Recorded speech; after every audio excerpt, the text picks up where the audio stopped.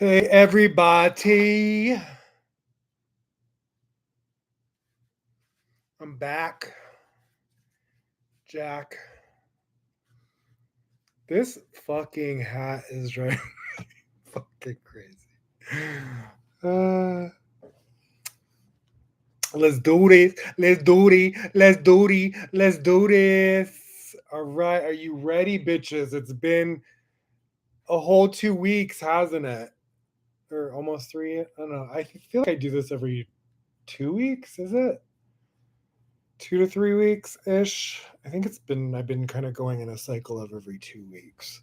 It always lands on the full moon, the new moon, the super moon, the black moon, the Lilith black. I think this is a Lilith black moon, which I did not know. And yeah, I think it was saying that on the Connie app that we're going to be discussing Connie Nicholas. I don't know why I was calling her Connie Nichols. I think she might be a lesbian too, which is interesting.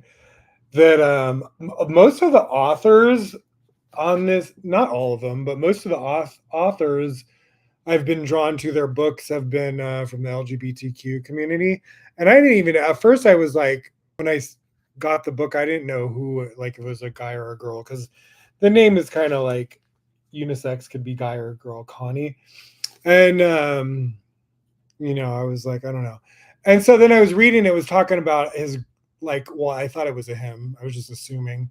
And it said something about, a wife or a girlfriend. And I was like, I think a wife or something. And I was like, oh, I guess it's a guy.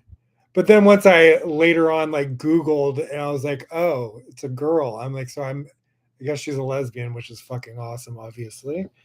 And so yeah, got this book, love this. So it's a New York Times bestseller. This was my boyfriend inspired me to kind of like start certain uh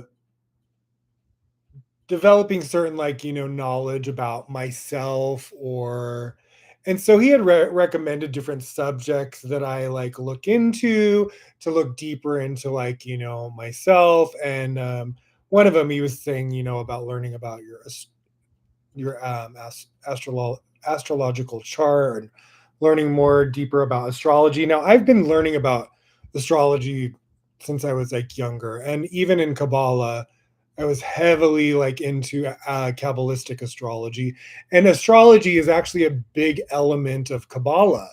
And so I'm already, very like familiarized with a lot of aspects of the 12 different signs of the zodiac, and lots of details about each sign. I've had my chart done a few times. I knew like, like my sun sign rising and my moon. Um but I haven't gone into like depth of like this is in this house and this and the la, la, la. And that's what I love about. So it was interesting because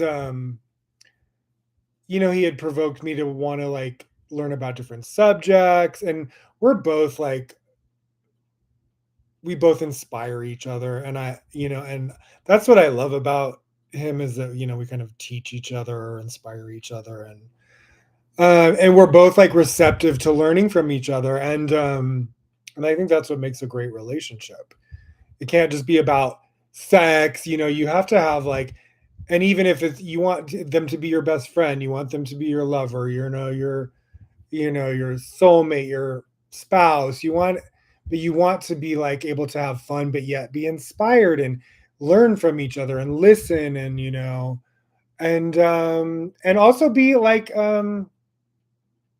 sometimes we have sides of ourselves that are like stuck, or we're in like our ego, and sometimes your soulmate is the one that has to be like, wake up or put up a boundary for you to get something or learn something. And I think me and him definitely we love each other unconditionally, but then we will call each other out on our bullshit, which I think both of us need. And then the thing I love is that I don't think we get too butthurt about it. Maybe in the beginning stages we'd get a little bit reactive, but I think like there's times where he like, I know I'm just like for instance, I've been going through this tower moment financially where it's like a tower moment is like a death and rebirth, but you go through the death of the old before the new comes in. So it's this really like, this has probably been one of the heaviest tower moments financially because it triggered a lot of my old trauma from experiencing homelessness and like being feeling financially kind of like trapped for most of my life. um, and I'm not going to get into all the details of how that happened.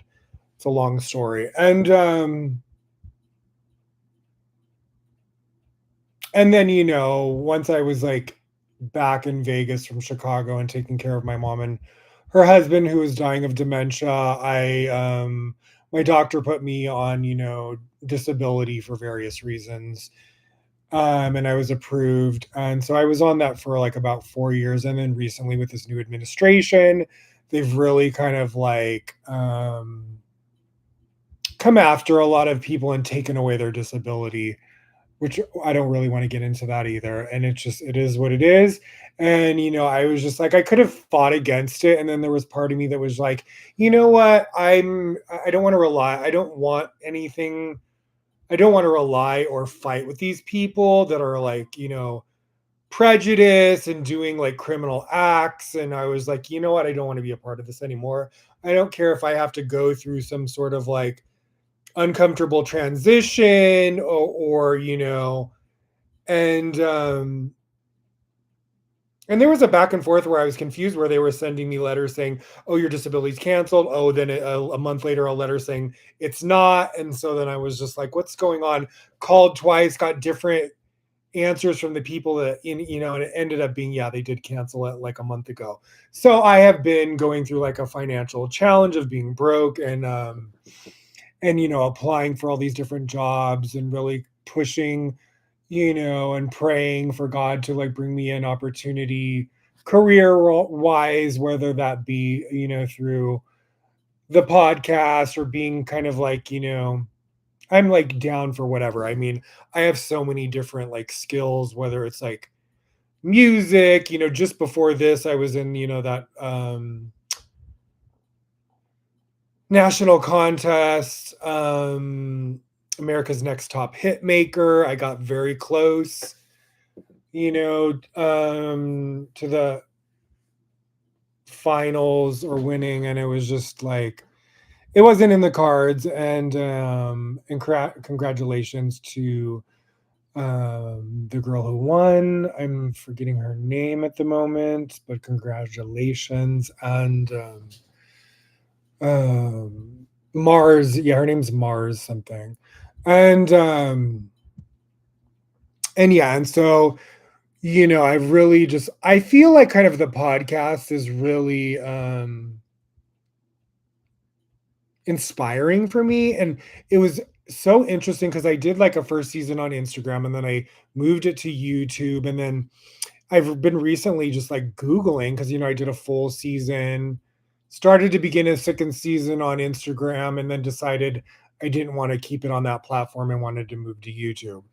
And then once I took it to YouTube, it kind of like I started to see like more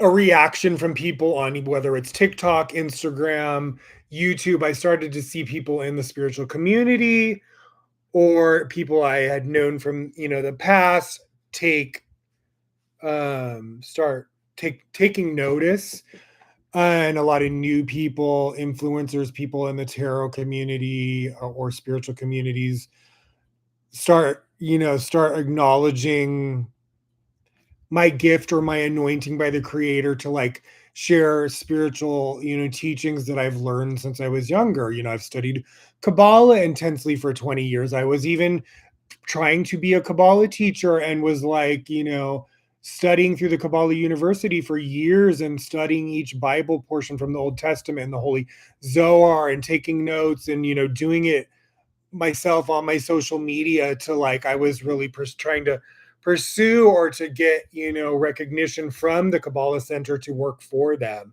I finally realized, there was just a lot of like prejudice going on in the Kabbalah Center with me being gay. And I finally just got fed up and I was like, okay, I don't feel like they're ever going to accept me for whatever reason. That was one aspect of it. There could be more aspects that whatever the case, it just wasn't meant to be. And, but there was a very strong amount of prejudice against the LGBTQ community. And I know Madonna is doing she's doing, a Kabbalah Zohar class just that she announced just last weekend, which was interesting. And she doesn't really discuss publicly, And I tried to get her to back me up on like how prejudiced the community is, and that was one of the things that kind of bugged me about her. And whatever, it's like I was a big fan of hers growing up, but I think as I got older, a lot of our a lot of things I lost respect for her. When I did try to reach out to her, I felt like I felt like she was aware of me, but very unreceptive. And I also felt like my ex, who was very like toxic, really tried to sabotage my connection with people at the Kabbalah Center and with Madonna. And I just kind of got like fed up with the whole thing. And I was like, you know what?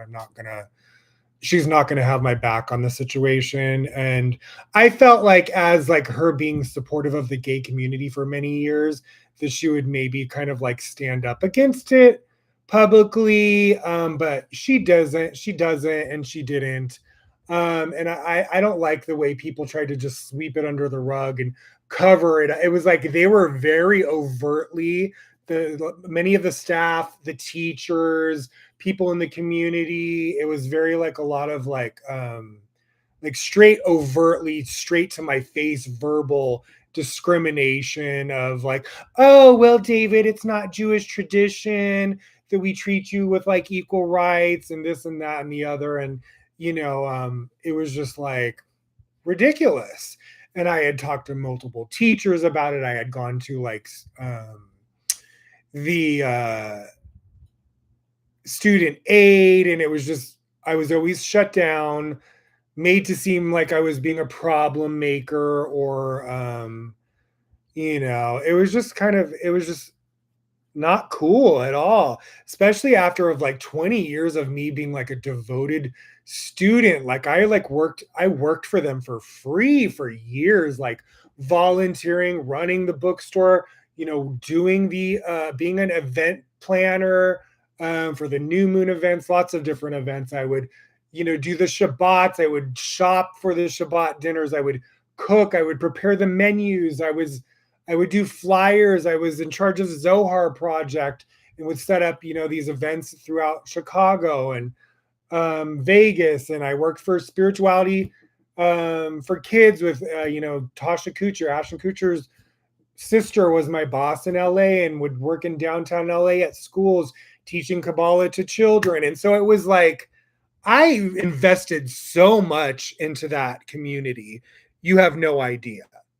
And I had so many, like friends, but it was just like, they predominantly only hire like Jewish people who speak Hebrew to be teachers.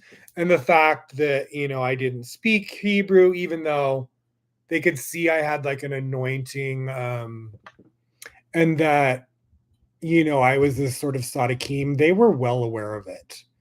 And I think I don't know why. One day maybe I'll understand why the Berg family handled a lot of things the way they did, or the teachers. Um, it's just really interesting the way they behaved with a lot of situations. And and I wasn't perfect by any means. I was very like reactive with the discrimination, and I was like upset about it. I spoke out about it online, and I don't think they liked that, and there was backlash, retaliation, just like how you hear about in Scientology when you speak out against it. If you've watched any of those Scientology episodes with Leah Remini, there's a thing called fair game, where if you speak out against any of the discriminatory acts of Scientology, that they will like come after you and try to destroy your reputation. And that is what they absolutely tried to do with me. Multiple of the teachers, I'm not going to get into their names, and people in the community made up lies about me. They blacklisted me from the community. Um, they got all my friends in the Chicago Center to turn against me. One of the few of the teachers did, and told me I was banned. They told me I was banned for a year, and then even after a year, it just went on and on and on. And I tried to reach out when I moved back to Vegas, and they were still wouldn't even let me to go to events later, years later. It was fucking like a complete lie. They would just lie, and like it was crazy.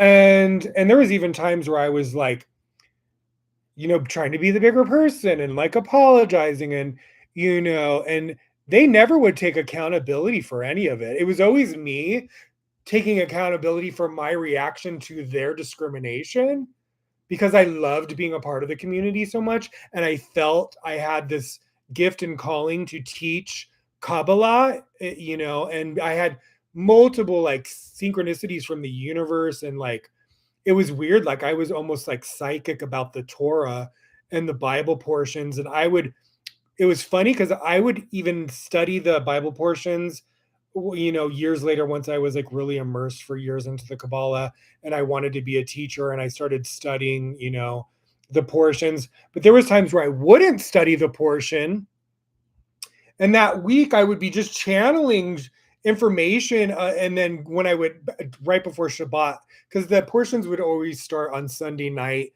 So if you wanted to study the new portion for the following week, because there's weekly energy, and there's a cyclical system to the five books of Moses that correspond with certain dates and holidays and astrological events. It's all synchronized in this sort of like Hebrew calendar. And it's fascinating, and it's linked to the Sefer Yetzirah, from the patriarch Abraham, who created the constellations and the Hebrew Aramaic symbols, the letters that created the constellations, and the 12 astrological signs. It's fascinating. And I had all these weird signs from the universe, like synchronicities, leading me to study Kabbalah and leading me to study Zohar. It wasn't any person or Madonna or anyone getting me to do it. And that's why I knew it was something my soul was calling me to do it. I was destined to learn it. And once I started learning it, I found out why.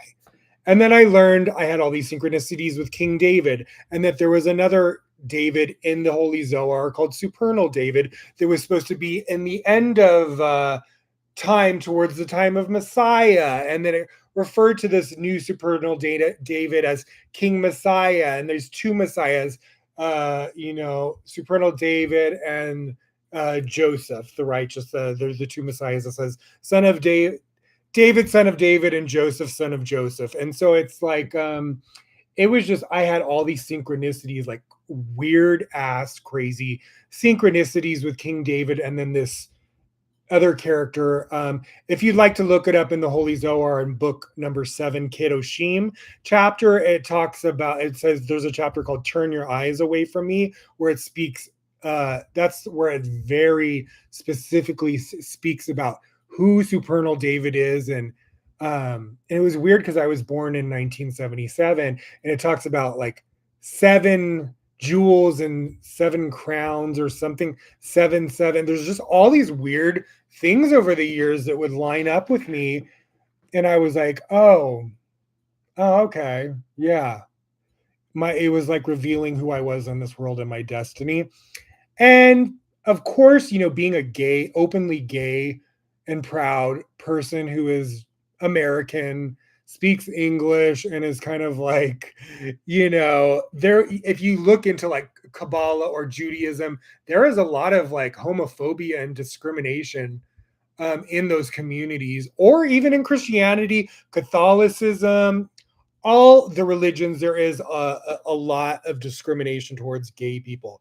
There's a lot of misunderstandings about the spirit and the divine feminine and the masculine and the biblical references, people take it literal as like physical, when I think it's really referring to spirit, and that we all internally have, a lot of elevated people. That's just why I like a lot of like modern shit, because a lot of the newer generations aren't as brainwashed by it as much as a lot of the older generations were against like trans people, or the LGBTQ plus IA community. And so that's why I was like, I wanted to create this forum, or this platform of like the Supernal David podcast, where people could explore all these different, and I wanted to explore because I have always done that. I was always like looking at different spirituality since I was young. I was doing tarot cards when I was like a teenager. I stopped after a while. But I was looking into like everything from like Wicca. I was studying paranormal activity for years. When I was younger, I did experiment with like a Ouija board a few times. I wasn't not into that. Nothing. I always stayed away from anything kind of like satanic. The furthest I got to anything like that was like a Ouija board a few times, and that scared the shit out of me. And I had a very bad, I had some bad experiences from that that literally haunted me, and that had some a possession happen to someone I knew. She had like an attachment after that I was revealed to me, and I actually like used Kabbalah tools and didn't realize she had an attachment when I was around her years later, and exercised a demonic attachment out of her just by saging her and doing some Kabbalistic prayers when she had come over.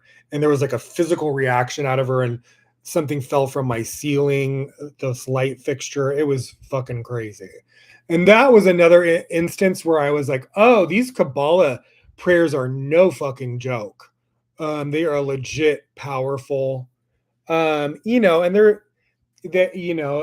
very like, and this is what's exciting too, is that there's all these esoteric aspects of Kabbalah that you don't really aren't privy to from the Kabbalah Center.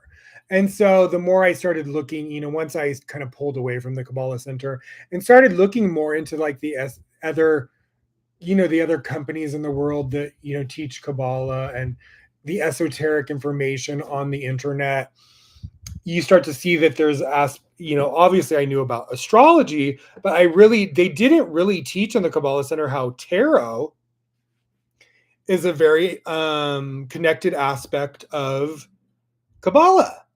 And so that was something I've been learning the last few years.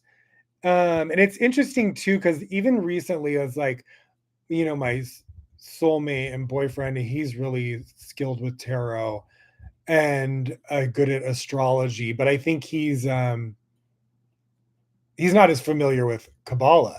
And so I think I bring that element to him, and he inspires me. We both like inspire each other in different ways, and he's, smart about things that I'm not, and vice versa. And so I feel like we're meant to like teach it. There's times where I feel like, oh, I'm meant to learn things he's teaching me, and he's meant to learn things. And I love when he's receptive, and I'm always receptive as well. And so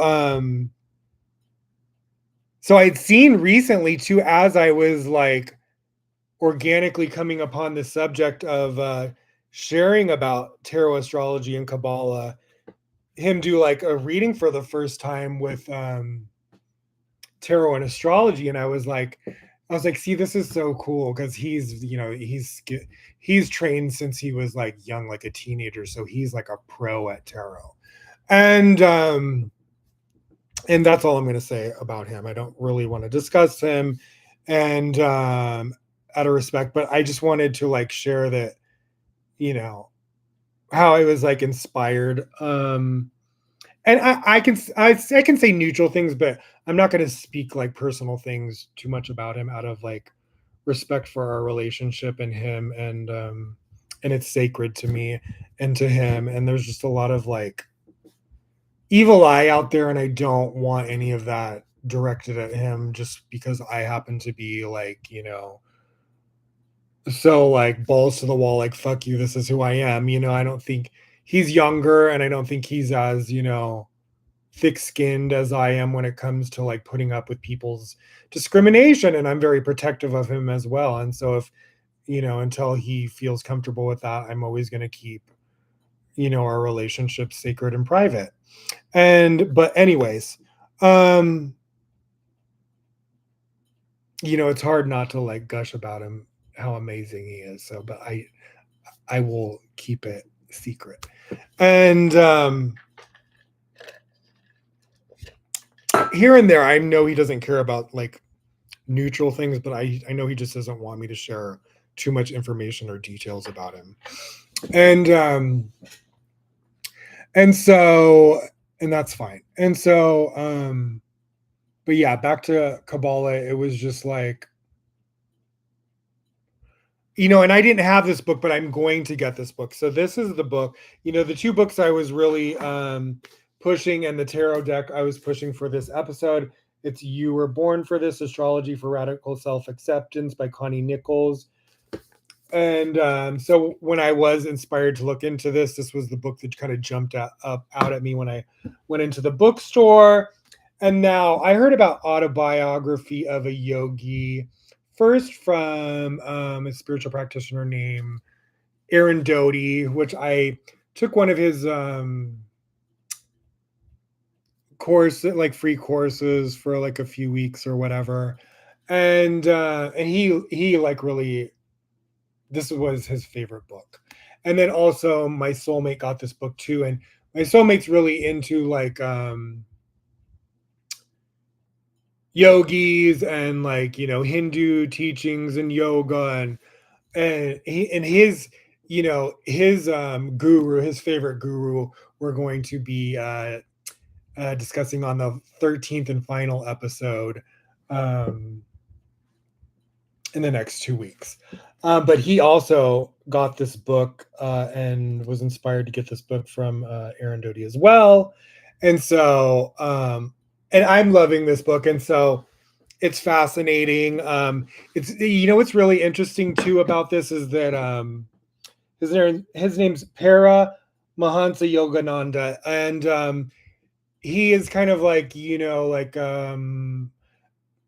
was like a scholar and genius and teacher of yoga, and in India, and it was kind of like a very sacred sort of like baton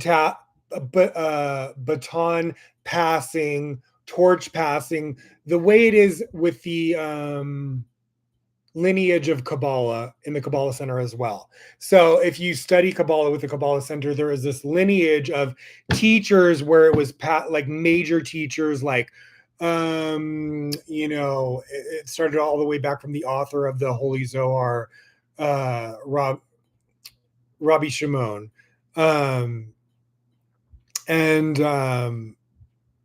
it went to like the Ari and the Rav Braunwein, and then to the Rav Berg. And so these were these major teachers who had almost like, their, I don't want to say favorite student, but it was kind of like that. There was almost like this destined lineage of baton passing to take the torch, to take the wisdom to the next level, so to speak. In Kabbalah, I believe I have a destiny of that as well, even though I was up against a lot of opposition with people from the Kabbalah Center. But that is, that was my training ground, 20 years in that community. And so it has been a huge, part of my life, despite all the controversy and falling out. And I haven't let it hinder my study of Kabbalah on my own, or me sharing the light and the wisdom of Kabbalah, inspiring others to study Kabbalah, because the wisdom is priceless and worth knowing. It's not about being a part of the community or letting these teachers control you. And you don't have to be a part of the Kabbalah Center to study Kabbalah. They don't own Kabbalah.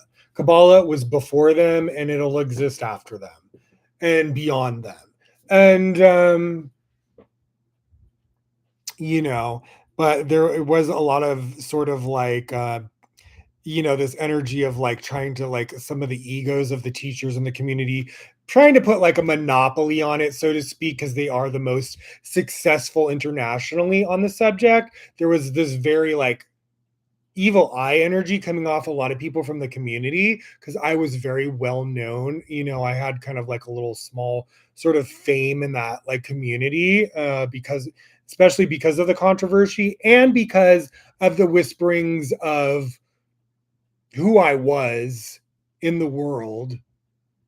And it's a, like, and this is not coming from a place of ego, like, oh, look at me. I'm, fucking, this spiritual fucking righteous person. I'm so fucking great. Because I don't treat people like I'm better than anyone else. And I never have.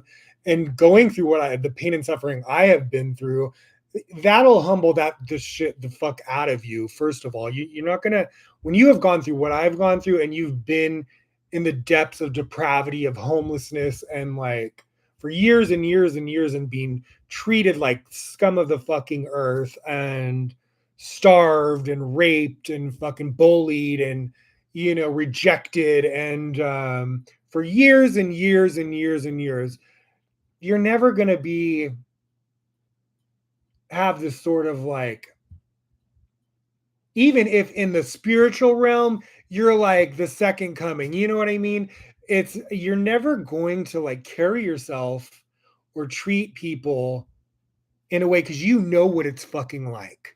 You know what it's like to be fucking treated like shit. You know what it's like to be discriminated. And all the wisdom in Kabbalah, even though a lot of people in the community do not walk the walk or talk the talk with the way they discriminate and treat people, there's a lot of politics of Republican, Democrat ego going on in that community as well. And how a lot of the Republicans are about discriminating the LGBTQ plus community. Well, there's a lot of that, and I got the brunt of it. And because I got spoke out about it, I was like the black sheep because I was willing to put myself under the, I was really willing to like take the heat for speaking out against it, and it wasn't easy. It was really, brutal. And it did affect me, even though I would try to act like a badass. This fucking hat looks all fucking lopsided. And then when I'm looking in this camera, it's like you turn this way, but it's going this way. It's like, oh, speaking of that, we're gonna talk about mirrors. Life being like that was part of the studies this week when I was studying. I was talking about how the world's like a mirror. There was even, because I did like this Neville Goddard quote. Oops. Quote.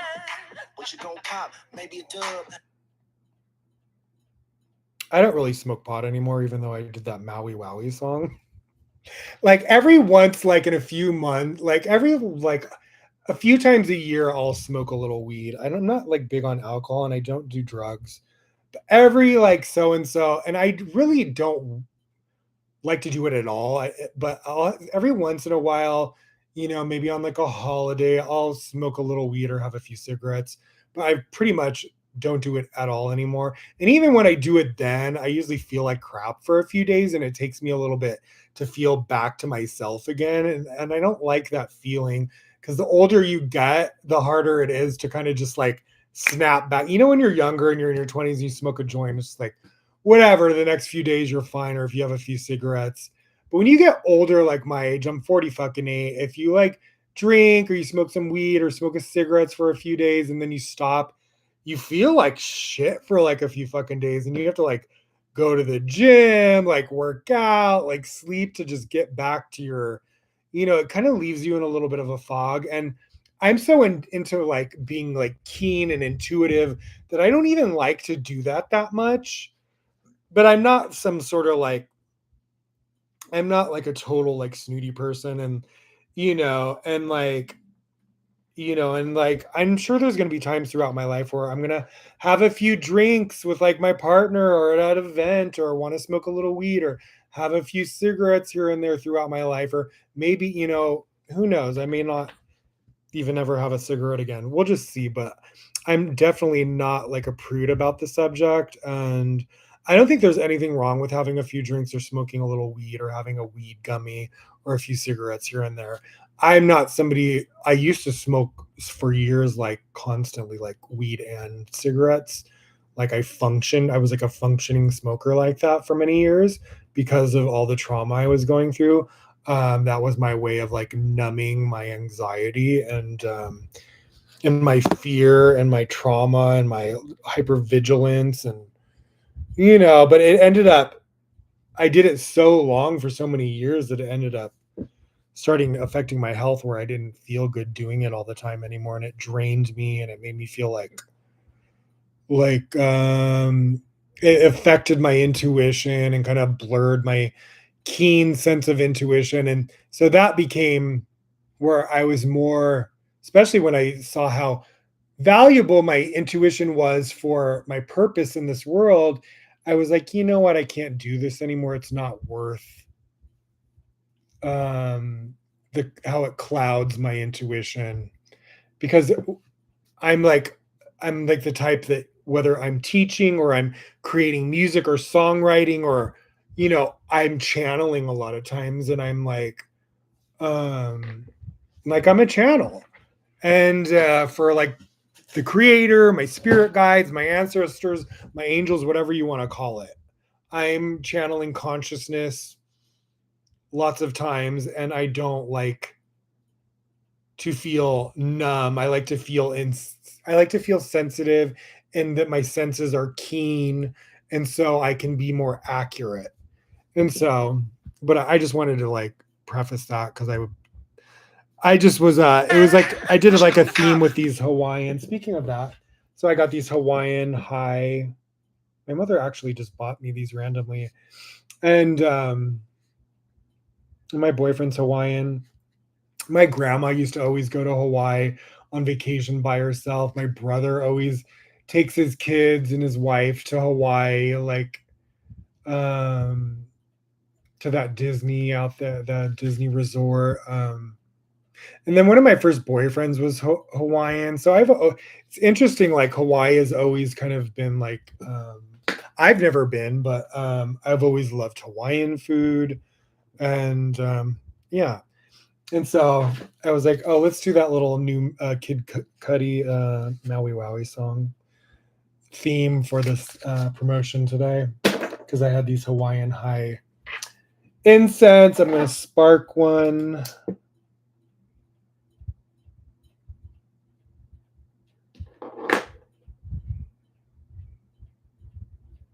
I haven't even smelled it yet. Tropical sandalwood aroma with spicy notes. That smells good. And okay, where was I? What was I talking about?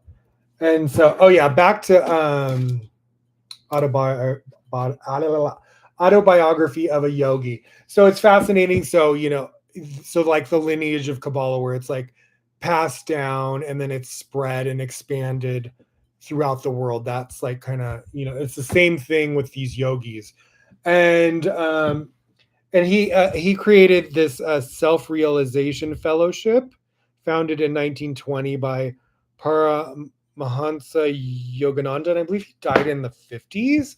And this book that he wrote was going to be the thing that carried on his mission and the lineage when he was not in the physical world anymore. Now his teacher before him, it speaks about his teacher before him and then the teacher before that, and how he was the one to come to America and bring yoga to this person is gonna have oops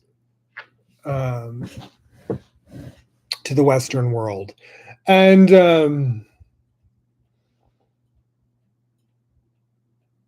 yeah, I just think I'm so into like Hinduism and I'm so into yoga and Kundalini, and it's just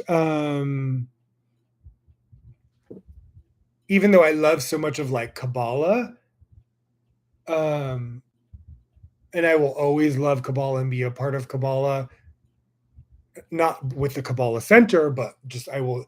There's lots of other like information on books on companies and things about Kabbalah and the esoteric aspects. So I'm expanding my Kabbalah knowledge that way, not through the Kabbalah Center.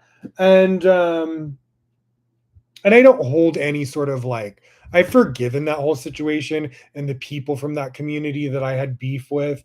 I've let it go. I've transmuted it long ago. And I've let go to the point where I don't even, because a lot of times I noticed I was still getting like a lot of people from the community would spy on me and I could feel the evil eye energy coming from people that I used to know in that community. And I would kind of used to like look back and, and I really don't do that anymore. Every once in a while, I'll just like peep in and kind of see what the Bergs are doing because they're like the main family, like Michael and Monica. But other than that, like anyone from the community that I used to know, I don't speak to, or I don't go look at their social media. I was just referring to like Monica and Michael, and who are like the heads of the Kabbalah Center. And it was Michael's parents, the Rob and Karen, that were alive when I was younger, when I first started studying, and they passed away like halfway through my study, like probably like a decade into my study, and then you know I studied for 20 years or whatever, and and so yeah, and so the most impactful spiritual system beyond Kabbalah for me has been Hinduism.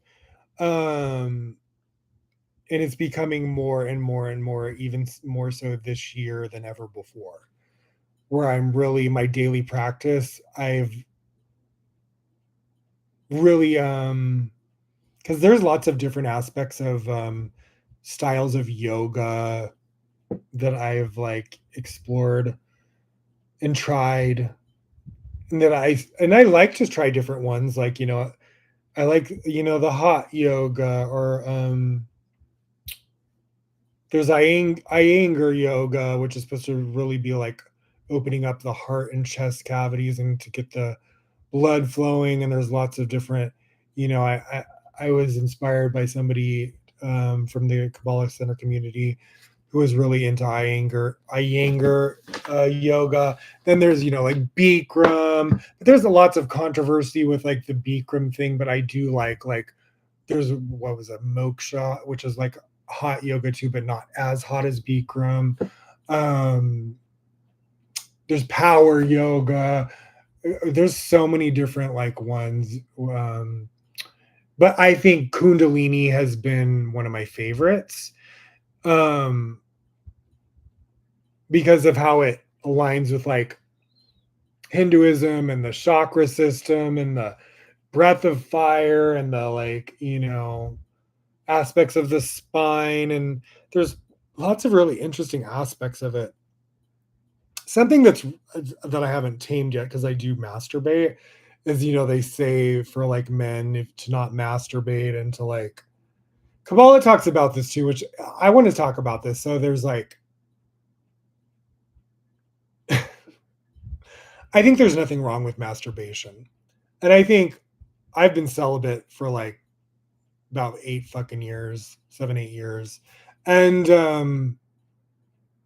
I think by all means, like save yourself for your soulmate. And if you need to release your sexual, like especially a lot of people, like I have a huge sex drive, and so that was my way to release. But I remember having this teacher one time in the Kabbalah Center say to me, oh, like when we were talking about soulmates, and it kind of upset me. And he was just like started asking me really invasive questions privately in his office. And we were just discussing about how to spiritually like draw your soulmate. And he starts asking me, do I have sex? Do I masturbate?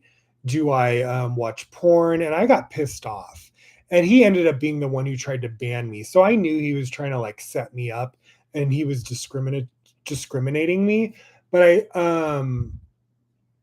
wasn't the first time I heard somebody say from the community about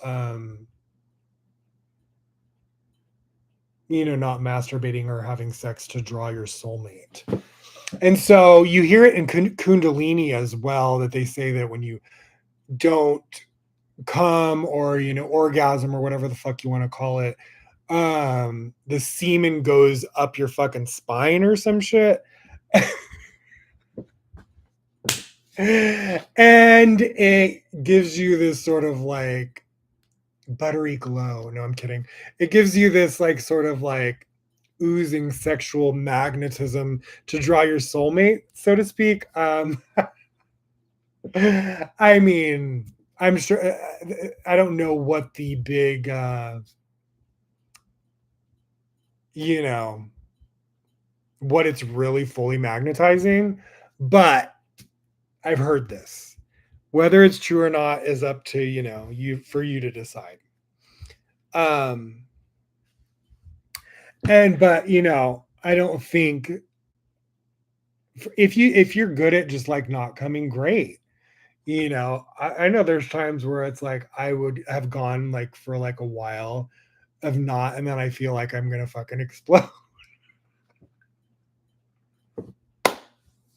I'm like, am I getting fucking blue balls or what is going on here? Because I feel like I'm gonna fucking burst. And maybe that's because I, did masturbate for most of my life. And so maybe my body just got so accustomed to doing that it was like, we're getting backed up here. This is funny. Anyways, next subject. And so yeah, whatever. Okay, I think we're getting off track here. Now let's reel it back in, David. Let's have a little popcorn. So let me go into my notes. So we're gonna read a little smidge of this. Also, I'm going to show you a little bit about the app, the Connie app. Go into your app store. I don't know if it's on all the different I have an iPhone, so I don't have like what's it called? What's the other phone company? I forgot.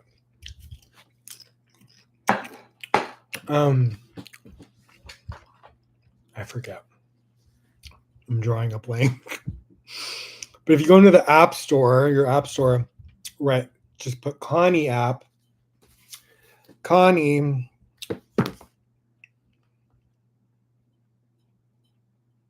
It's free to download the app, and you get all these. You just sign up, put in your full name. It'll ask for your full name, the state you were born, city and state you were born. These elements help you get an accurate chart. You want to know the date, month, year, and time you were born. If you don't know the time you were born, try to get access to your birth certificate.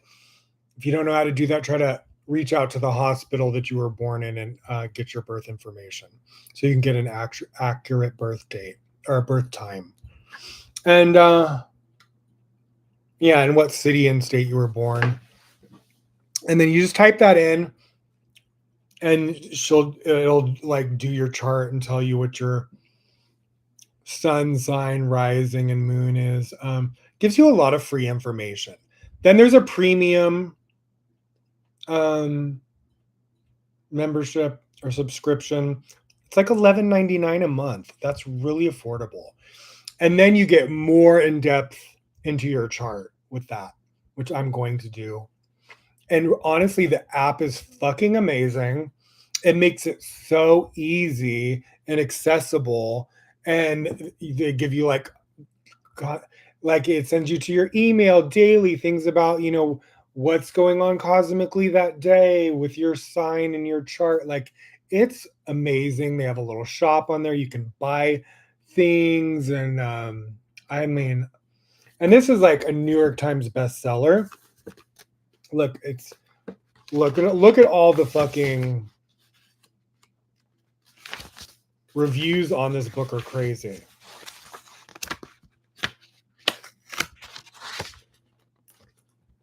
I taped it when I was taking a picture so it would stay closed. Oopsie. Oops, I ripped the pipe. All right, so this is the New York Times. Miss Nichols' words covered me in a sheen of being known. And being known, or at least being treated as knowable and worth knowing, is the most comforting thing in the universe. Vanity Fair. Like Nichols' entire body of work, the book elucidates a system of logic and explains how that system can be put to use. The Oprah magazine. Oh, Connie reminds us that astrology is a tool and not a be all end all guide to your life. I can't recommend it enough. Allure magazine. Nicholas's writing acknowledges that we are all special. Vox, a toolkit for self discovery.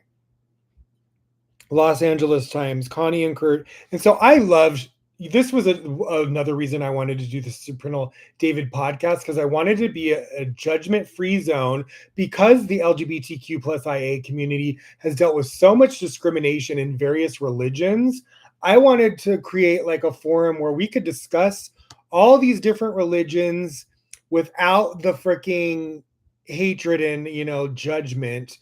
And if we want to discuss something of Catholicism or Christianity or Kabbalah or Judaism or this or that or shamanism, or Hinduism or whatever it is, or witchcraft or Wicca, I wanted to be able to, first of all, remove that sort of like, what's the word? Stigma, and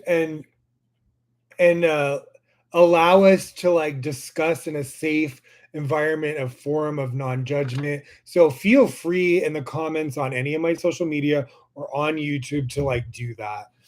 And I want that to be a place where it's like we can, because I've known lots of gay Christians, Catholics, this, that, and the other, or Native Americans, they call them like a two spirit. And it's like I want people to be able to like a lot of people are raised in these religions because of their families, and it's special to them. And you sometimes you have to extract what resonates with you and leave what doesn't, which a lot of tarot people say that, on social media when they're doing readings, they're like, take what resonates and leave what doesn't. I love that statement. In general, just when it comes to spirituality in general, and I do that as well. I'm still inspired by aspects of Christianity or the New Testament or Catholicism. I love going to like on Christmas Eve, going to like midnight mass. I love rosaries. I will always kind of like, I will never let somebody fucking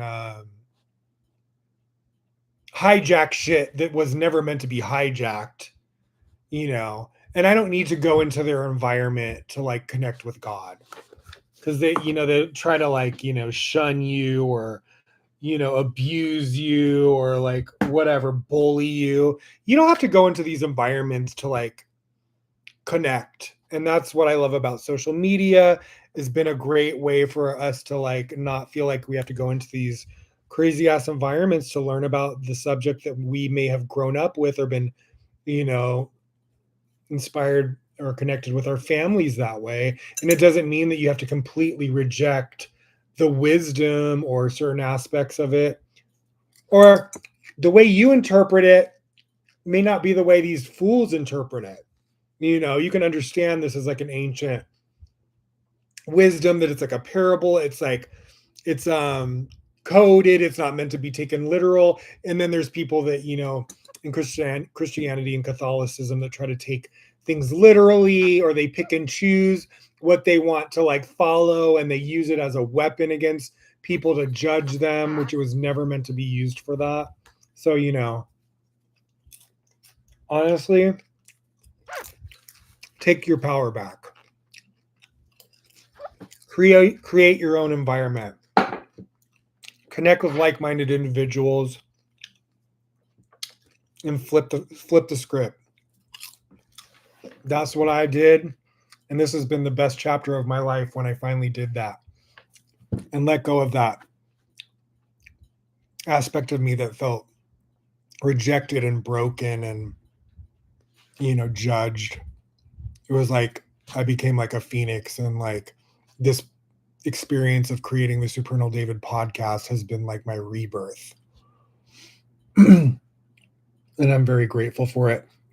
And so when I was Googling just this week and like look at what it was saying, I started crying. I could cry just right now talking about it, but I'm going to try not to. Um,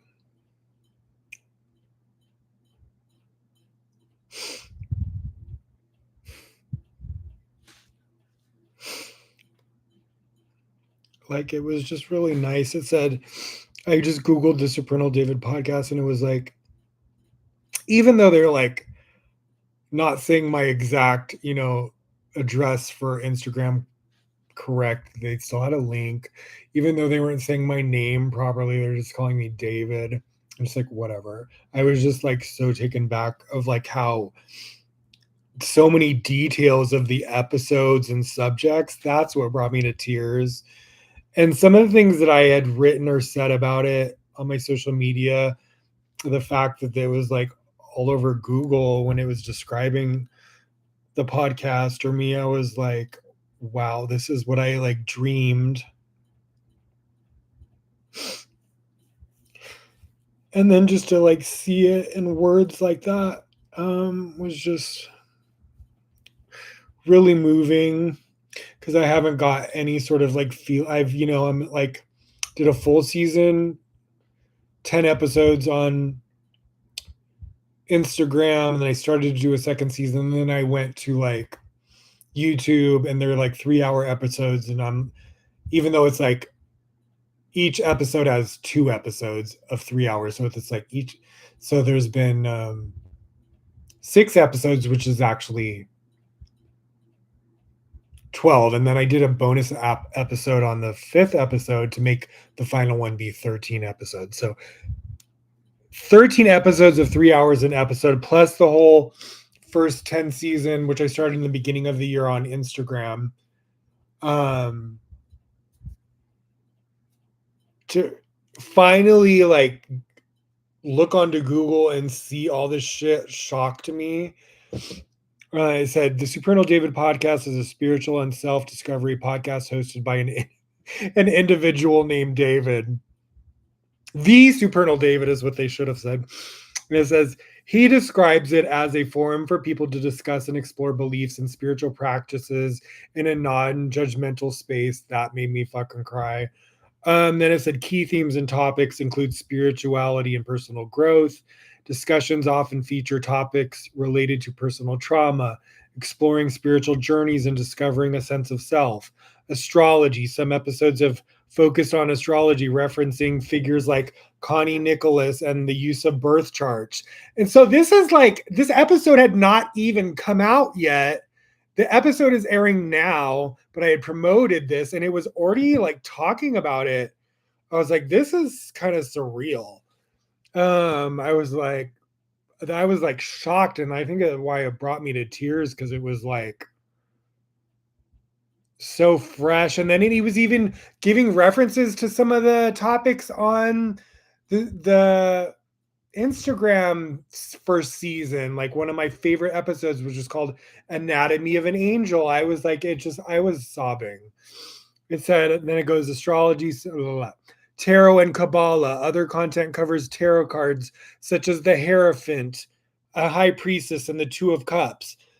This episode is the one where I'm doing the Hierophant and High Priestess, and the 13th episode we're discussing the Two of Cups, which is about love and, you know, a balanced, loving relationship. That's why I'm choosing Two of Cups for that, and that's part 2 of episode 6, but it's actually the 13th episode, which is representing love. So there's love elements. It's also a love letter to my soulmate and my boyfriend. Yeah, but it's all about love, that episode. That's why I did a bonus episode, because I wanted it to be the number 13 numerologically, and even in Hebrew is means ahava in Hebrew, which means love. And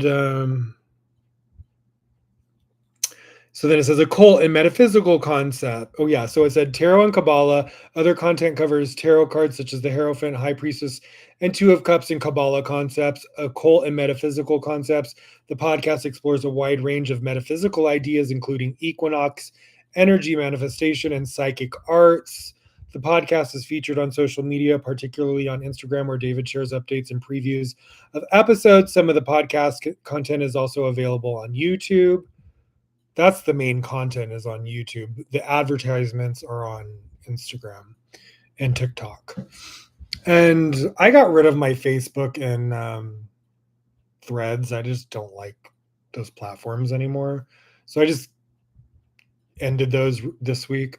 But I love TikTok, I love Instagram, and I love YouTube. But I don't love that this administration is starting to like try to turn everything authoritarianism and put censorship and control and politics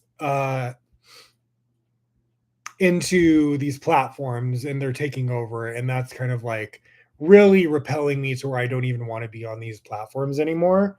I don't even want to live in this country honestly anymore because of it.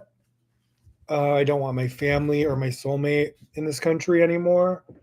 um yeah, and just it is what it is. So I'm just trying to kind of like be peaceful and not get sucked into this scary drama because it's a scary time for everyone right now. Um, I'm just trying not to be reactive like I used to be so reactive, and I'm very protective of my loved ones, and um, I don't know. It's a touchy, tough subject for me to like really grapple with right now, and I don't even feel like, you know, I feel like so many voices of the middle class are just being silenced, and you know, all I can do is really make like a spiritual impact and focus on, they say if you want to change the world, change yourself, and so that's what I'm doing.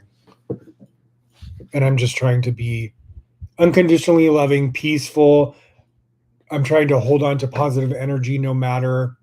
As a witness, I am an empath, very triggered by what I see going on. I'm just trying not to add more fuel to the flame of like negativity, basically. And everyone has their own opinion on how to handle things, and a lot of spiritual teachings are would recommend you don't handle things in a certain type of way with like retaliation or sort of like protest. Like, look, you can't even peacefully protest without worrying about getting like killed, assaulted, thrown in jail, kidnapped, shipped out of the country to a fucking prison. It's fucking scary right now. This is like straight turning into like Hitler shit. And we are like in the midst of watching an authoritarian takeover, the likes that we haven't seen since fucking Hitler. It's beyond reminiscent. It's too real. It's scary as fuck. Um, so yeah, I'm really just, trying to stay calm, positive, peaceful, and close with my family and my soulmate, and those are my priorities, and stay close to God, because at the end of the day, God has the final say and the upper hand on karma and how he handles each individual. So I'm just trying to stay in God's good graces above everything else. But I do express my honest opinion about it without trying to be too combative with anyone. Anyways, so then it also said the Supernal David podcast features episodes of spirituality, esoteric traditions, and self-improvement with topics ranging from Hindu spirituality and Kabbalah to masculine and feminine principles. You can find more information on his Instagram, blah, blah, blah, blah. Or by following the account or searching for the Supernal David podcast. Then it goes, spirituality and esotericism. Topics include Kabbalistic principles like the 72 names of God and the meaning of Rosh Hashanah, personal growth and self improvement. The podcast explores themes of self awareness, emotional intelligence, and overcoming negativity, masculine and feminine dynamics. One episode, Anatomy of an Angel, which was one of my favorite episodes on the first season on Instagram, delves into the secrets of the masculine and feminine principles. Yeah, so I was in tears when I saw that the other night, and that just like meant the world to me that okay, 2 seasons in, getting to the almost the final episode, and you're starting to see impact and manifestation and people getting excited and support and like I'm like, this is my dream because, I was shut down as becoming like a spiritual teacher from all these religions. Even before Kabbalah, I was shut down in this Christian mega church, and they embarrassed me in front of the congregation about being gay and were preying on me to like pray the gay away. It was in Vegas, this Green Valley like mega church. It was crazy the shit I've like fucking endured in like spiritual communities with discrimination. And it's like, so to finally get this sort of like me like, and it was funny because I did this meditation of King David before this episode, and it was like Psalms, was it 23? Hold on, let me look. It's in my stories. What to do and not to. Yeah, 23rd Psalm. And it was like the one, saying about, as I walk through the valley of the shadow of death, I have no fear. The Lord is with me. But then it said, oh, the Lord prepares a table for me. And that's how I feel like this desk where I do my teaching through the internet to the world. And there's nobody deciding what I talk about, what I say. They're not discriminating me, even though social media is trying to shut down a lot of LGBTQI plus community voices, and it's probably going to get worse with that from the looks of things.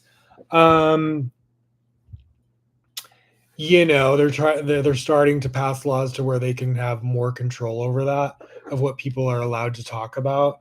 They even said something, it was saying how, I was just seeing some articles about people getting fired by the administration for having a gay flag. I saw that in the news today. It was just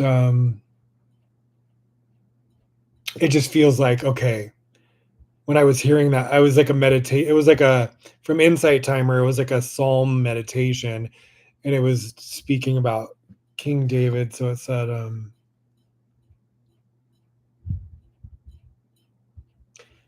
but it was talking about like the table is made for you. And so that's kind of like what this is for me. It's like my prayer table, it's my music studio, it's where I do the podcast, it's where I share the things I've learned as like, and I will call myself a teacher.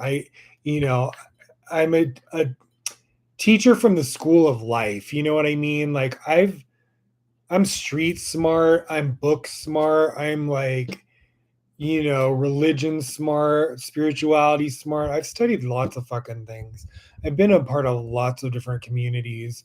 You know, I've I grew up in Vegas, Hollywood, Chicago. Like I've been in the entertainment industry from music to acting to modeling.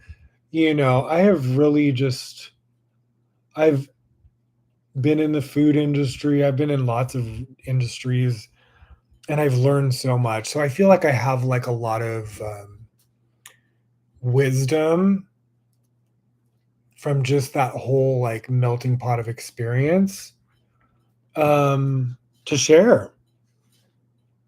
And from my own personal life story, there's so many like lessons that I think will inspire people that have gone through similar things. A lot of the LGBTQ plus IA community, I like to, because it actually just like would hurt my heart when I would see a lot of people in my community turn to things like like, because people in so many religions were like, "You're going to hell, you're going to hell." I think a lot of people in the community would actually turn to, like, satanic things like, "Oh, well, if you think I'm gonna go to hell, let me just actually go to where I belong." And they would actually get sucked into, like, dark, evil, or demonic practices or behaviors because of that discrimination, and that really made me sad and angry. And I was like, "You know what?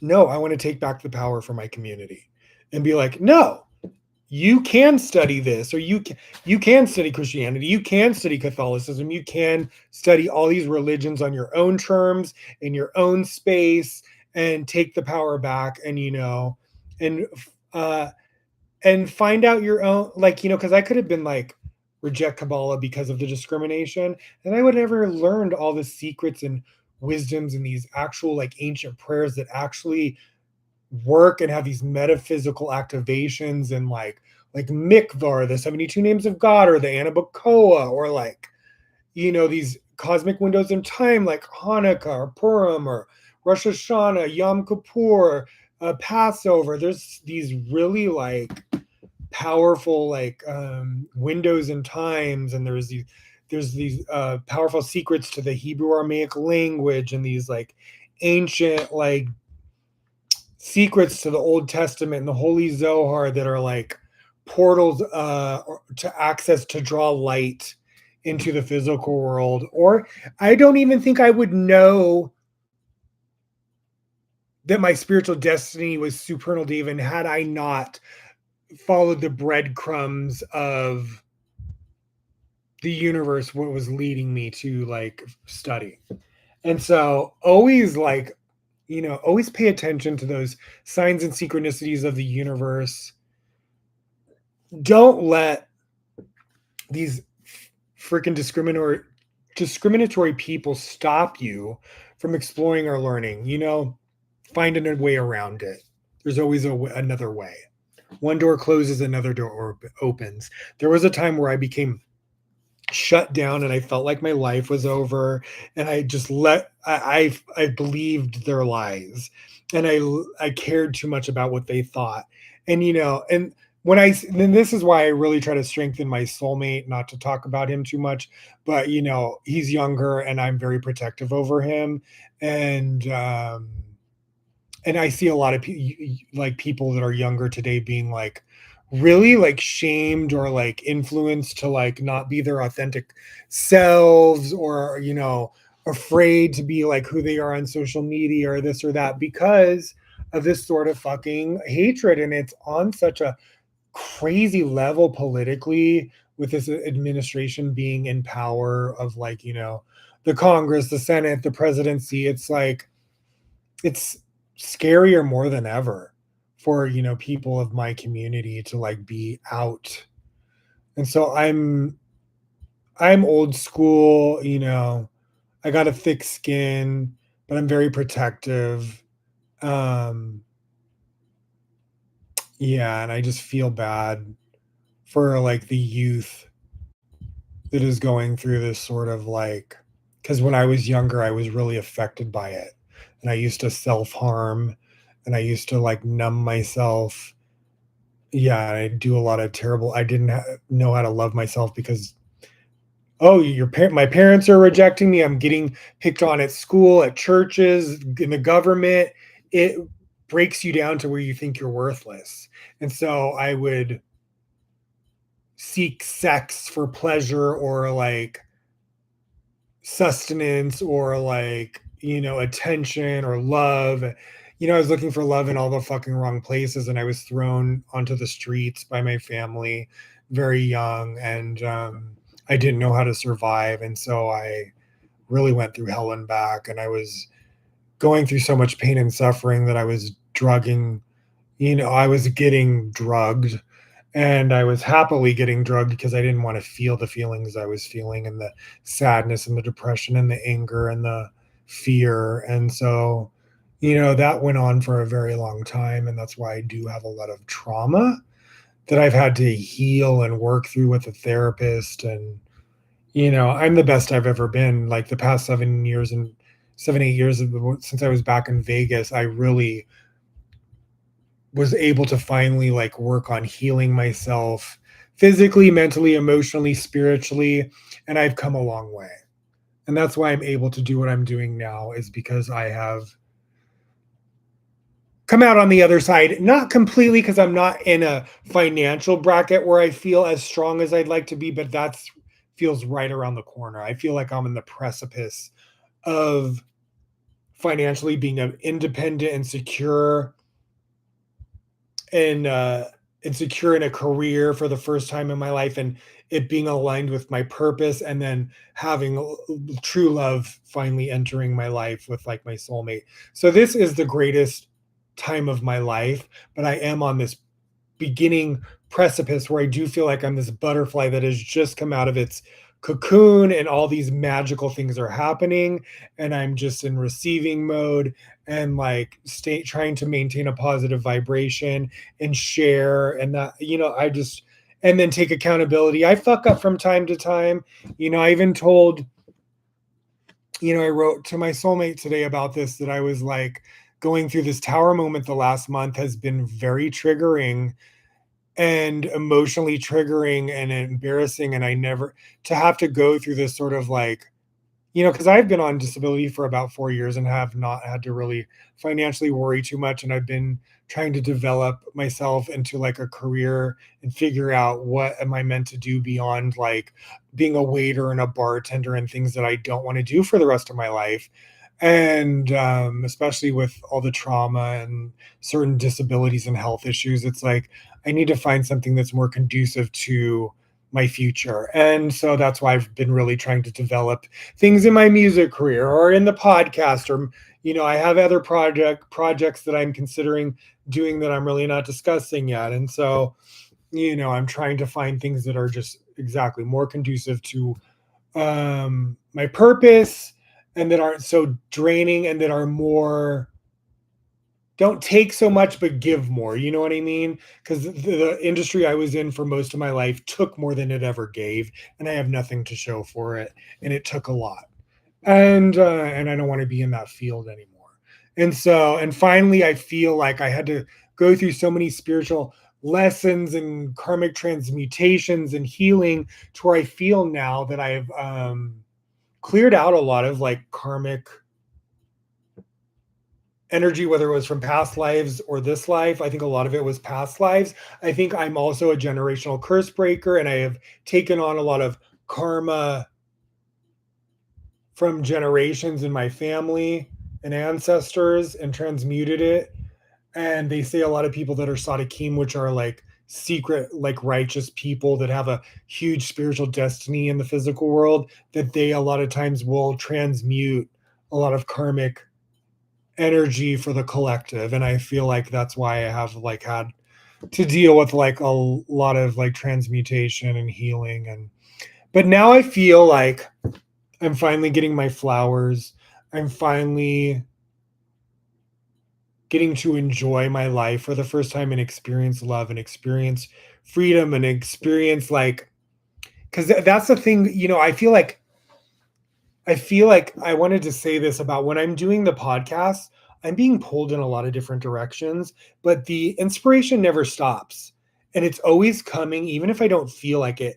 This was like a crazy situation too, was that, I was having a really tough week, and I was getting it from lots of different ends. I felt like the negative side was channeling through my mother, and me and my mother, she was getting very frustrated. She's like not frustrated with me, because it's like I'm applying every day, from sending out my resumes, and everything is online now, and I'm doing the podcast, but she's having to just be patient the same way I am for something to manifest. And she, doesn't understand that I need to stay in a positive vibration to draw in these manifestations from my vortex or whatever. And she doesn't get that. And so she'll get where she's like prodding me, and I'm like, mother, like stop nitpicking me or arguing, like trying to like say rude comments to me. I was like, I'm sending him my resume every day. Everything is online now. You don't go apply in person at places. Everything is online now. And I was like, this is not 1985. You know what I mean? And I was like, you getting irritated with me because you're impatient for me to have income, and I have bent over backwards for that woman. And, she threw me on the streets with my dad's when I was younger. And then I came back 7 years ago and she, all her family has passed away. And the ones that still exist, she's not in contact with and not close with. Even my brother lives in another state with his own family and only pops in once a year to see my mom. And they're close but not close. And it was because the way my mother and my father's treated me and him when we were younger. And it's a hard pill for her to swallow now as an adult.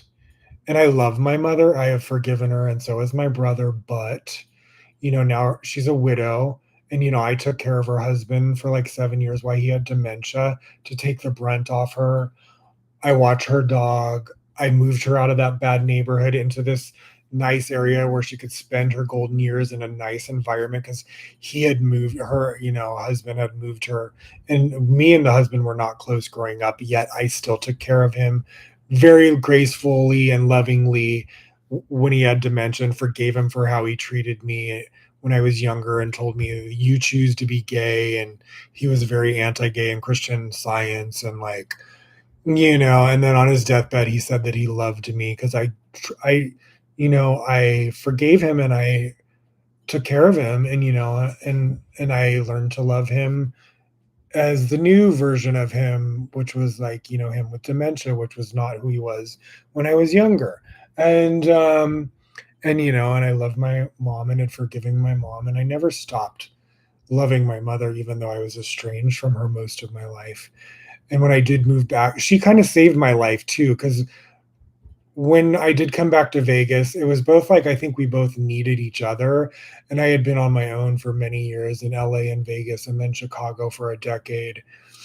And then things stopped working. I like had lost my job and I decided to move to Pennsylvania, and gave up my apartment in Chicago with this lesbian couple. And that turned out to be a debacle. And 2 weeks in, I was like realizing that my friend's girlfriend was an alcoholic, and so I was literally had nothing and didn't know what to do and was stuck in this scary,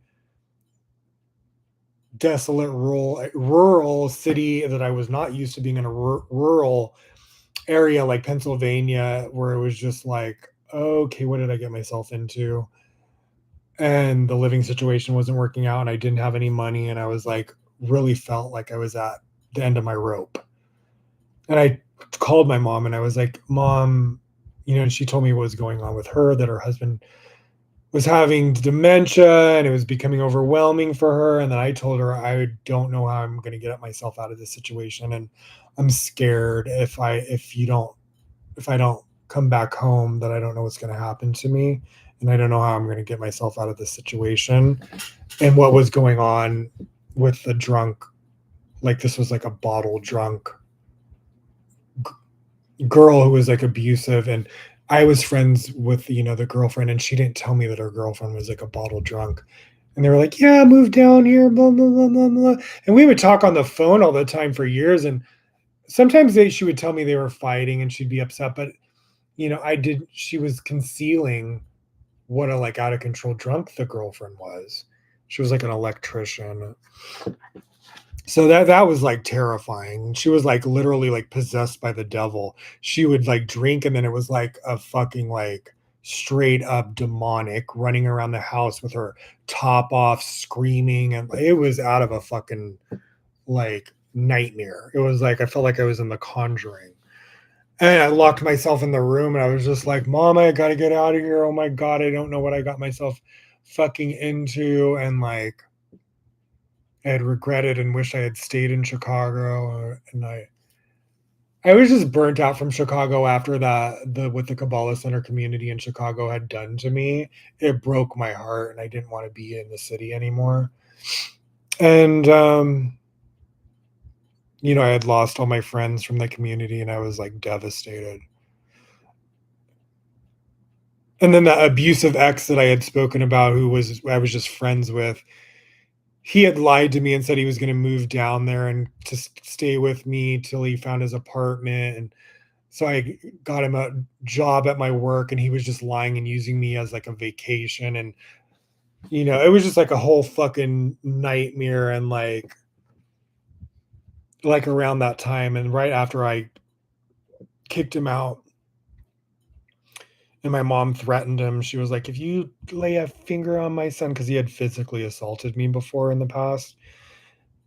And I thought he had said he had been in AA for a year when he had come down and said he was wanting to move there. And then he just wanted to stay with me for a week till he got his apartment. And then when he got there, he wouldn't look for your apartment. He wouldn't take the job I had gotten him as a waiter at my job. So that I looked bad at my boss, saying that, I'm going to get my friend hired. He didn't give a fuck. This is how I told you how he would try to sabotage me. And then he went out with like his accents fucking in Chicago because he used to live there, and was getting high and drunk and coming back to my apartment wasted. And so it was just like, I was just really going through it around that time, and I was like wanted out of Chicago. Everything was just leaving like a bad experience. After being there for 10 years, and I really did like get on my feet there and learn to be like self-sufficient. And I really got like really skilled as like a fine dining waiter and bartender, and had developed, like a long, like a good job, history where I was working like 4 years at like a sushi restaurant in Michigan Avenue, and then two Top Chef restaurants for a couple years. And so I was like, I had finally redeemed myself. As like in my 20s, I was like, couldn't keep a job for 3 to 6 months. So I'd finally like really learned how to be self-sufficient in Chicago, and like a very hard worker. And but my credit was still fucked all these years. So I was having to either be a roommate or stay in these like dilapidated apartments that were like owned by private owners, because the chains I could never get a credit approval. So I was really going through it still to survive. And it was not an easy time. And so yeah, anyways, where was I need a popcorn break after all that. So yeah, oh yes, my mother. So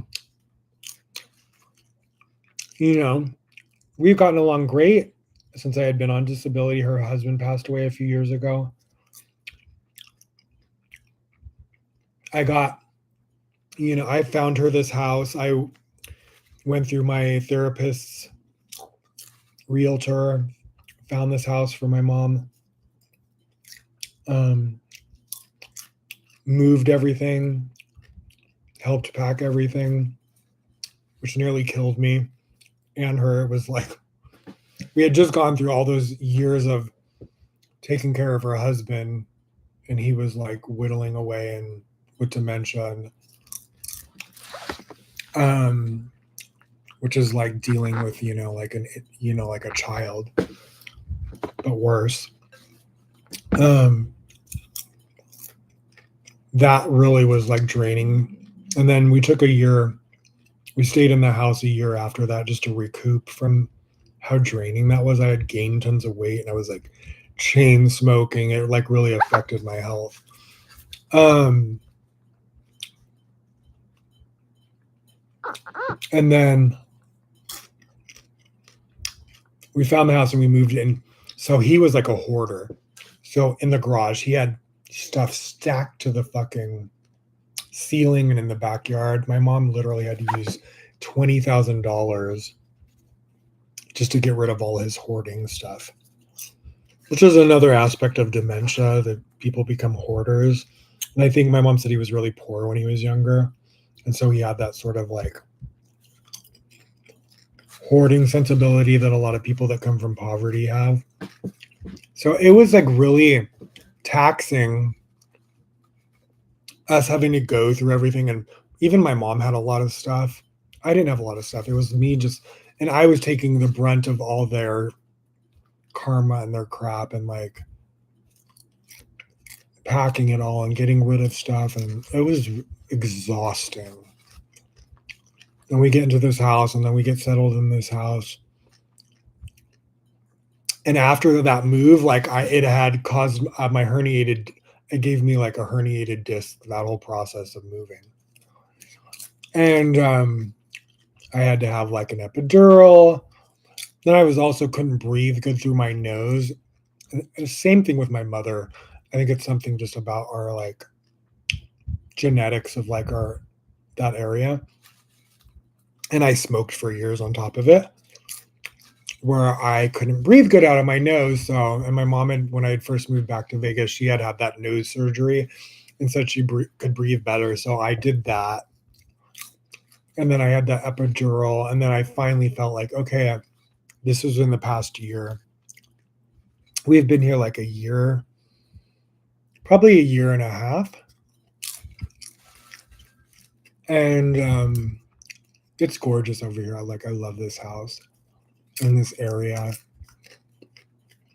The backyard is like fucking a beautiful view. It's like a dream. It's like the Garden of Eden is what I call it. My own little Garden of Eden. And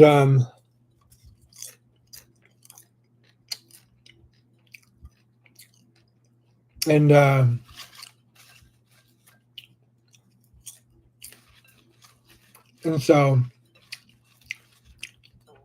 you know, and then I got my music studio. I got all my equipment set up, got a mic, got the adapter, whatever the fuck. Always forget what that's called, where you plug in everything to. I know what it's called, but I always space the name of it. I don't know why.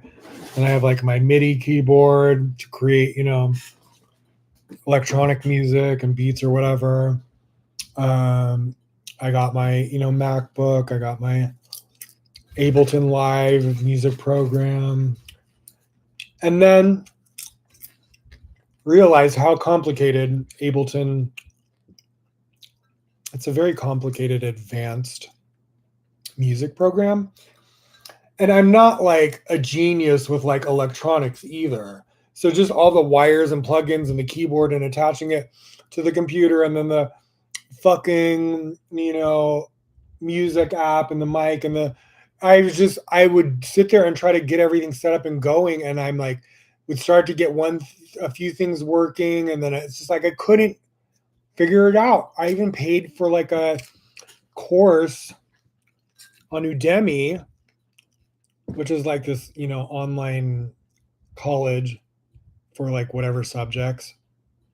And I took this Ableton course and it still wasn't helping me figure out how to get everything working. And I'm just like, what the fuck? Like who? I'm stuck. I was like berating myself for hours and I could not figure out how to fucking get shit working. And I just gave up. I'm like, you know what? I wanted to think I could just be self-sufficient and do this on my own. When I worked on music all these different years, I always worked with a co-producer who was more experienced on like music programs and it was their equipment.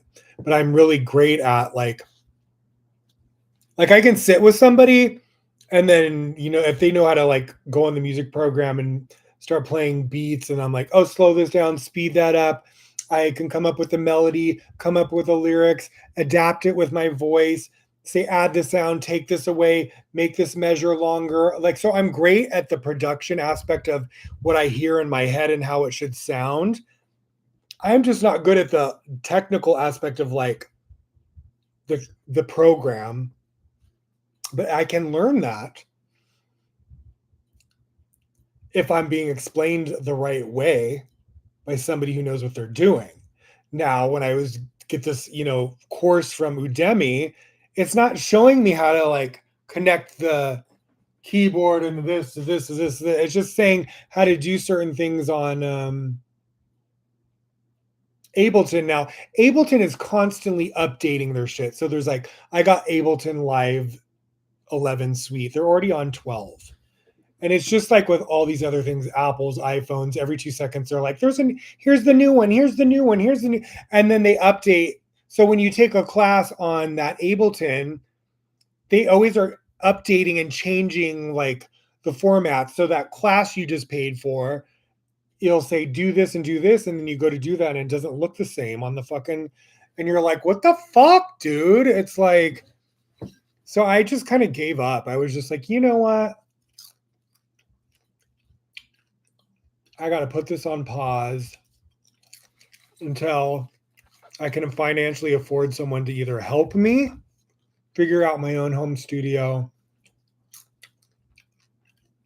You know, when I start living with my soulmate, he's really smart. So I'm going to see if he can help me figure it out because he's musically inclined. And I think he's more technically inclined than I am when it comes to like, I think he's just probably smarter about computers and shit like that, or electronics, or I just get that impression. So, but, and if my career takes off, obviously, and I can afford to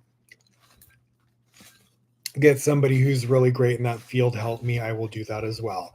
So the music career is just on a pause, okay, until I can figure out this shit. But I am great at creating music.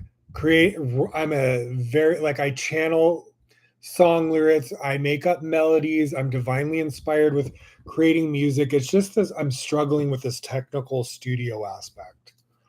I'm trying to learn how to be self-sufficient as a music producer, but I need better training. I'm like stumbling and struggling on trying to do it myself through these tutorials or courses. Like, I paid for that course. It wasn't just a tutorial, but I even tried to use like YouTube tutorials, and I was just not finding, it wasn't saying what to fucking do. And I was racking my brain with like trying to get the keyboard to like show up on the things on the Ableton, and just I couldn't figure it out. Like, what the fuck? Or the mic, and I'd get the mic turned on and I could hear it, but I wasn't coming out my voice through the thing. I was just like, I don't know what I'm doing, and everything I'm trying to look for to figure it out is not working. And I just got exhausted after you're sitting there for hours and everything you're trying is not working. It's like, okay, I'm gonna fucking go crazy. So that's what that's all about. Anyways, oh my god, I'm already an hour and 40 minutes in.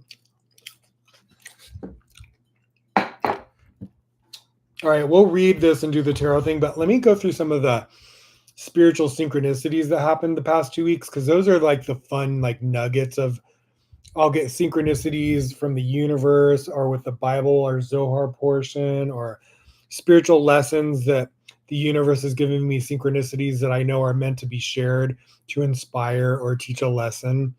So I'm going to go through my notes and kind of share those things, and then we'll do a little quick read on the 2 books and a tarot reading, and then we'll do a little consciousness.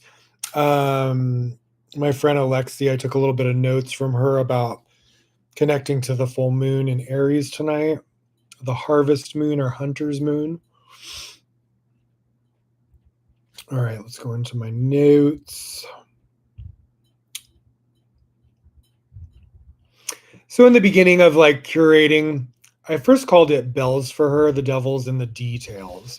So Bells for Her is a Tori Amos song. And the lyric that really like stuck out to me, I'm like spitting on my keyboard. Sorry, keyboard. And Bells for Her is a Tori Amos song off her second album.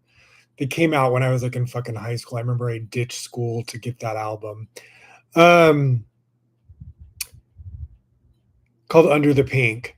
And so there's this line from Bells for Her that goes, can't stop what's coming, can't stop what is on its way.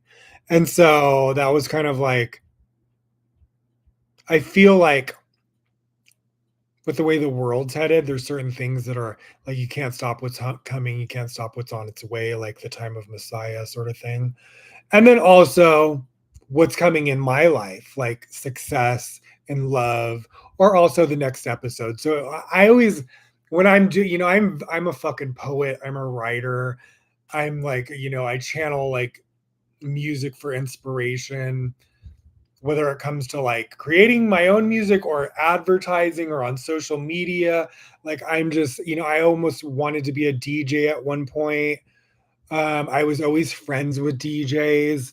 All my producers were DJs. Like, one of my best friends, DJ Origin, was one of my first best friends in high school. He was a big time hip hop DJ, but he was gay. So he's big time in the hip hop community and also in the gay community in Vegas. And DJ Access, a big gay DJ in Vegas, probably the most successful out of all of them. And when I worked on my first album, 21st Century Psalms, he was the DJ producer I worked with. And then in Chicago, my album that finally came to fruition, Revelations, Manakin, was co-produced by another successful DJ in Chicago named Ron Sager. And so I was always around DJs. I wanted to be a DJ. I feel like I have a really good music taste to be in that field. I may down the road go add that into the mix. When I think when I have success in maybe one area, it's going to open the doors for some of the other things I've wanted to do or that I'm skilled at that I have had to put on the back burner. So yeah, and then a few other Tori Amos songs came out where there were certain songs will all channel and it'll come in weird moments into my head, and sometimes it's just like I usually know when it's a channeled song because I'll just get a feeling like it's lining up with something that's going on. It's synchronizing with like a spiritual lesson or a topic or a theme cosmically or spiritually that I'm learning about that week or two, or as I'm curating. And so these other Tori Amos songs, I was getting a lot of her songs, and I'll just put them down in my notes. So each episode, I'll be like this, like the Supernal David podcast, season 1, episode 6, part 1. So that's how I start the process. And then I write down channeled songs, themes, books, whatever.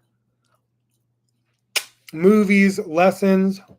So I wrote down Tori Amos cooling, which there was a theme going on about fire energy and water energy and cooling that, fiery side. Then Tori Amos metal, water, wood. Tori Amos speaking with trees. There was water theme, emotions. I'm just going to read you some of the notes. It's all about the inner world, not the outer world. Sometimes I'll watch other people's lectures or inspiration from, like my boyfriend, because he's a spiritual teacher as well. And so that was one of the things he was speaking about. It's all about the inner world, not the outer world. And then there's just all these random notes, conditioning from others, our past, plus our past, and reconditioning ourselves. I mean, it is what it is. You know what I mean? It's like we are conditioned a lot of times from other people from our past, and we have to, like, especially for the gay community, recondition ourselves from the brainwashing. That's what I think I was referring to there, is you have to take down the conditioning and the shame and the like limitations and like be like, no, it's okay for me to have this soulmate. It's okay for me to love this person. It's okay for me to be successful in this area. It's okay for me to love myself. It's okay for me to express myself publicly. It's okay for, it's a lot of that. You have to recondition yourself. Using your feelings to manifest wealth.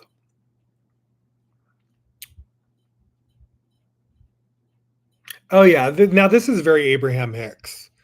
And this is what I was trying to tell my mother when she was like, I'm like, Mom, I'm like, how about you go to God and pray that he blesses your son with some abundance instead of getting me out of a positive vibration.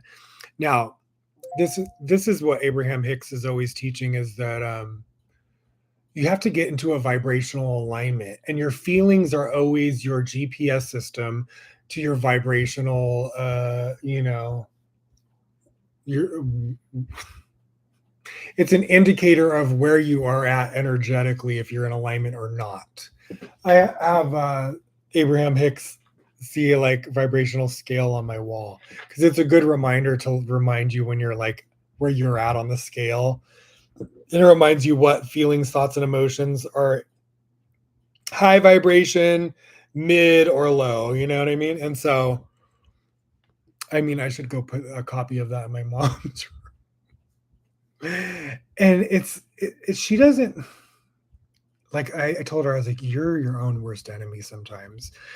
And she's very stubborn, and it's like I have to remind her things a lot of the time, and especially the older she gets. And it's like, I mean, she's grown also a lot because I've lived with her for the past 7 years, and I've really had to like teach her a lot of things spiritually to get us on this to this place where we're like actually compatible, because a lot of her the things she picked up from how negative her husband and their family was really influenced her a lot. And his family kind of abandoned my mom when he died of dementia. They turned on my mother, which was really a sad thing to witness. And like a complete shame.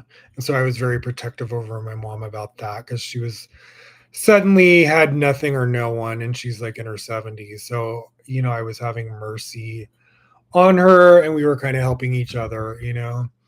And and we kind of like forgave each other and just became like a team. Like, we're in this together, we're better together than we are apart, and we kind of only had each other. And she saved my life, because had I not come back, I don't know what would have happened to me. I was really at the end of my rope. So, she got me a plane ticket from Pennsylvania, and I flew home. And that first time when I came up to the door and had been estranged from my mother since I was like in my early 20s, it was just like when I walked up to the door and we just like burst into fucking tears. It was like really emotional. And I looked haggard. I had just been through all the years of being on my own, and the trauma, and like, and just all the shit I had been through. Like, when I look, so I have some pictures when I was at the airport when I landed in Vegas, and I just looked so just like worn in my face. I looked like older, than I do now. It's because it had worn on me, just sort of being in survival mode for so long. And you could really just see it in my face, and I was like really thin, and like put on a little meat since then, since my healing the past 7 years. And but yeah, and so yeah, I was speaking about using your feelings. So your feelings are your GPS system. So you can always look at like, does this feel good or bad? That's a good indicator of like if you're in alignment or not. And you always want to like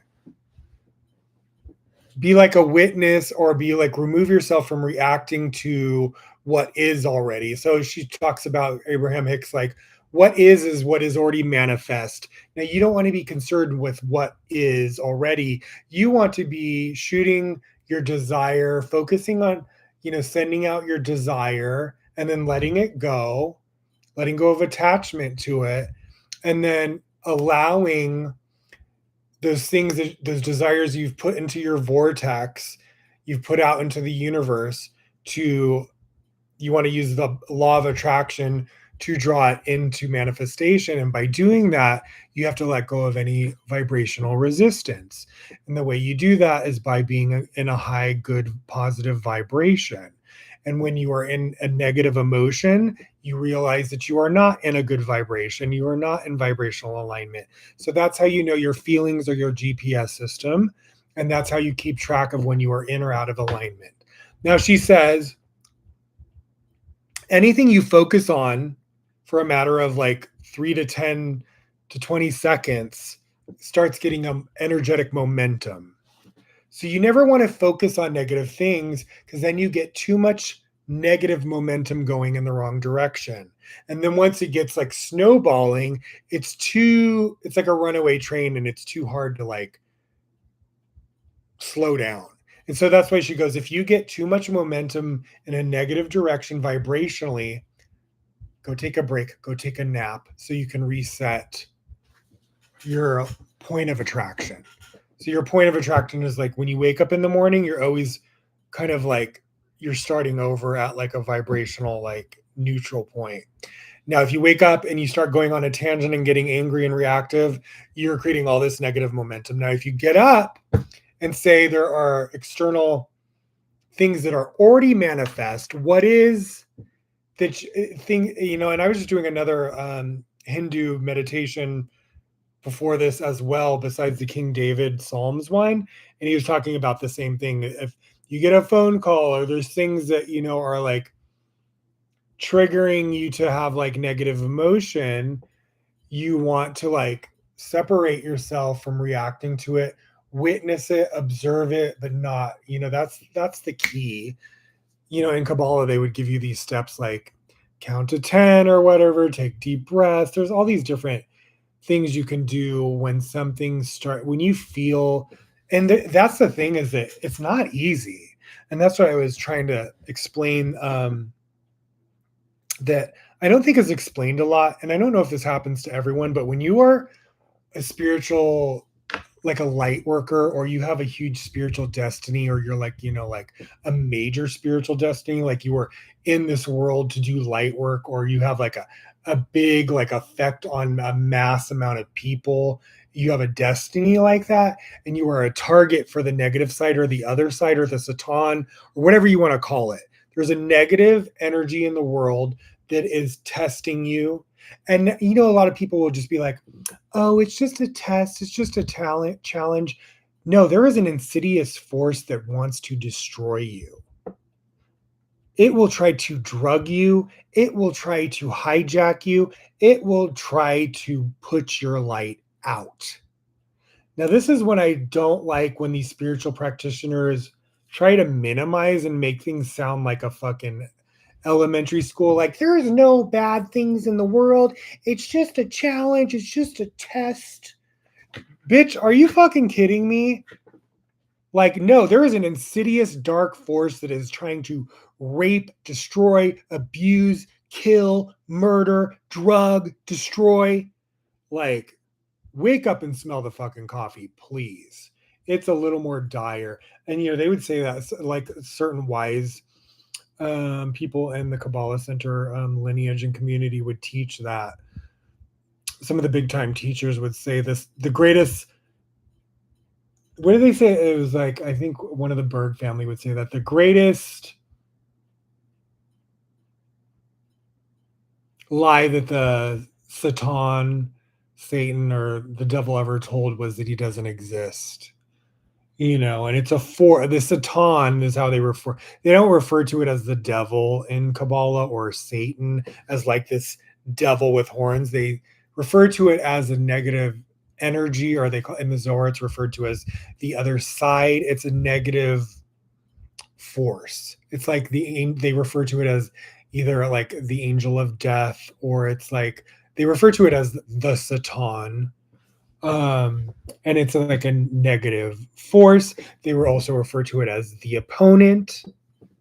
But I don't like when people try to like minimize how insidious the force is, and how the force is very insidious, like how it will try to sabotage you, like it'll do things like how, like what just happened to me with, like, I'm just coming into my soulmate, I'm just coming into like success with the podcast, and now the Satan is like taking away my abundance, through discrimination, through my disability, or like, or I'm applying at all these jobs and nobody's responding. I'm getting like emails back. Like I just got an email from Nordstrom's today. Sorry, we're not going to hire you. So it's just like, and then I have my mother like reacting to me aggressively, getting upset. Like, I can't help you. And what are you going to do? And like, and like being like aggressive towards me, and like, being like selfish, just like she was just being ridiculous. Like we always share like,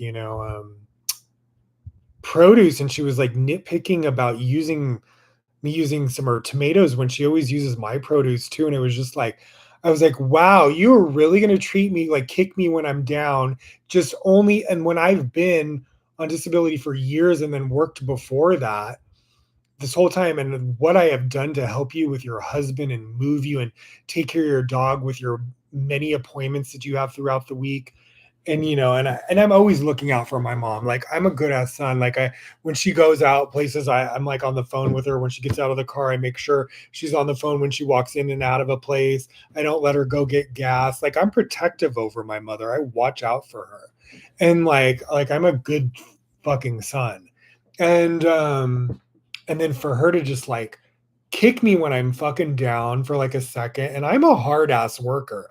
I'm like the type who wants to work. And this is what pissed me off even when I was younger, is like just the rejection. Like it's not always easy to find work. And so you can be like, going every day, applying, going, praying, trying to be in vibrational alignment, doing this, working your ass off, and nothing happens. And you have to like surrender to like vibrational like alignment for things to manifest. And so I'm like, if you're pissing me off and trying to like, and then portray me as like I'm not a hard worker, or I'm not doing everything in my power to manifest abundance, which is absolutely not fucking true, but you're actually provoking me to be in a negative vibration, which I need to stay in a vibrational balance to manifest.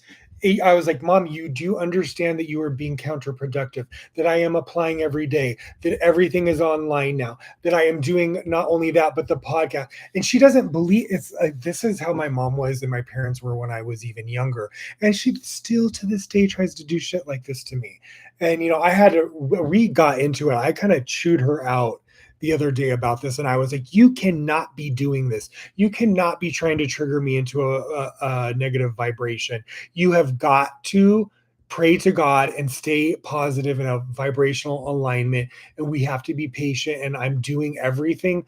I was like, I'm doing this every day. Do you want to sit there and hover over me and watch me? Is that what you need to do? It's like, are you crazy? You think I want to be fucking broke? Hell no. And I was just like, but I also don't want to rely on just a shit fucking job. So I'm doing the podcast too, like in the evenings or in the morning. And then midday, I'm sending out my resumes. And it's like, she doesn't believe, like, I'll show her the podcast, I'll show her the advertisements, show her the lessons and the synchronicities. And this is another lesson from Kabbalah, that they said that Satan always makes us forget our blessings, makes us forget what God has done, makes us forget what others have done, or what the others are capable of, or what my she makes they make they've seen, my mom has seen so many miracles and anointings, and I've told her who I am in this world and in my destiny. And there's so many haters and doubters. Even your own family will be your biggest fucking competition sometimes, or your biggest hater or doubters. And she has said to me this multiple times this much.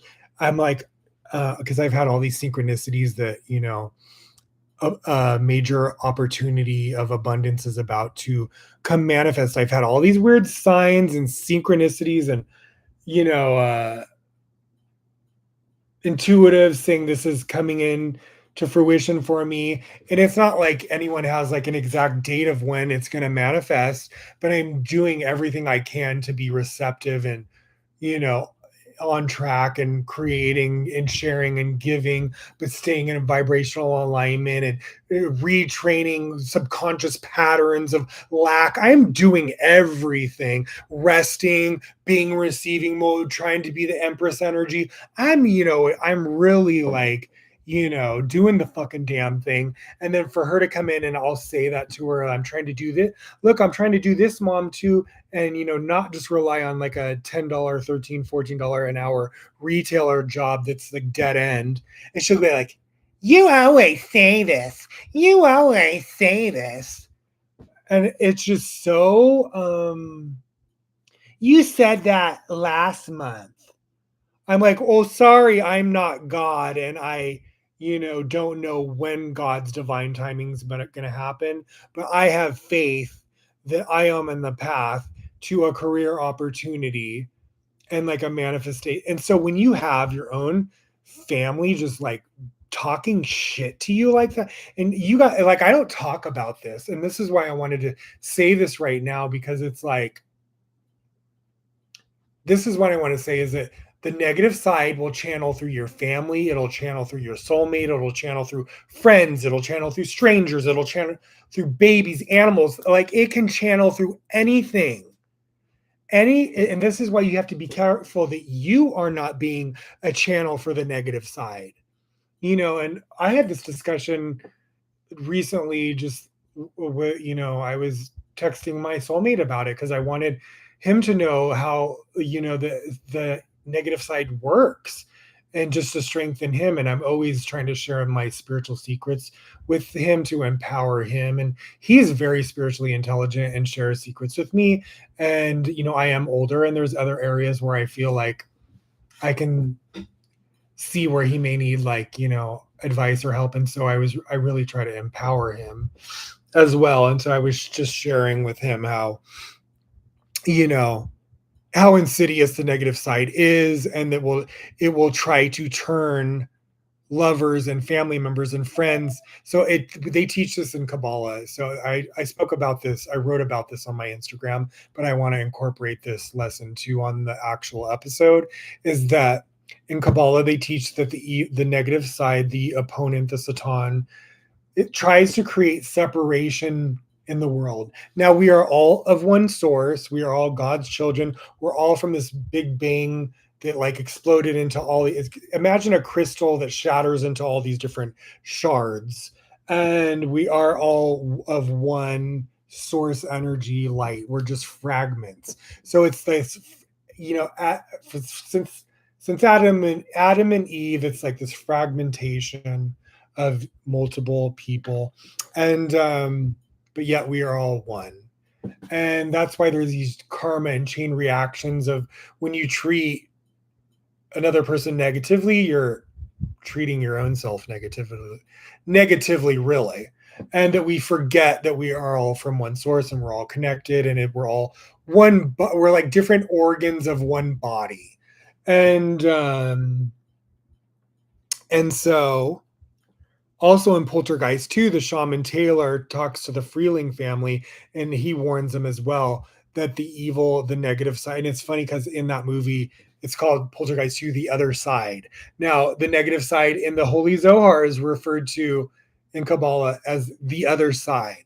And so it's this negative force. So the shaman tells them the negative force is going to try to turn you against each other. And then if you watch Poltergeist 2, you see how the dad gets hypnotized at one point by Cain and this negative evil force, and he turns on his family. Or another example I got this week was The Shining, where Jack Nicholson, he gets this job in this like desolate, huge hotel during winter when it's closed down, and he's writing his book, but it's haunted.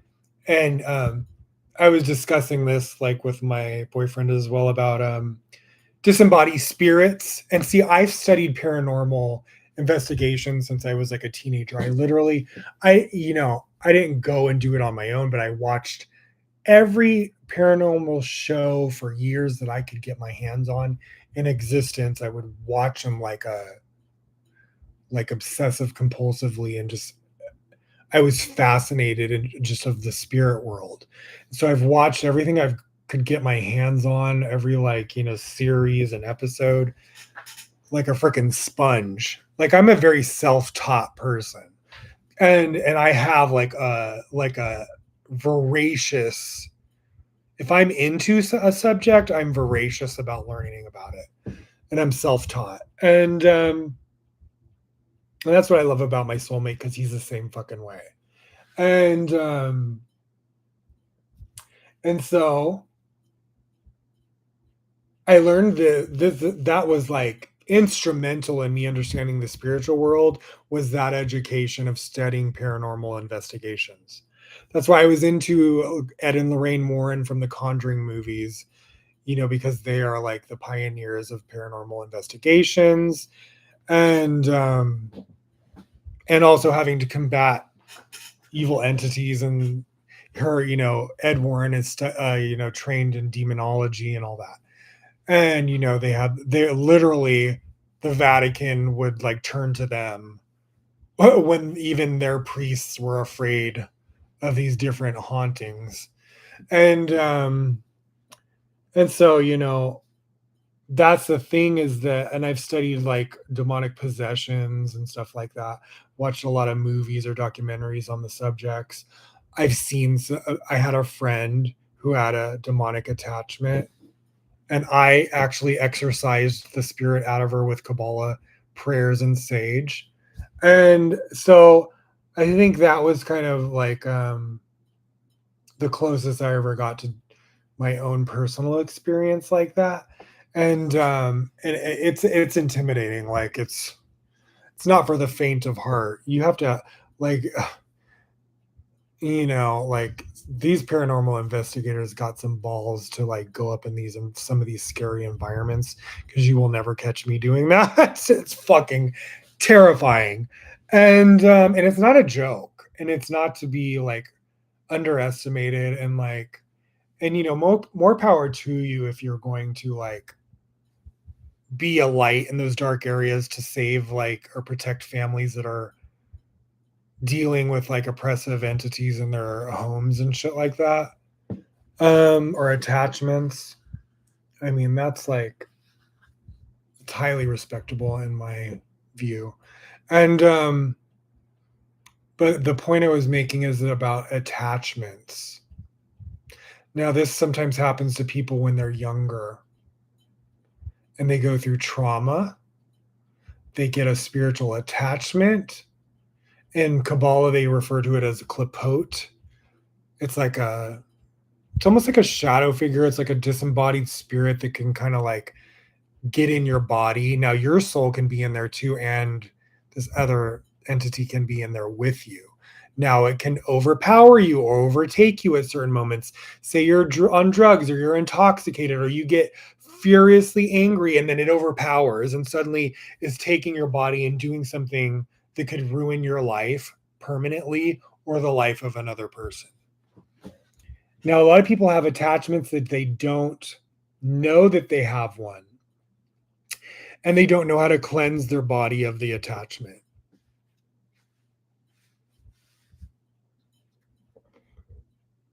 And I've noticed that. I've seen people where they're getting exorcisms done, and it is so attached within them physically that the people are having physical like withdrawals and anger reactions and vomiting, and it's like, it's very scary and real.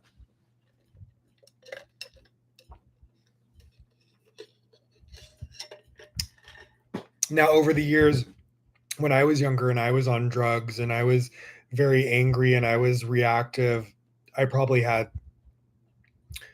attachments to me too. And over the years, I've, through having Kabbalah tools and learning all these like rituals through like whether it be through like learning from shamans or Kabbalah, or I learned a lot of like protective things from shamanism and Kabbalah, um, and like Christianity and Catholicism, and that empowered me to learn how to cleanse my vessel and to banish negative forces. And so, there's cord cutting. You can use like selenite. You can wear, labradorite. You can wear like, amethyst. There's lots of little things. Like, I lately, have had some invasive negative spirits from my past try to enter my dream state. So I've been wearing some of my crystals to bed, and crystals are amazing amulets for warding off evil eye, negative spirits, negative, I highly recommend. Actually, I'm going to post to Alexi Gigi, who I posted her video tonight about. She's really smart and has like workbooks and stuff for connecting to like the full moons, the new moons, all the astrological events. She's like a brilliant astrologer. She is also wise about. She made a video a few weeks ago about these different crystals combinations that she carries around with her that are like a powerhouse for warding off negative energy. So I'm going to find that post and share that later on my Instagram if you want to check that out. I'll try to remember to do that when I'm finished with the podcast.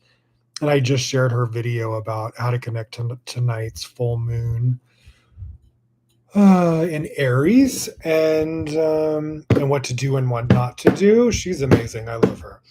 And she also has a workbook and tells you how to do your chart and how to look at your chart. I'm also obviously featuring Connie Nichols on this, but I've featured Alexi Gigi on one of my early episodes of the podcast as well.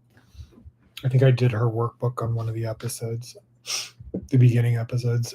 I don't know if it was on my Instagram one or YouTube. Might have been the Instagram one.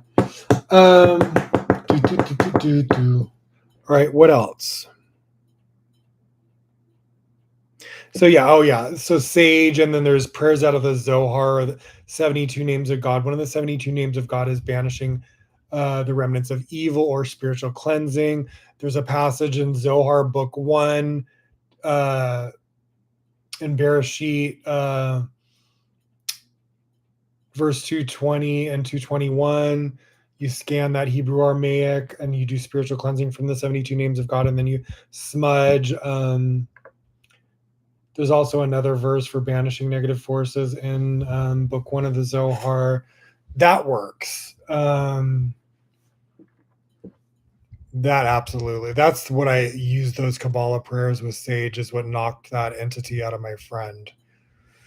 And there was like a physical reaction in the room and from her. Like she cocked her head back and said something in another language in a male voice, and then the light fixture and my ceiling fell. I was like in my 20s. The hair on my arm stood up. And we used to play Ouija board together as a teenager, and she was like doing some weird satanic shit with her girlfriend, and I didn't want to be a part of it. And they had invited me one time, and they were like, "Want to play this game, Devils in the Corner?" And she said it was from some satanic book from her brother, and she let something in her. Now we were in junior fucking high. Now and then years later, and I never hung out with them again to do anything like that again. I never went near a Ouija board again. It terrified me what happened in that incident. She let something in her and it possessed her in junior high, and I witnessed it. And then she let it out of her, and I was like fucking traumatized. And then she would never tell me anything. When I would ask her questions about it at school, she would just look at me with this blank stare. And I was like, felt like there was something inside her eyes looking at me, like it wasn't just her. And I just forgot about it. And then when she had come over to visit me in my 20s, and she was going through like a rough time with her, like, her baby daddy, and he was like on drugs and all this shit, and she was trying to escape him. And I was like, look, you can't tell him where you're at, but you can come stay with me. And when she came over, like I saged her and made her do this Kabbalah prayer, just because I was learning about that from the Kabbalah Center, from this the manager there. This lady, Barbara DeMarco, taught me to do that. She's like, if you ever have anyone over or you go someplace and you feel like there's bad vibes, like always smudge yourself and use these prayers, and it wards off any attachments. So when I did that to her when she came over the first time, that is what fucking happened. And I was floored. And I was like, oh my God, I was like hooked on Kabbalah after that. I was like, oh, this shit is legit, the real deal. It works. Yeah, so there's that. And then in shamanism too, like I have this book by Itzhak Berry, a shaman that I'm a part of his. I joined a few years back. I was joining his New York shamanic circle for a few months, and I met him through one of my teachers, and I started up again with the shamanic circle in New York shamanic circle last month. Itzhak wasn't there, but his partner, or another shaman who he works with there, was there. He was doing the last month's get together, and so I loved it. And I was just like, and there, in his book, it's called Shamanic Healing. He shares lots of different like things about cord cutting and how to protect yourself from negative entities. Um, you can use Florida water. A lot of metaphysical shops will have that. You could also go into like any like metaphysical shop and ask them like what they recommend as well. There's like Palo Santo. There's tons of protective like things you can use, amulets and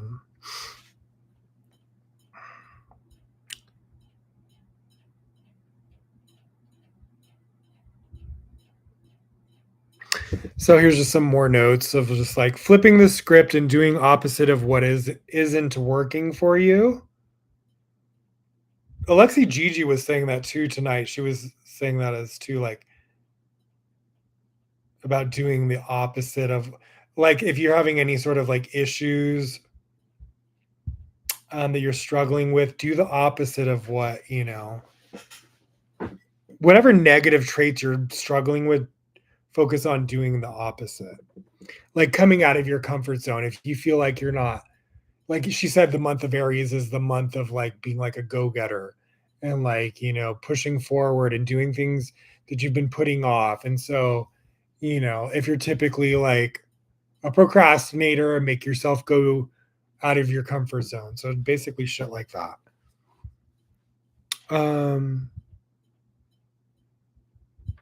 your internal compass, I was just talking about that, your internal GPS system. Oh, this was interesting. I was talking about this, and my boyfriend was inspired this a little bit too, because I was kind of like elaborating on something he had been speaking about, falling back. And so I said, falling back into old subconscious vibrational patterns of reactivity or survival mode. Now, I was using this example of what happened to me just recently financially with me losing my disability and then trying to find new work and nothing manifesting as fast as I'm wanting it to, and starting to my funds to be like dwindled down, and like it's gotten really uncomfortable. And I've gotten very reactive about it at moments, especially when I feel external forces like my mother, or feeling embarrassed that I'm going through this. It's like I finally, am like my soulmate's coming into my life and I have this fucking tower moment that it's embarrassing, and it's making me relive my trauma and like the shame of like what I have been through in the past, and like he understands what I've been through and he doesn't like judge me or anything, but it's like it's almost embarrassing because I've always wanted to be like the provider, or like I'm a hard worker and I've worked hard my whole life, and to feel like at this age that I'm not able at this point, and knowing that I'm a good person and knowing I have all this opposition of negative forces trying to stop me, and or I may have these subconscious blocks or evil eye curses from people who don't wish me well, or the negative side. It's like I don't know exactly what is blocking manifestations from happening, and I'm trying my best at every avenue to like be in alignment or correct something, or like protect myself, or you know what I mean. It just gets frustrating to not be able to like provide for my soulmate and me in a way that is like abundant, and it's embarrassing, and it's like humiliating, and it's like it makes me feel like inadequate and sad, or like angry, and I have to like tone it down, and like because he's very high vibration and like in balance, and I never want to bring him down, and I feel like I've been so down in the dumps over this, and I've been trying not to be, but it hasn't been easy because I feel trapped in ways financially, and then I have also my mother like breathing down my neck, like pressuring me in a negative way, triggering me, and it's like, and then I feel very lonely at times too, and limited. And also, this is what I wanted to express with the podcast as well. I feel like if I had more financial abundance, I could really do so much more. Or if I had certain amount of like more freedoms, I would have more time to invest like I want to into the podcast.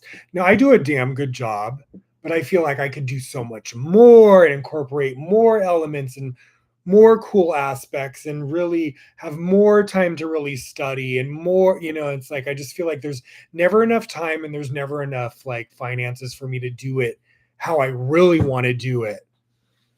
And to do it like, and like even like film it more professionally, like a professional podcast, or have guests. Like, I see the Supernal David podcast in like this bigger sort of like way. And I see it evolving and expanding into this major like juggernaut of like light and healing and like a corporation, you know what I mean? Or like, it's, to me, it's not just a podcast, it's like a platform to teach, to heal, to channel, to connect. It's more than just a podcast to me.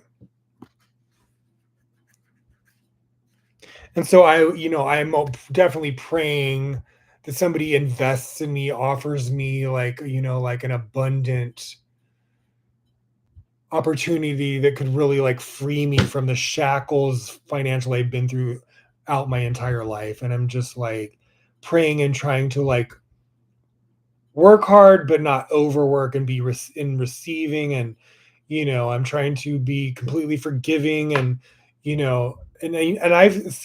know I have grown. Like a lot of people have seen, I know I've been getting a lot of feedback where it's like I was very reactive over the years because I've been bullied so bad, but I've learned to like nip my reactive behavior in the bud. So I just don't react anymore. I control my words. Falling in love will do that to you too. Like I'm so in love with my soulmate, and then I know everything I do is a reflection on him. And so I have really kind of like um made sure that I watch my words. I do not give anyone evil eye. I have forgiven everyone who's hurt me. I do not wish anyone harm. Don't gossip about people or or react verbally to people that have hurt me. Like I've just kind of let go of a lot of my old toxic behaviors. I already knew they weren't good, and I was probably creating bad karma for myself. But also, when you realize it's not just about you anymore and you really love somebody, you really try to be it's like that quote from Dirty Dancing today that was so cute. Like, because I shared that scene from Dirty Dancing where he's like, don't nobody puts baby in the corner, you know, uh Patrick Swayze to Jennifer Grey. And then he goes on stage, and I was really just like relating to the story of like how they rejected him too, and like created rumors and lies about him, and they got fired from his job, and he would normally dance and perform the final show of the season, and he was a dance teacher. And so had so many things that I related to, and kind of like how I feel towards my soulmate, that kind of energy between Jennifer Grey and like Patrick Swayze, and when he stands up and says, she's made him a better person. So I just think that's like really beautiful, and it's like a true sort of statement. And that movie makes me like cry. It's like so romantic. It's a classic. It's one of the best movies ever made. I remember when I was a teenager and watching that at my stepdad and stepmom's house, and in my bedroom and just watching it so many times and crying and loving it and thinking it was so fucking good. So yeah, I was using that a little bit of the promotion for the episode today. All right, what else? So yeah, falling back into old subconscious vibrational patterns of reactivity or survival mode. Now sometimes, and I was telling this to my soulmate as well, I was like, sometimes life will throw you a curveball and it's like a tower moment and you just kind of have to like go through it. And it can be really uncomfortable, like, it can be like, and so I didn't even know, like, I've just the past few years been learning what a tower moment is, but this year even more so where I was like, "Oh, this is a legit tower moment that I'm experiencing," and, like, a lot of the spiritual practitioners that I listen to or are involved with or tarot readers, they really, like, made it clear to what that was and that I was going through this, and then how obvious it was that I was going through a moment like this. A moment like this. What song is that? And and fucking so the scary part of it is that when people would really describe it and I was like, "Oh, is this what's going to happen?"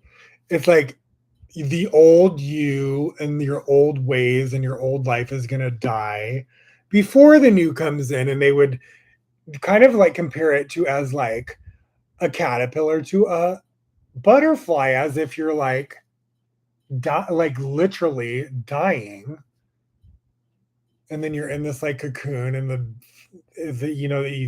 somebody explained it like, oh yeah, the caterpillar must think I'm fucking dying, and then but then it's like it's just this metamorphosis, but you're trapped in this like little fucking cocoon, and then you're released and you fly and you're a butterfly, whatever. And so they were, and that is what this has metaphorically felt like, is that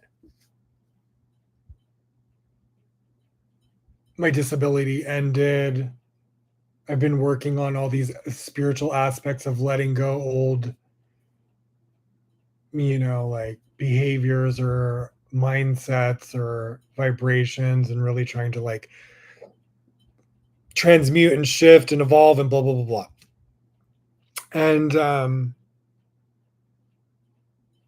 yeah, it has not been easy. It's not easy when you feel that other side or negative side channeling through things and people throughout the day, like trying to provoke you. And sometimes it's just little things and multiple things adding up where it's like, there's just a lot of things in the day you deal with, and it's like, oh, I have to eat, I have to shit, I have to shower, I have to fucking brush my teeth, I have to fucking, sleep, I have to this, I have to do that, I have to do the dishes, I have to go here, I have to, mail this, call this phone call. It's just sometimes it just gets where you're like, you know what I mean? And it's like you have to do all these things and it exhausts you. And then some of the things that you want to do or you dream about doing, you feel like life is not allowing you, and it's holding what you want, like, a ransom, or, and it's like, oh, if you have to be perfect and you have to do this and you have to do that and you have to jump through hoops of fire and you have to be happy all the time. And it just gets to where you're like, am I ever going to fucking, like have things that certain other people have, that every person dreams about finding love or having financial abundance or financial freedom to do the things they love. And abundance is really about being able to do and experience the things you love and are passionate about. It's not really about the fucking money. It's just what the money allows you to do. You know what I mean? And so you want to like realize that abundance is like an energy and not just a material thing, and you want to learn how to energetically magnetize and attract and like all those things. So there's, it's like I've studied all these things in Kabbalah and lots of other things about, a lot of people recommend tithing, giving is a good way, to, I think that's a major pivotal thing that you can do, is give to receive, to get that cyclical energy or that ball rolling. And a lot of people don't realize that. Have even, not been, ever consistent with tithing or things like that. But I think that could maybe be a thing for me to like start doing again, is just like, because I think when you get like a lot of times I give a lot of energy in other ways. It's just not through like, finances, but I do think giving is a good way to get that giving and receiving energy to be like flowing. So, and a lot of that's a major thing in Kabbalah as well, in a lot of religions. There's even prayers in my Dialing God book about tithing. And it's interesting because I think the prayer is from Joseph the Righteous, because he was in charge of all the finances of like I believe Egypt, and he was like deciding like where the money went, because he was trusted by the Creator to do so. Unlike this administration, who was hijacking all the funds for their greed. All right. Anyways, ow.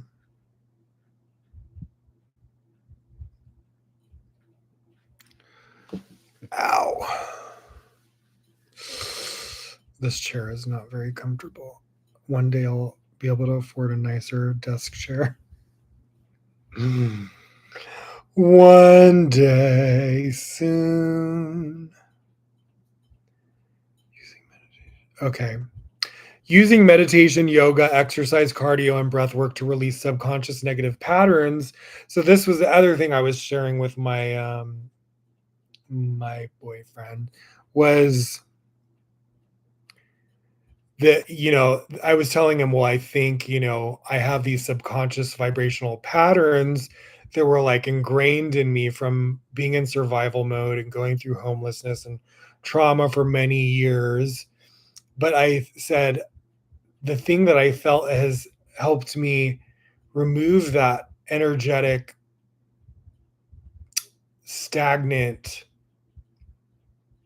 subconscious energy, not only from my mind, but my body, is using meditation, yoga. Because I was even, and I was even learning about it recently, where somebody was saying that too, like in your sacral area, like, or hip area, um, you can have a lot of like financial blockages can cause like chakra blockages in certain areas of your body. Or like, there's a book called that a lot of people have read, and my therapist always recommends. It's like something like The Body Remembers or something like that. I forget. It's something like that. And it's basically saying how trauma gets stored physically, energetically in your body physically. And that's why I feel like, a lot of people have like muscle spasms and things like that. Like I get that. Lady Gaga has that similar thing from trauma. And I think one of the greatest tools, besides like getting massages, is meditation, yoga, breath work, exercise, cardio, definitely Kundalini yoga. I felt like has been releasing that resistance, and so it's like a somatic release. So I've been recently really interested in somatic modalities of healing, and I think down the road I will start taking, once I'm financially like in a place to do so, I'm going to start learning different modalities for somatic release of trauma in the body, mind, heart, spirit, and add these to my repertoire as a healer, as like a teacher. All right, and then do do do do do do do do do. Boop boop boop boop boop boop boop boop. Oh my goodness, I'm sore. I need to fucking stretch. I did some Kundalini today, but my legs are fucking sore, I think, from doing it. Oh. it was like a solar one, but it was a lot of like Cobra, down dog, up dog. You know, it was like a lot of that ones in this session. It was a lot of leg stuff. Oh, I have a massager that this thing's a lifesaver. Oh my god, this Theragun. This thing has like 3 settings. Oh my god, this thing's a freaking lifesaver. They have the big ones too. This one's a little less expensive. I think it's like $150 to $200. Uh, I love this fucking thing. They have the bigger one too, but I think those are like around 4 to 5. Hopefully, I think the price has gone down. When they first came out, they were a little bit pricier. I got mine at Best Buy. All right, what else? Using the inside to manifest, not the outside. Oh yeah, so I think my boyfriend was talking about this, using the inside to manifest, not the outside. So everything externally comes from what's going on internally, not the other way around. And that was, I used this song by Sarah McLachlan this week called Mirror Ball. And I forget what I was studying where it was referring to life being like a mirror. It may have been from the Bible portion.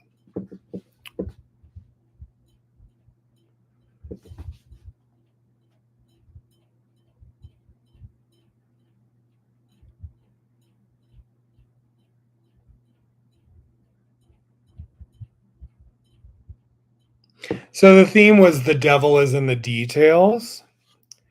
Now, let me just give you like the definition of what that means.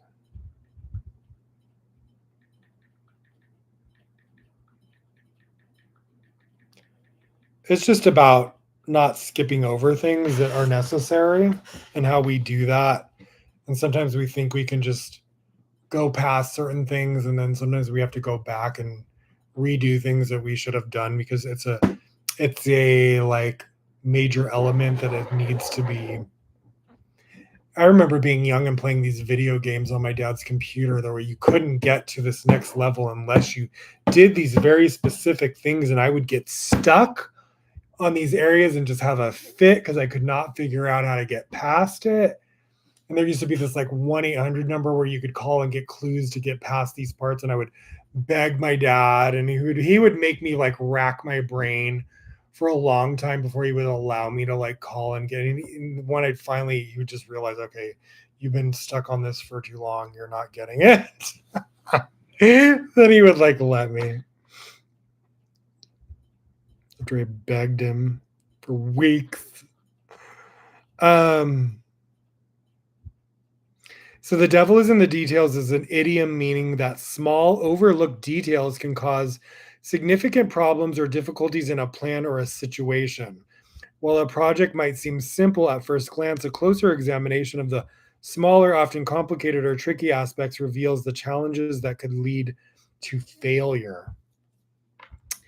Key aspects of the idiom: hidden problems. The idiom highlights that the devil or problem isn't in the obvious, broader aspects of a plan, but rather hidden within its finer points. Importance or thoroughness. It serves as a reminder to pay close attention to even the smallest components of a task to avoid potential issues.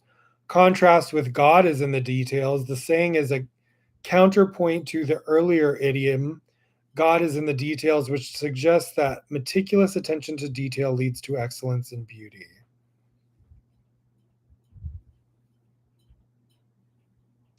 So yeah, I would just thought it was like indicative of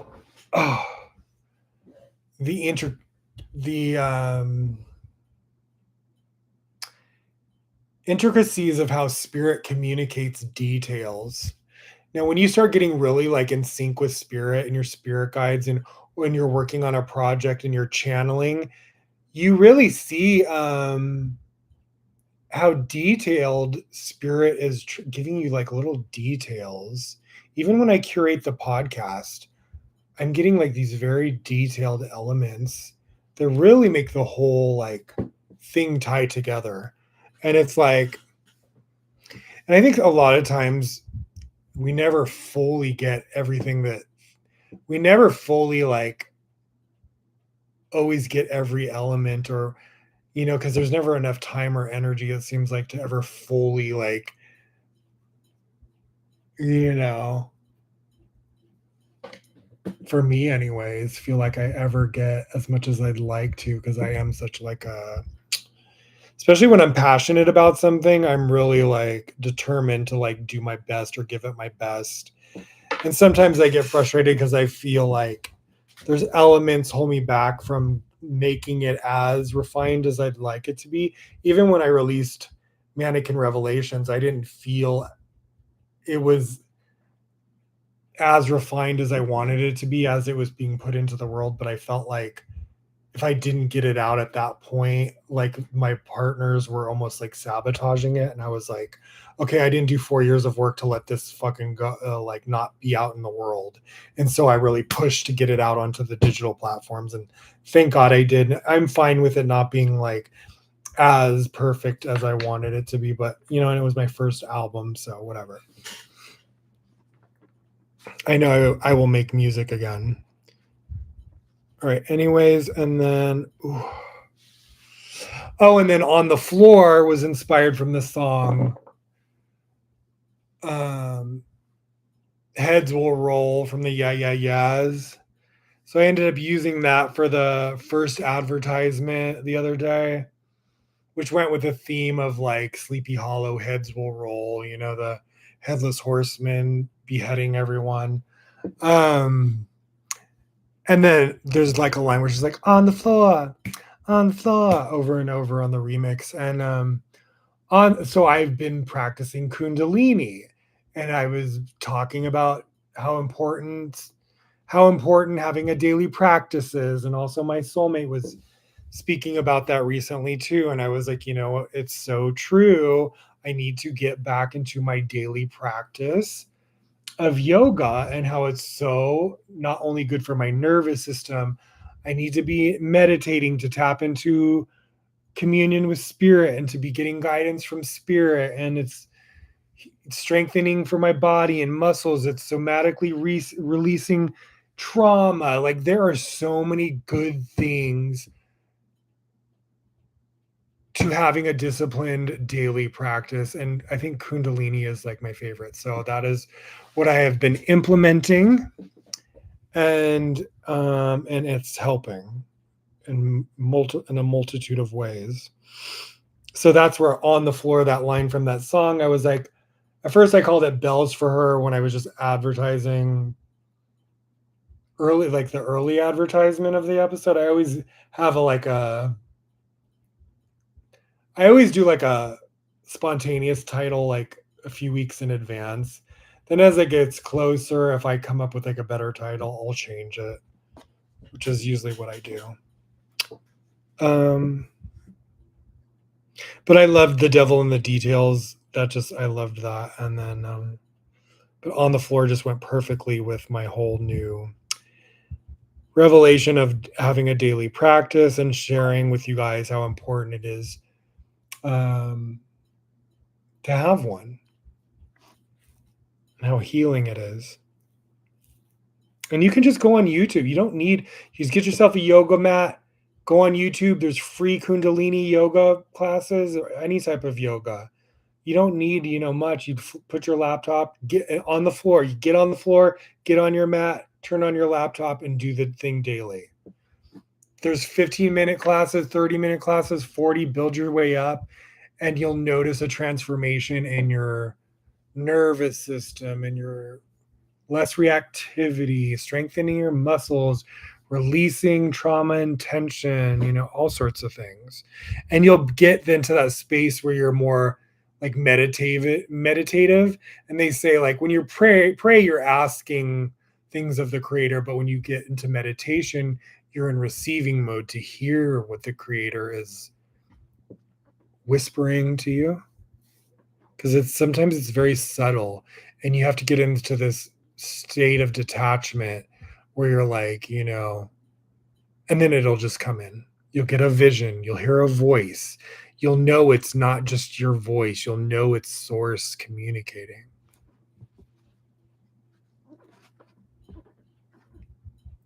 But if you don't get into that space, you won't hear that.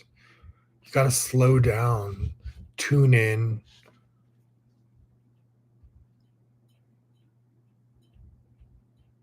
So then there was this whole thing of this Bible portion, which was Ha'azinu from last week's Bible portion and Zohar portion. And it was referring, and so this was one of the weird synchronicities was there was this photograph of like a lion like reaching up to like the moon. Now it always refers to like King David as like the Lion of Judah or and then it also refers to King David in the Zohar in the Bible as the moon and Joseph is the sun. Now in the tree of life, the bottom of it, Yesod is the Sifrot above Malhut. Now, Yesod in Kabbalah is the patriarch of that Sifrot is represented by Joseph the Righteous, and then Malhut, the physical world, is David. Now, the receiving is Malhut, David, the feminine aspect, which the moon is also receiving the light of the sun. Now, Joseph the Righteous represents the sun, the male aspect, the giving, the sun. And so that is the reciprocal or the faucet of energy that's coming from the upper worlds in heaven, Keter, all down through, Bina, Gavura, Hokmah, all those down to Malhut, which is the physical world, King David. And so I was bringing that up randomly and just found this artistic picture of a lion reaching up to the sun, and and then I look at the Zohar portion days later, and it's talking about that. It's literally talking about David being referred to as the moon. And I was like, that is crazy. Now that happens to me all the time where I will get channeled stuff and then I will go read the Bible a day, that weekly portion or the Zohar portion, and it'll be talking about what I was channeling. This happens to me all the fucking time. And that's how I knew, that I was just like meant to do this. And I was meant to teach Kabbalah and I was meant to like share things about the Bible, even though I'm not very like religious or like, I just felt like I had a calling or a gift to do so and to like really interpret the real lessons, not these religious, ignorant fucking interpretations. Like I'll really get the juice and give you the juice. I'm not going to give you the stereotypical or like or the discriminatory sexist versions or shit like that. You're going to get the real juice from me. And I will take what resonates and share what resonates with you and discard what doesn't resonate. So this was the verse that it said from the Zohar.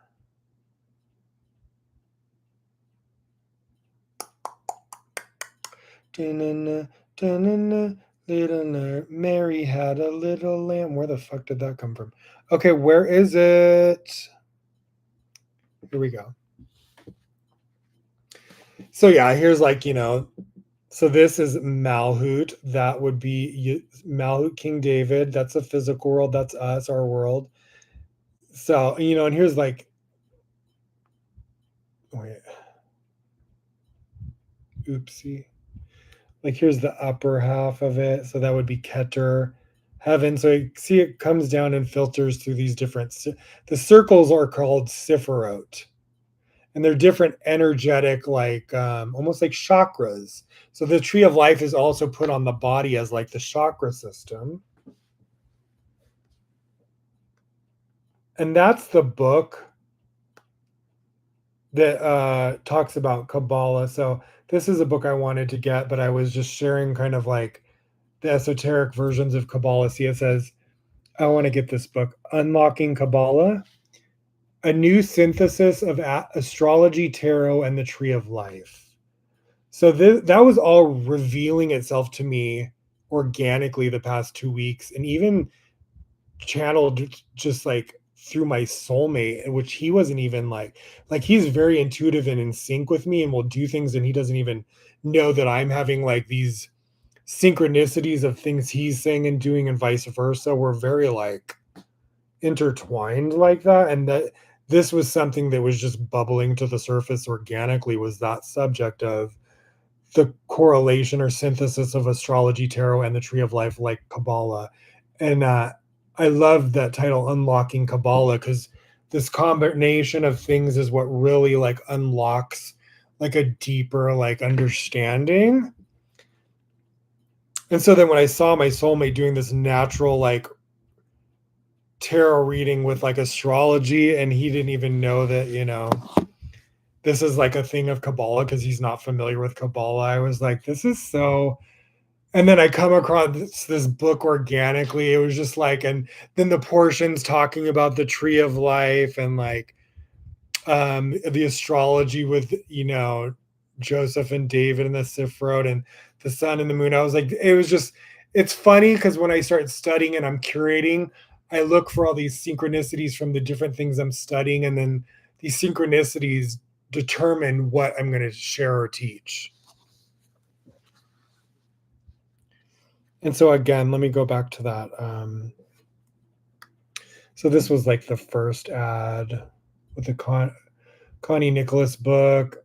Now I was talking about the tree of life in this week's Bible portion. See here it is right here. Now this is from the Holy Zohar for Hazinu. See, it says, we learned about Rabbi Yehuda said, who is great in wisdom like King David and his son King Solomon, in attaining that Sifra known as these Breitot, that is the Sifra of Malhut. That's the physical world. The bottom Sifrot of the Tree of Life, King David, the female aspect, the moon aspect. King David called the moon. Now, this happens to me all the time where I'll say something very specific on my social media, a random channeled reference, will not even know what the Bible portion is about that week. And then I will start studying and it'll be exactly what I channeled. It happens to me constantly. Ow. And so my jaw drops every fucking time because I don't even know how I do it. I just do it. And I feel I never take it for granted. And I always feel very blessed to be able to do that. And I always get excited every time it happens. I'm like, I'm not jaded by any means or arrogant about it or entitled about it by at all. I'm always in awe of the gifts that God allows me to have, because it is the only reason I am able to do anything is through God, is because of God. So King David called the moon, which is Malhut, righteousness, because it is he being a chariot to Malhut, as it is written, open to me the gates of righteousness, I will go into them, and I will praise Yah. King Solomon also called it righteousness, and it is called and it is called righteousness. The son that is called in the Breitot a covenant, namely Yesod. Now that's Joseph the righteous, is called justice. Interesting. And both are the throne of glory of the king. No, it refers also in the Zohar as Joseph and David also being the two messiahs in the time we are in now. Not the old versions in the beginning of time of, it's like almost like King David, the blueprint of King David and Joseph the righteous reincarnate, but in different incarnations, but with a major mission like they had in the beginning. But a different mission. As it is written, righteousness and justice are the foundation of your throne, because the righteousness and righteousness, Yesod and Malhut, are also in the same grade, which is why they are mentioned together. Because the righteous and righteousness, Yesod and Malhut, are also in the same grade, which is why they are mentioned together, in the world's righteousness and justice are the foundation of your throne. Righteousness and justice are the foundation of your throne. We learned that the seven Sifrot, Hesed, Gevurah, Tiferet, Netzach, Hod, Yesod, and Malhut, are nine. That is together with Hokmah and Bina. Those are the top ones. And then the very top one is Keter, like the head of the table. The two heads of the table on either end of the tree of life is Keter, heaven, and then the physical world, Malhut. And it's like this filtering system of energetic light being drawn down from the upper worlds into the physical world. And without the light of the upper worlds, the physical world is dark, the way the moon has no light of its own other than the sun shining upon it.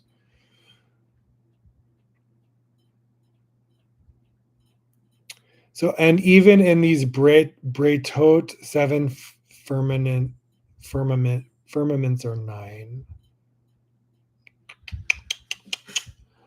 Buddha Bing. All right. What was I going to show? Yeah, that's what I was going to show. So also we were going to do a little talking about the Hierophant and the High Priestess. Their energy was coming. So it's funny because now there's this thing where it's like I'm noticing spirit wanting me to each episode study a little bit about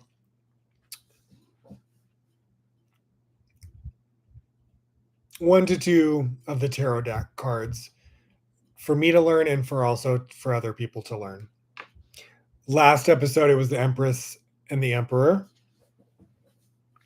This week, it became very clear to me that the High Priestess and at first the Hierophant kept popping up to me. I kept having these weird synchronicities with the Hierophant, and I was like, okay, Spirit, I'm noticing the repetition.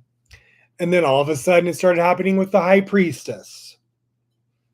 Even tomorrow, and after I had decided this and already promoted it, by coincidence, tomorrow, Queen Herbie just announced, after I had already promoted and put out my ads, that I was doing, the High Priestess and the Hierophant. Then days later, Queen Herbie, who's one of my favorite artists, said she's, her new single's coming out, The High Priestess. I was like, you've got to be fucking kidding me. It was just like so fucking cool. That comes out tomorrow. So once this episode is done, I will promote the episode being out with her new song. And I was almost postponing the full episode to tomorrow, but I wanted to do it tonight. And I was like, you know what? I'll just do like a promotion once the episode's up and use that song tomorrow. But I haven't heard the song yet, so it comes out officially tomorrow. Worldwide. But I'm excited to fucking hear it. So yeah, I have these two little things with the High Priestess and the Hierophant, but we can delve a little bit deeper into it. I don't want to use that. I want to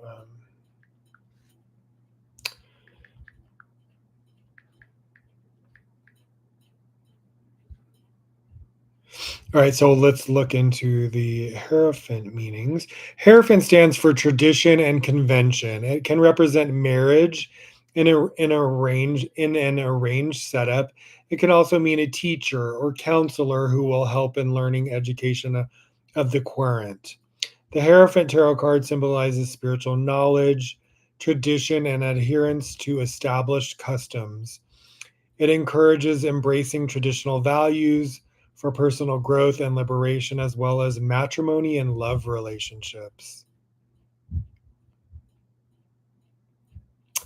The Hierophant Tarot card description. The card depicts a religious figure that sits in a rather formal environment characteristic for a church. He is wearing three elaborate vestments, which are designed to represent the three different worlds. His right hand is properly raised in an act of benediction, a sign of blessing. It's the same hand that the magician has raised. In his other hand, he carries a triple cross, which is associated traditionally with the Pope. Each of the horizontal bars in the cross are thought to represent the Father, the Son, and the Holy Ghost. That could also represent the tree of life. The cross is also indicative of the ten Sifra, the tree of life, like we were just talking about. Each of the horizontal bars in the cross are thought to represent Yola. Beneath him, two acolytes are seated, representing the transfer of sacred knowledge, which that's interesting too, because we were just speaking about that with Autobiography of a Yogi and how these teachers were like, passing down the knowledge and education through the ashrama. Um, their training and then extending it out into the world through the teacher and student, and the same way that the lineage of Kabbalistic masters and teachers or greats do the same thing. So that's interesting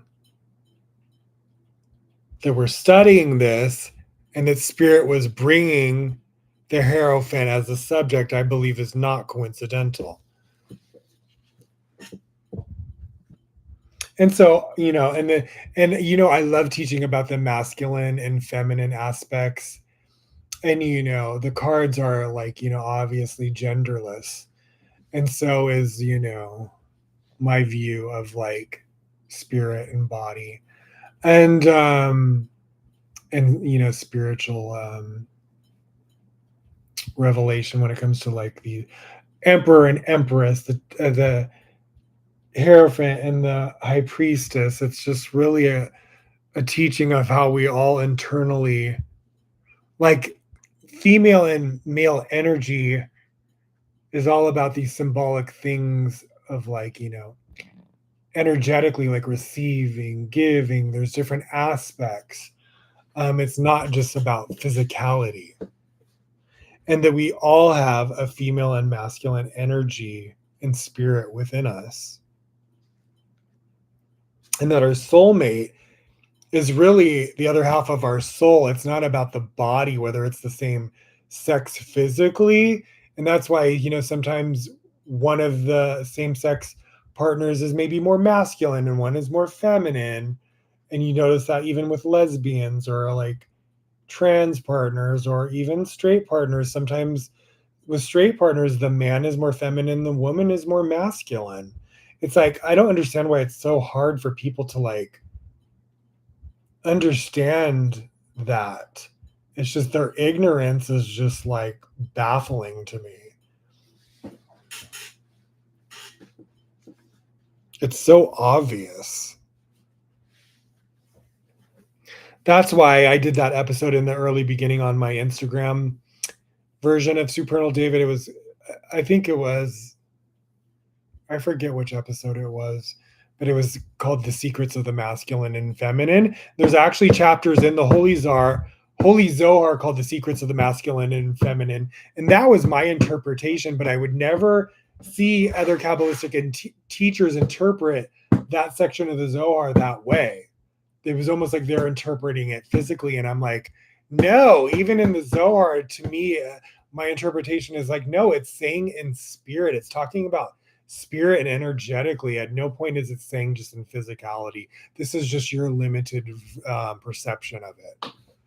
So that's why I was always excited. I was like, this is in my 20s when I came across that. And I was like, one day I'm going to teach a class called The Secrets of the Masculine and Feminine. Obviously, I was never allowed to in the Kabbalah Center community. So I did it on my podcast my way.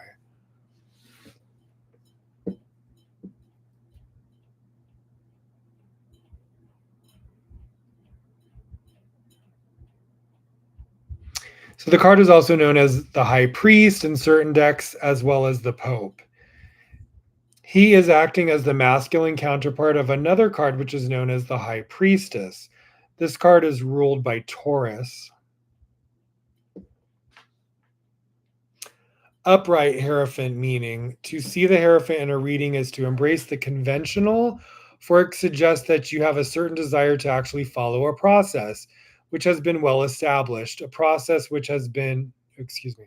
It also suggests that you want to stay within certain conventional bounds of what could be considered an orthodox approach. So instead of being innovative, you will be adapting to certain beliefs and systems which already are put in place and are existing. The Hierophant card suggests that it's better for you to follow social structures which are established and have their own traditions. Now, sometimes, you do want to do that, and sometimes you don't. You want to be like a sacred rebel when it's coming from an oppressive place. That's when I think you want to break out of that. When it's coming from just a system that works, that is not oppressive, then it's okay to follow that, I believe. So, like I said, take what resonates and make it work. Reject the oppression or the prejudice or whatever, or the ignorant interpretations. All right, the Hierophant card suggests that it's better for you to follow social structures, which are established and have their own traditions, blah, blah, blah. You might be involved in certain ceremonies, rituals, or other religious trappings, for instance. When it comes to tarot readings, this particular card is most commonly representative of institutions as well as their core values. This is a sign that shows that you need to conform to the already existing set of rules and situations which are fixed already.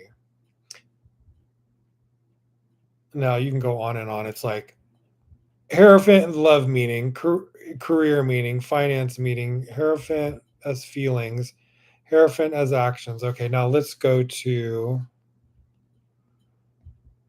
go a little bit into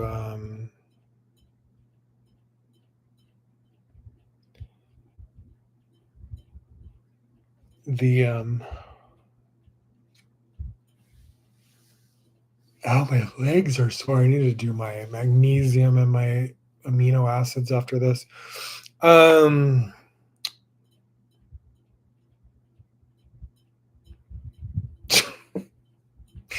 almost said the divine priestess, the high priestess.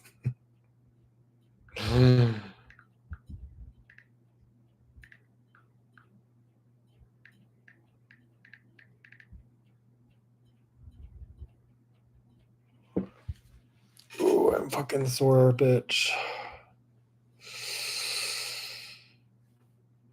Now, this is from the same website as the little ads I put up for. I have my tarot book, but I forgot to get it out, so it's called Labyrinthos or something like that. These oh my god. Don't do this to me. So yeah, Hierophant and God, that made me fucking jump. So Labyrinthos is the one that does those photos, and then they have their own website which like describes it. So they're pretty fucking thorough. And I've been using them for their photos of the meanings of the cards because they're like the best looking ones. So the High Priestess tarot card description, you've most likely encountered the High Priestess before, but in other forms. She can be seen in the archetypes of Persephone, Artemis, Isis, and many more. When you encounter her, you will see her sitting on a cubic stone between the two pillars at Solomon's temple. They said that the Solomon is King David's son. Jachin and Boaz. Jachin, right, is generally referred to as the pillar of establishment, and Boaz is the pillar of strength. The pillars also depict the duality of nature, masculine and feminine, good and evil, negative and positive. Hold on, I swear it said that right. That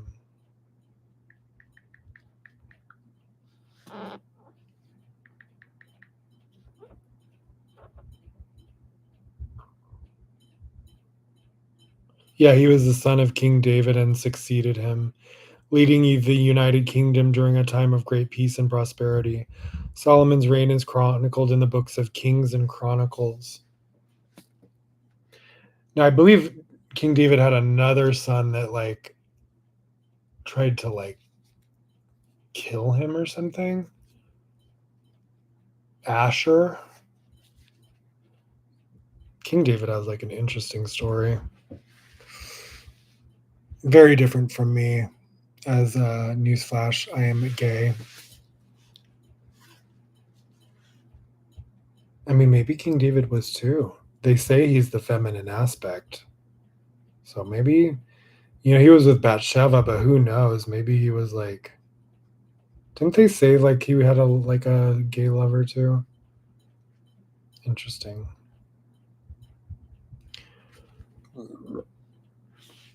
On the floor. Okay, back to this. I'm sorry. So the pillars also depict the duality of nature, masculine and feminine, good and evil, negative and positive. Excuse me. What was that? It was like a weird, like burpee sound. From the bottomless pit. I don't even think I had lunch or dinner. I just had breakfast. The high priestess.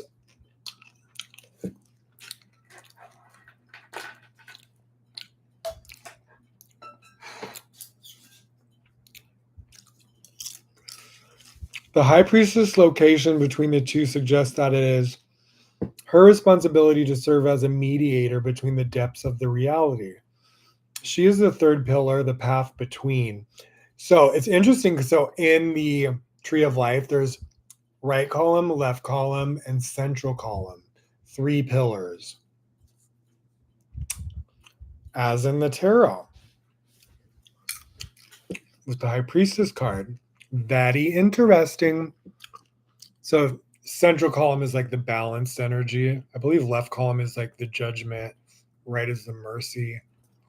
There's different elements going on in each side that each Sephiroth represents. It's really interesting. But it's like a system of like energy, like a 3 pillar. They call it 3 column system in Kabbalah, which is they basically say it's like an energetic like circuitry of like giving and sharing to receive and restriction. It's like this balance of like when to give, when to receive, when to restrict.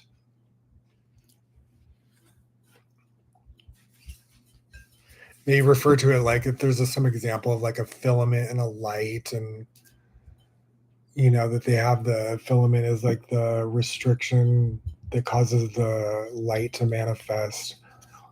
So it's this whole energetic process that teaches you how to like take energy and manifest it. And maybe that's what's really like revealing to me is like maybe I do have some sort of like manifestation blockage in finances because there's a certain type of like giving, receiving, and restricting flow that I need to like master or get a flow of circuitry going. Maybe I should start doing more giving actions with like money, or even if you're like, because it's energy. So even if you like don't have a lot of money and you're going through a rough time, you can even take like a little portion, like 10% of what you have, and donate. You can donate it to anything, homeless, a charity, whatever you want. But there's also a prayer in this Dialing God book. I'm sure you can Google tithing prayers, Joseph the Righteous tithing prayers, Joseph the Righteous Kabbalah tithing prayers, or Jewish, whatever. Here, I'll show you. Let's talk about tithing, because a lot of people have issues with tithing, but it's more about an energetic circuitry than it is about, because a lot of people get caught up in like, oh, the churches just want my money and they're not going to use the money for what it's supposed to, and da da da da. And it's just kind of like, we all kind of do it, and it's like we all don't want to give away.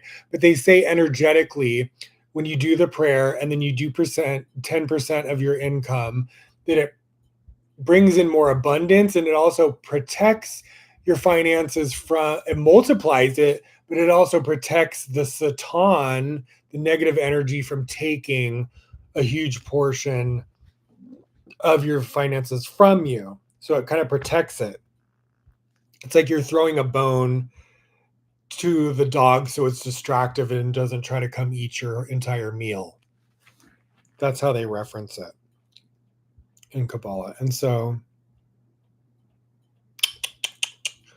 Buddha bada bing bada bang bada boom.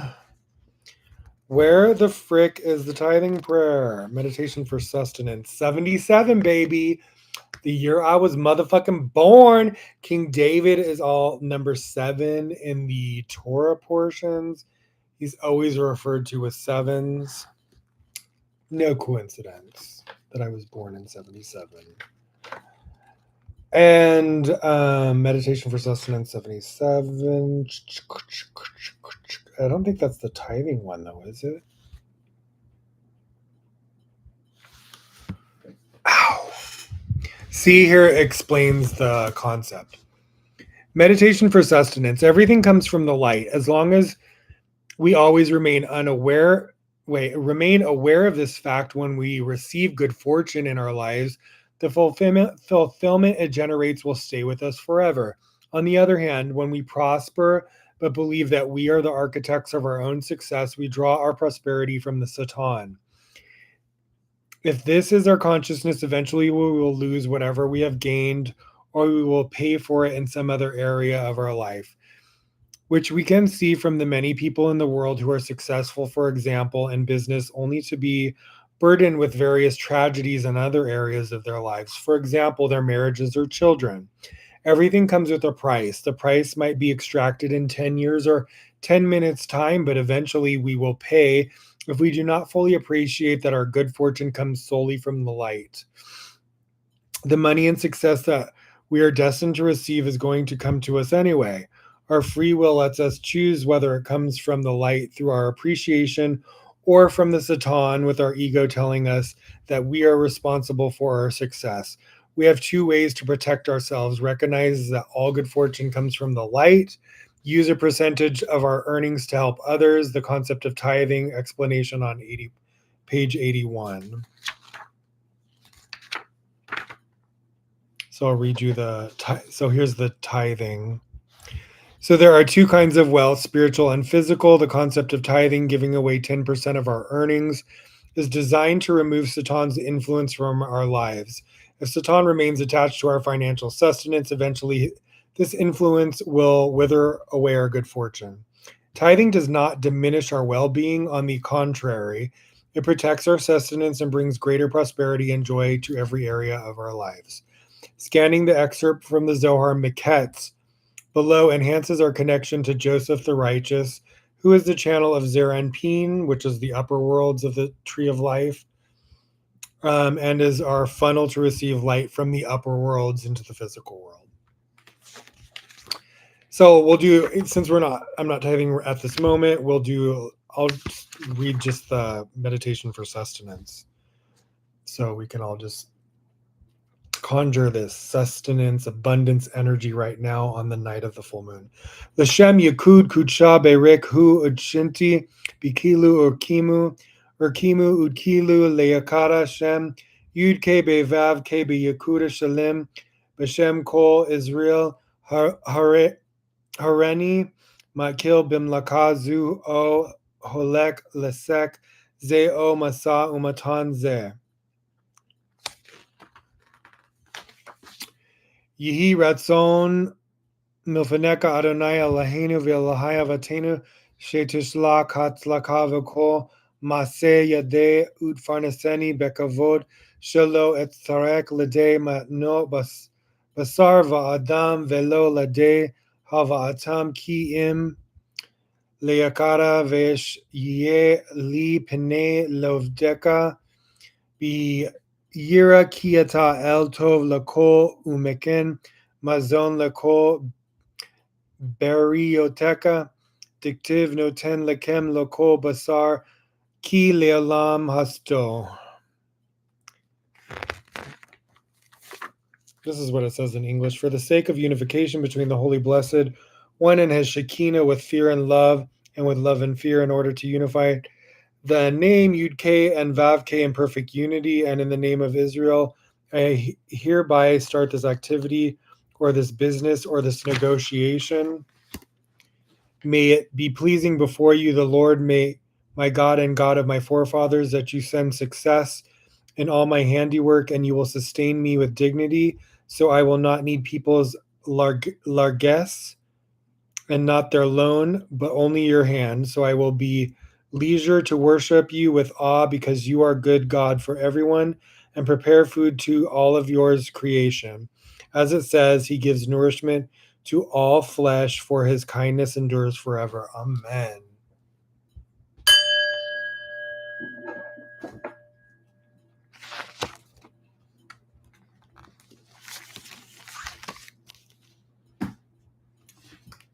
That felt good.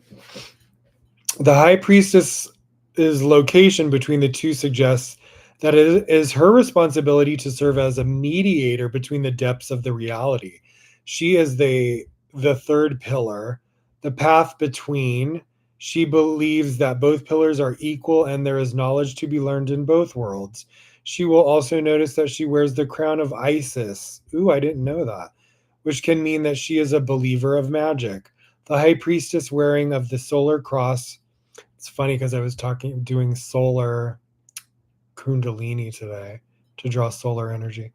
The high priestess wearing the solar cross denotes that she is connected to the season of Earth and the Earth itself. The crescent moon at her feet is seen also in many depictions of the Virgin Mary.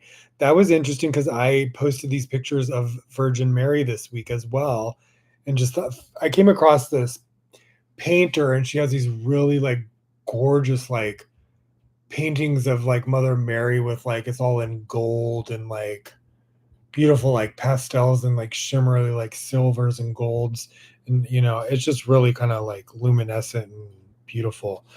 And I was like, I feel like I'm pulling upon this for a reason. Should I add Mother Mary, my oracle deck, to the reading, because I already have a lot going on in this episode? And I was like, no, I already got too much going on. But this, now I see why that there's a similarity or a correlation between the Virgin Mary and the High Priestess. How fucking cool is that? See how everything just kind of like the devil's in the details, like the creator or spirit is showing me all these like synchronicities between tarot and astrology, and like just the tapestry of everything is just fascinating to me, between my personal life and everything I'm studying and the curating and the just the magic of spirit like weaving this sort of like Weber tapestry of like details, and like being intuitively tuned in to like interpreting what spirit is trying to say and decoding it through your own sort of discernment. That is what the lesson is. That's what the inspiration is from this podcast. And it's like being really emphasized right now. And I'm like so excited to share that with you, because that's what's resonating with what spirit is saying to me right now, and means that she has a complete grasp over her emotion. That's been very much a lesson for me the past 2 weeks, is emotional vibrational alignment, especially when you're going through triggering like tower moments, and not taking your emotions out on your soulmate or your family or your friends or people in general. It's not always easy when you're going through a really fucked up tower moment. And the pomegranates refer to the ambition of the priestess. Interesting. I have a pomegranate tree in the backyard, and they're all like bloomed. We just have to like I don't know why I haven't picked them. I should pick them.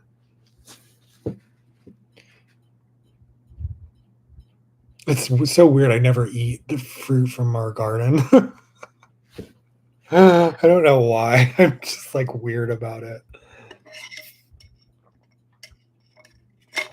All right, I'll read the upright high priestess meaning and then we'll move on because I need to read a little bit of these two books. And we're already to 3 hours and 20 minutes. So this episode's going over. It's going to go over. It's probably going to be like 4.5 fucking hours. So I'll just read you the intros of both these books just to give you the gist of it because I've already like explained somewhat about it. And then we'll do a Sleepy Hollow tarot reading and then we're finito. Also today, I was having this telepathy situation. So my soulmate, I want to share this story, and I don't usually share stuff about him, but this is something I need to share. And so it's like, it's not really too much details about him. It's just how intuitively connected we are and how psychic he is. And he's like, how psychic both of us are. And he's like, but how psychic we are together is the cool thing. So, and how protective he is over me is just like, so it's like only your soulmate. And it's honestly so fucking romantic, honestly, just spiritually speaking, that, so like a month ago, like before Rosh Hashanah, he was doing a reading and for me, and he said, "You have a snake in the grass." And I was like, I got like annoyed with him, and I was just like, "What are you talking about?" I was like, "I only talked to you, my mother, and my brother and my therapist." I'm like, "What snake in the grass?" And I just got like irritated and like, you know, message him. I'm like, "Baby, I don't know who you're talking about. I only talked to you, my mom, my brother, and my therapist." Then and he didn't tell me. I don't think he knew who it was. He was just picking up on it. And because he didn't share any details about who it was. Now, either the day later or that following night, I have a dream of my abusive ex from like my 20s and 30s. Like he was just my ex in my 20s. Like we dated each other in our 20s and then we were just friends in our 30s and probably hooked up like once. And so yeah, and it was just like tried to be friends and he was even terrible as a friend. Like he was just abusive and would use me and a liar and just the gamut, sabotage things. Like it was just crazy. I'm not even going to get into it. It was just he he had caused so much damage to my life mentally, emotionally, health wise, financially. Like it's it's fucking outrageous. And I never want, I'm 48 and I haven't spoken to him or seen him at all in my 40s. But he had tried to reach out to me when I first moved back to Vegas, like about 8 years ago. And I had him blocked he was trying to come on my social media and my email. I had him blocked. He was acting like a psycho stalker. And after he had done that fucked up thing to me in Chicago and lied to me and used me to use my apartment and fucking said he was in an AA for a year and was lying, just complete fucking crazy liar. And and anytime I would try to move on and have a boyfriend over the years, he would always try to like come back and get with me just to sabotage my relationship. And then he wouldn't even want to be with me. He would always do fucked up things like that. If he saw me having like a success or coming into like some sort of like success with something or have like a connection that he could think that was like, like a celebrity or something or in the community, somebody that he wanted, he would always try to like leech on to like my friends, my connections, use opportunities, be jealous. He was so competitive. He was he would never want to be with me when we were together and would cheat on me, but then when I'd move on, then he would act like he wanted to be with me, and then when he would get me and sabotage the thing, then he would want me again. It was like all these fucked up things like that. So after, my boyfriend fucking channels that, there's a snake in the grass around you the following night, right before Rosh Hashanah, probably the week of Rosh Hashanah, like just a few days before. And I'm like, and in the dream, he's following me, like stalking me, and he's like coming up behind me, and I'm like scared in the dream, and I'm like, turn around, like kind of like, what do you want? But I was just trying to be like non-confrontational, but I just turned around and like, what do you want? In the dream, it was just like some sort of like forgiving each other sort of vibe. Um, More me forgiving him, but I was like still just like taking accountability for just being a part of that relationship and being reactive, because there was a lot of times where he was abusive and sabotaged me, and then I would react out of anger. And so I was just taking accountability for my part as well. Um, and for always going back, there was a part of me that was like kept going back and had no self-esteem. And I think it was because I had no family, I had no friends. And we had this sort of like unhealthy like bond. There was like a trauma bond. And so at a time where I had no self-esteem and I was going through homelessness and blah blah blah. And so, you know,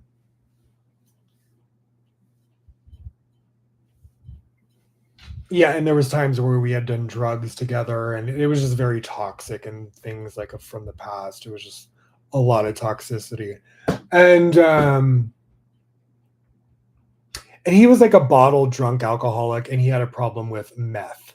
Now I was more like a pot smoker and cigarettes, but there was times where I had done meth with him, and I didn't like it, and it was more his thing, and I could always control my alcohol and have a few drinks, but there was, like in our 20s mostly.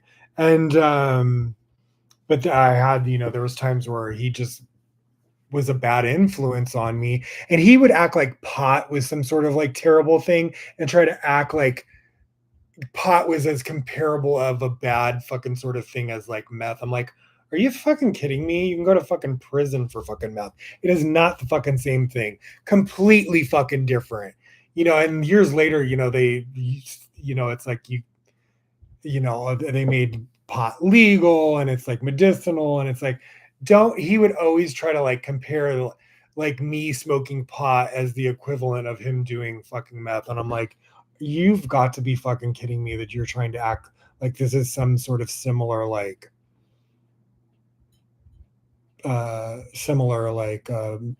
field playing field, or whatever the fuck you want to call it.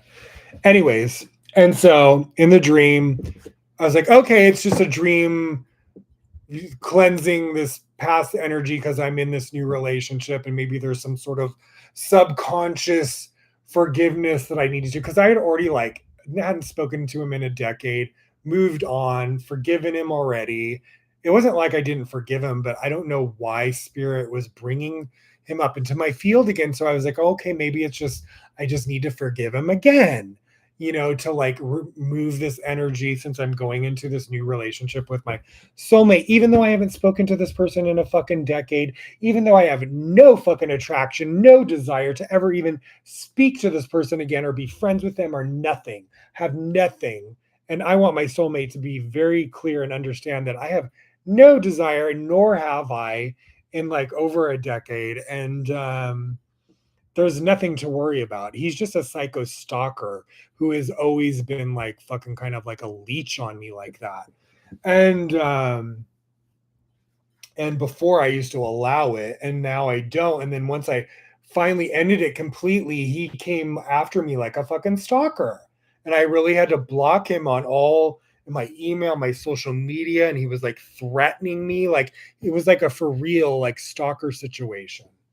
And then he finally just like gave up, thank God. And I hadn't heard from him in a decade. But then I would still, for a few years after that, he would pop in my dreams from time to time. And it was almost always like a nightmare. And then for years, I have not dreamt of him until this moment. And so, like in the dream, I was just like, I was afraid, but I turned around and confronted him. And it was just like a hug. I forgive you, you forgive me. I woke up. It was, there was no words. It was just intuitive. And so it was just like, whatever, okay.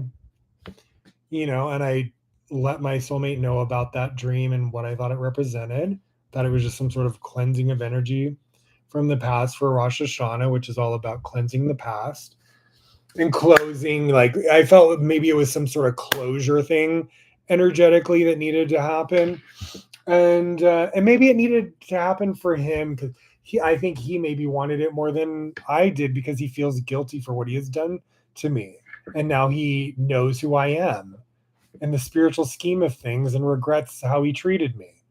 And it's too late, because he will never be a part of my life or anything again. And he just has to live with he did what he did to me for as long as he did to me. And that I will never let him come and try to even remotely sabotage anything in my fucking life. I wish him well. And this is the thing. I don't wish him any harm. This is also why I don't say his name, because I don't wish him any evil eye. I don't wish any retaliation on him from people who support me. I also know he wants attention, so I don't say his name for the other aspect of that. He has always been so thirsty off of my light and my blessings. And I think the fact that he sees that I'm going to be successful and that I have this huge spiritual destiny that he wants, instead of creating a light of his own from his own, it's like he wants to take from me because he doesn't know how to cultivate on his own. And to me, that's just like tacky and kind of like, I'm not going to allow him to fucking use me and take advantage of me like that, like he did for years. And so that's the reason I don't say his name out of not trying to have any bad karma, but also not letting him take advantage of me. And I'm sure when I'm successful, he will try to milk some sort of attention for himself. I hope not, that he ends up trying to cultivate his own success and things on his own instead of trying to like piggyback off just knowing me in the past, because I will never try to fucking do that with him in any sort of way. And so then this week as well, my boyfriend did another reading and he said the same thing word for word. There's a snake in the grass. There's a snake in the grass. And I'm like, and I had forgotten that he had said that before. And I had forgotten about the dream with my ex, or like a few weeks ago. It's just when he was saying it again this time, I remembered him saying it, but I didn't remember that I attributed it to that dream because I'm a fucking airhead. I'm an air sign. We're both Geminis. I'm a little bit of an airhead. I've smoked a lot of pot in my lifetime. Whatevs. And I have trauma, so I'm not always the brightest. And thank God spirit guides me intuitively because I am very forgetful. And so he again, my love says that, and I'm like, again, like, and I feel bad and like, I'm sorry, baby, because it's just like I don't like hearing negative things. And so like if I feel like I didn't even know what he meant, I started getting paranoid. I was like, who is he talking about? A snake in the grass? I'm like, I only talk to you, my mom, my therapist. I'm like, what are you calling yourself, a snake in the grass? I got like, it really messed with my head. And I forgot that he had said this before. And I kind of got upset at him. And now I felt like shit and like apologized. And I was just like, because I messaged him and I was like, what are you talking about? A snake in the grass again? I was like, there's no snake in the grass. I'm like, I only talk to you, my mom, my brother, and my freaking therapist. I'm like, why do you keep saying that? And I was just like, and I completely forgot about the other dream, like a complete airhead. And I was just being reactive and like, I don't like thinking about negative things. Like, even though I know there's people giving me evil eye out there, I don't like acknowledging it because I study law of attraction and Abraham Hicks says, don't focus on the negative because you attract more of it. And so even though my boyfriend is being protective over me and he's just psychically intuitive about protecting me, and he's like seeing in the spiritual realm almost the way shamans have this gift to do that, where they can see what's going on in the spiritual realm. And if somebody's like, and honestly, that makes me feel so good. And like, I was so grateful afterwards. But it was like in the moment, spirit wasn't revealing to me who he was picking up on, and it wasn't giving him enough details of where he was expressing that to me. So I was getting frustrated, like, why are you saying that and then not telling me like who you're referring to? And so I just kind of got, and I shouldn't have been like made him feel any sort of like way. And I think just because I'm stressed out right now already with my mom on my case, my finances, I'm feeling lonely because he's far away. I'm just going through a lot. And I'm just like not always in the best mood lately. And that's why I was like thanking him for like putting up with me, the sides of me that aren't the easiest to deal with right now. And he's going through his own stuff, and there's times where he's moody and rubs me the wrong way. But that's the thing, is that we love each other unconditionally. We always take accountability. We put up boundaries when either one of us is being crabby or reactive or whatever. And so it is what it is. I love him unconditionally. He loves me unconditionally. We put up boundaries when need be, when we're both being drama queens or like stubborn or being negative. And this is why I think we're great for each other, because we're like humble with each other, but we're real with each other. And it's just like this perfect combination of like balance. And we don't fight it. Like when I call him, I see when he processes it. When he calls me out on my shit and puts a boundary, I process it. It's like, you're right. I'm wrong. I'm sorry. I understand why you're putting this boundary. I'm crossing a boundary. I should not be energetically reacting to you this way. I should not speak to you in this tone, or I shouldn't be behaving like this. And there's times where he does that too. And, I'm like, I saying, I don't like the way you're talking to me. I don't like how you're referring to this or this or that. So we have good communication. He's a little bit more like psychic, intuitive, and he's a little shyer than I am, and he's younger, and so whatever. I think we're a good balance, because sometimes I'm too like blah, blah, blah, and I just need to be more intuitive, and he's sometimes too intuitive and more introverted, and I need him to like express more. So we're great, like a great sort of match for each other. And but again, so then a day later after this week, and he says this again and then I message him being like, why are you saying this? Which, I'm sorry, baby, you are fucking right. And thank you. And like, how blessed am I that you are able to have the gift to intuitively see in the spiritual realm when somebody is creeping on me from my past that I don't want energetically creeping on me like that. And it's like fucking not cool. And I have a boundary with this person, and this person relentlessly throughout my past has crossed my boundaries and just doesn't get it. And and he is not welcome in my dreams. I don't want him in my dreams. And the fact that it doesn't even feel like it's just some sort of random dream, it feels intentional, like he's projecting his spirit into my consciousness. That's exactly what it feels like and what it felt like this last dream.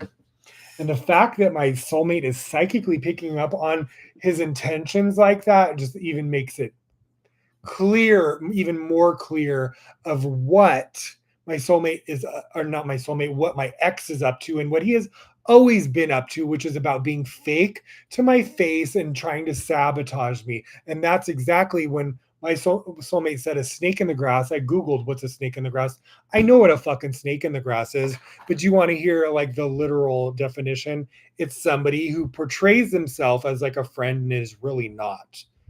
And that's exactly what my ex always was like to me. He even did tried to do satanic curses on me. One time walked in my apartment and wrote this pentagram thing and stuck it to my mirror and walked out of the apartment. He is like that and would cover up that he was doing these like demonic things and trying to hide it from me.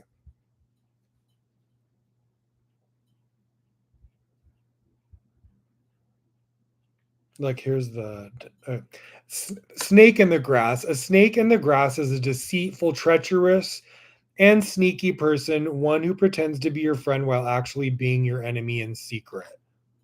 Epitome of him.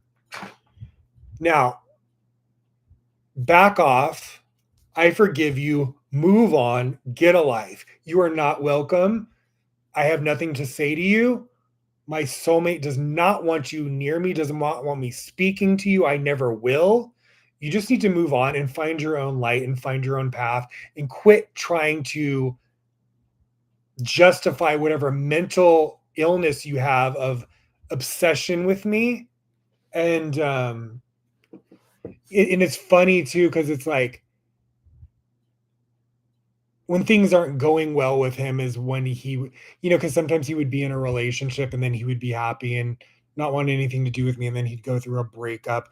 And I think when I first moved back to Vegas, he was already living back in Vegas, and he had a boyfriend then, and I'm in the dream he didn't have that boyfriend and was living with a roommate. So of course, when things aren't going well from him, and then here comes he sees me probably through social media having success with my podcast. He probably spies on my Instagram because I don't have my shit on private or TikTok.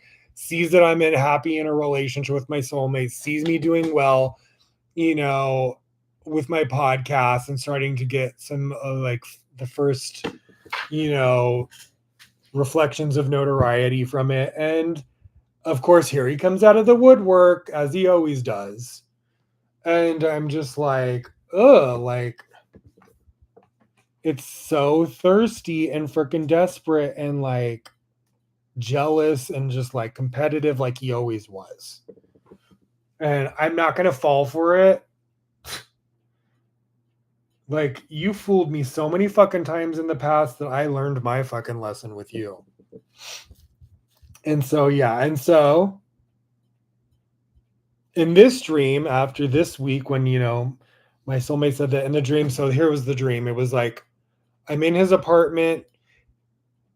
He's showing me the apartment. He's telling me he has like this shitty roommate that he looks unhappy with. Then all of a sudden, his sister, which I was always like got along with his sister and him would fight all the time. She knew he was like very of a difficult person, and she knew he used to walk all over me. But she knew I was good for him, but he just ruined it. And so I think in the dream she was like, she knows how toxic her brother is and all the drama and of his life and everything and how miserable he is. And she knows I was good for him, but he was never good for me.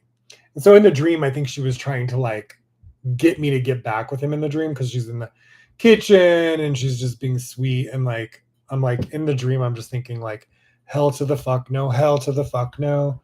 Like, why am I here? How am I here? I was just kind of like, what is going on? What? Like, it was just like this weird fucking situation. And it was like, as I was almost like watching myself on some weird autopilot in some sort of like television fucking episode, it was just like, woke up like, what the fuck? Like, hell no would I even go in any environment, especially an environment of like where you live, and like fucking hell no would I go in your environment or even meet you in public. Or like the last time I saw him I saw him in public and bolted out of there. I ran out of there before he could even see me.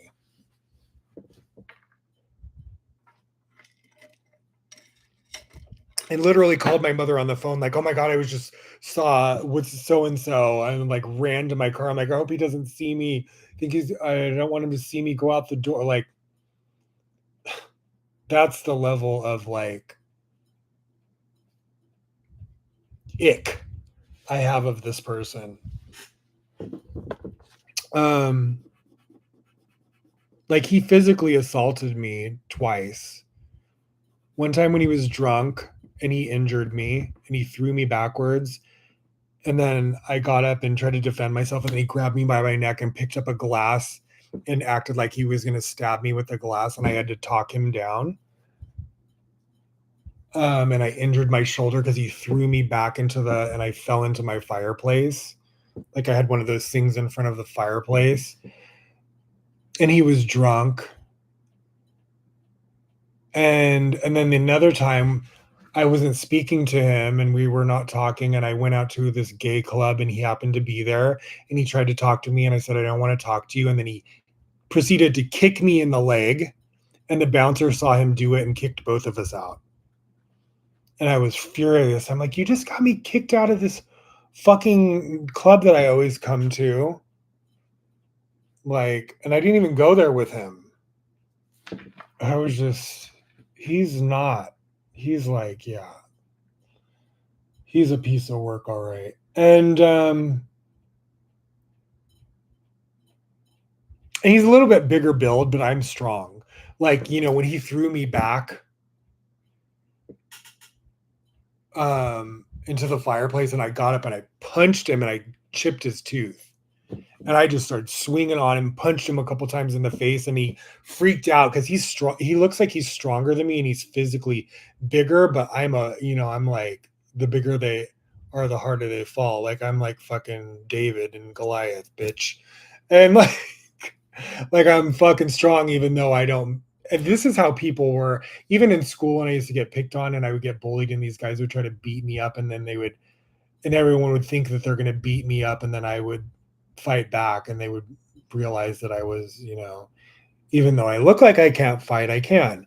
And and then he freaked out when I chipped his tooth, and he was like, "Oh, my tooth!" And then he came up to me all unexpectedly and grabbed me by the neck and grabbed a fucking glass, like a wine glass, and like he was gonna fucking stab me and murder me with it. And I literally remember my life flashing before my eyes. He has me pressed up against my front door, the glass in his hand, staring at me, his hand on my neck like this.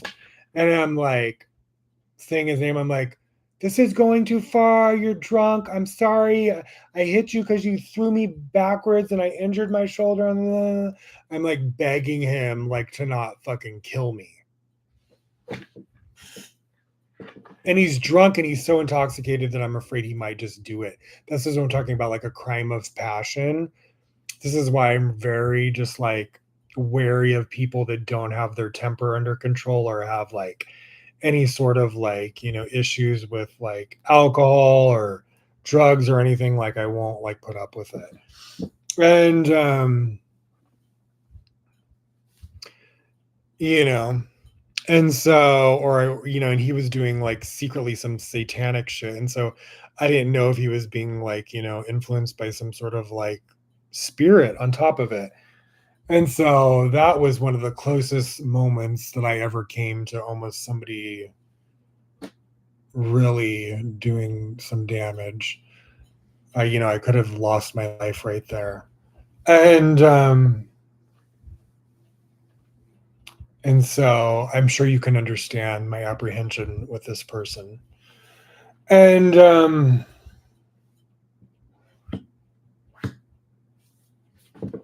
and he was like an alcoholic. Like he was the type where you would go to a bar and he does not know, he's like the type that does not know how to stop. He can't just have one or two, and that's why I would never go out to the bar with him, because you would be out there all night and he would be wasted and he wouldn't listen to you, and he just becomes like a Dr. Jekyll and Mr. Hyde, and he will just drink and drink and drink and drink. He doesn't stop. And that's why he would go to AA, because he's like one of those type of alcoholics. I never had that problem. I could always control myself. I would never go past 3 at the most, but I would just always have 1 or 2 drinks and I'm good. I'm not into shots. Shots takes me over the fucking edge. If I do a shot, it's 1 drink and a shot and that's it. Like I know my limits. And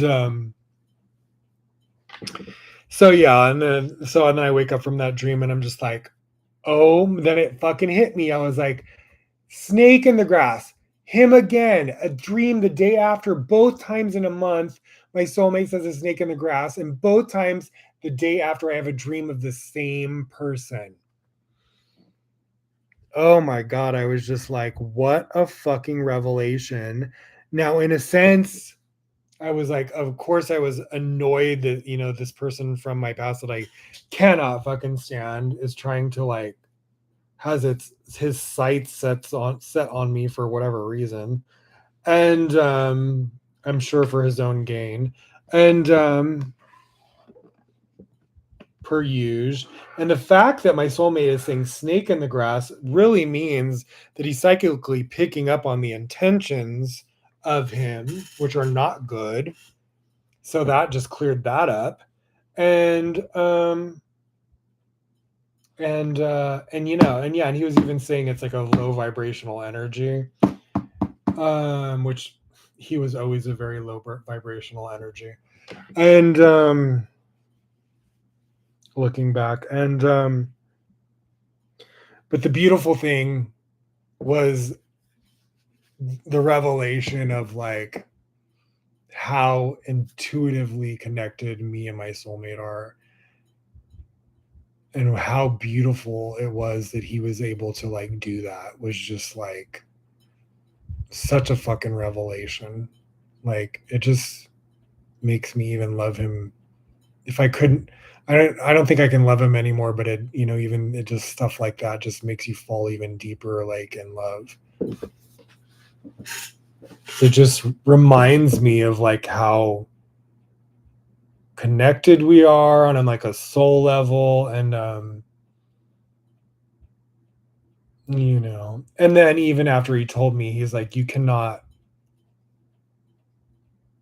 he's like, I know there may be a part of you that wants to like tell him off or have an apology from him, but you cannot, and you are not to, you know, be around him or speak to him or anything. And I was like, baby, don't you fucking worry. That ain't ever gonna fucking happen. You don't even have to tell me that.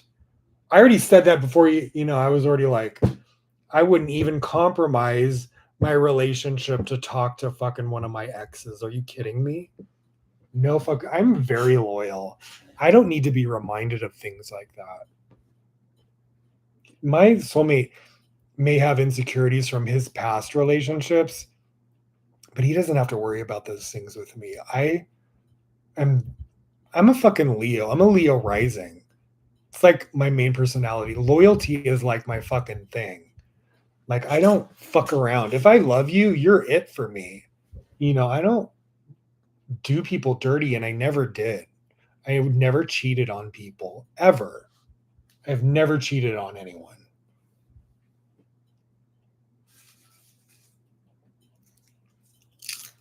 Can't say the same about him, my ex. Anyways, let's move on, shall we? All right. We're in 4 hours here. Sorry, guys. Enjoy it while it lasts. Because we're 1 episode to the season finale. All right, I'm just going to read the very quick intro and then we'll do the reading and call it up. So yeah, and then it was funny because the whole thing was like telepathy. I was talking about all this yesterday between me and my soulmate. And then look at the card I pulled today when I'm doing my Kundalini. I pulled a card from Lana Fairchild's White Light Oracle deck.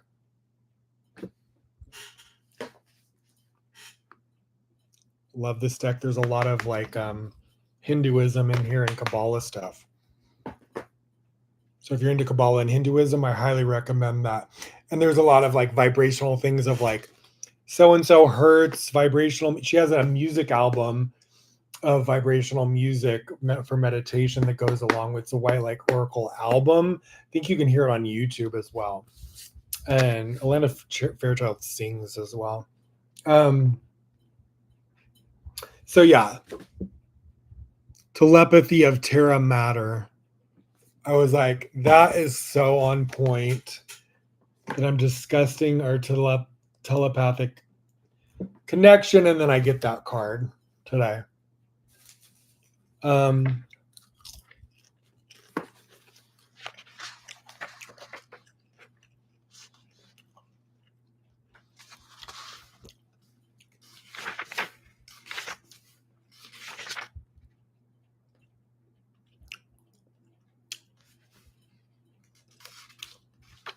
so yeah, I told you about go to the Connie app, get the Connie app, sign up, do your birth chart, put in your info.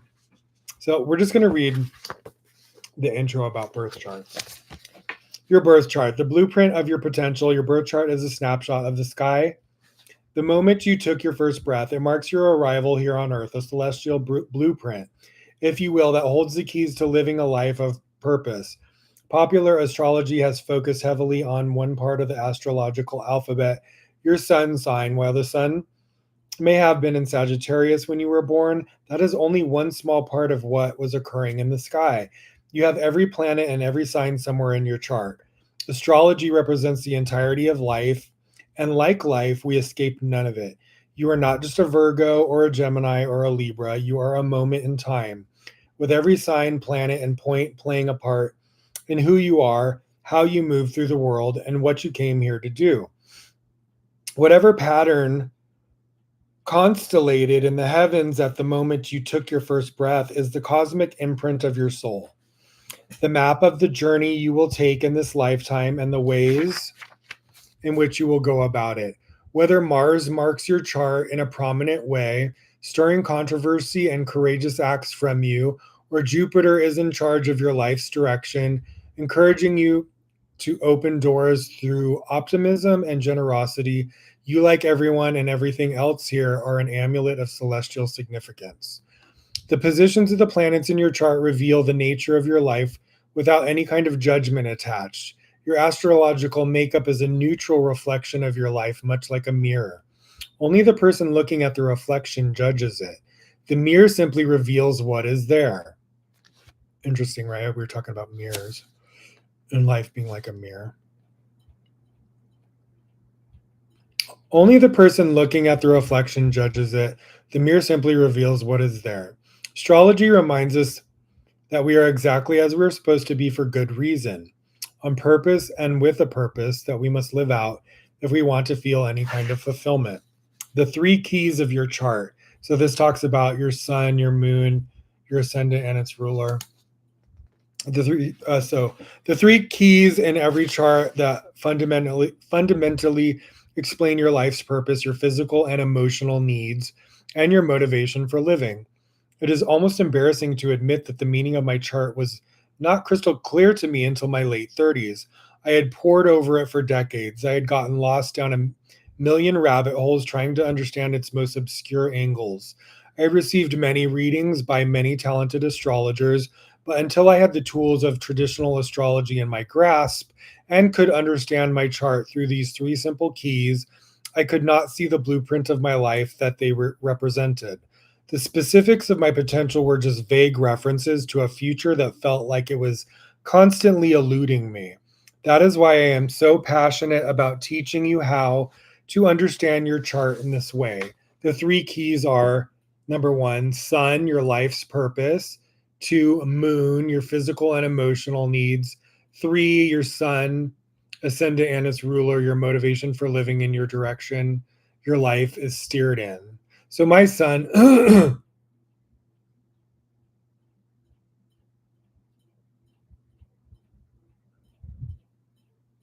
so yeah, my sun is Gemini, my moon is Scorpio, and then my ascendant or rising is Leo. By the end of this book, you'll understand each of these three keys in your chart and have the tools for unlocking them. They will anchor your understanding of yourself, your life, and its meaning, and aid in your ability to love and accept yourself as you are. Understanding your astrology chart is the doorway. The effort to move through it is our own. The sun in your chart will detail the nature of how and where you need to shine. The moon in your chart will tell you how you can best unpack your life's purpose daily with great care and consideration for your unique physical and emotional needs. That's so cool. I'm so excited to delve into the app now that I put all my registered and put my information in and really like go deep into my chart. The sign of your ascendant will detail the specific kind of motivation that you have for living your life. The planet that rules your ascendant will tell you the direction that your life is steered in. I can't wait to do this. Everything else in your chart will either be supporting or challenging these keys, or for our purposes here, they will be secondary. So here's how you pull up the chart. Pulling up your chart, download the Connie app to pull up your chart, birth chart on your phone, or go to my website, www.connienicholas.com. That's CANINICHOLAS.com. You will need your day, month, year, location, and time of birth to pull up an accurate birth chart. Time is everything in astrology. The more accurate your birth time, the more accurate your birth chart. Spending extra effort investigating the exact time of your birth is always worthwhile. What if you don't know your birth time? If you don't know your birth time offhand, she basically says order your birth certificate, the long form birth certificate. And also you can reach out to the hospital you were born in to obtain your birth records. It's important to get to know your chart in its entirety, not just a list of the signs and the planets where the planets were in when you were born. That list is helpful, but there is something that awakens within us when we see the diagram of the sky the moment we took our first breath. Being able to locate the planets in the houses and seeing the connections they are making to one another is how we learn astrology. Once you take a look at your chart, you might find yourself overwhelmed by all the patterns in it. Each new piece of information can take time to integrate. Embrace this for what it is, a journey, not something to be mastered or done with precision on your first go. Though some realizations do come quickly, others will be missed for long periods of time. This process takes patience, compassion, and humility. Many of us come to astrology in search of ourselves, in search of the meaning of our lives, in search of some clues about what it is we are here to do and whether or not we are on the right track. Your astrological chart will show you all that and more if you have the patience to learn its language and wade through its sometimes slow ways of revealing answers to you. All right, I'm going to wrap it up there. You get the gist, and we're going to do a little chapter of autobiography of a yogi, Paramahansa Yogananda.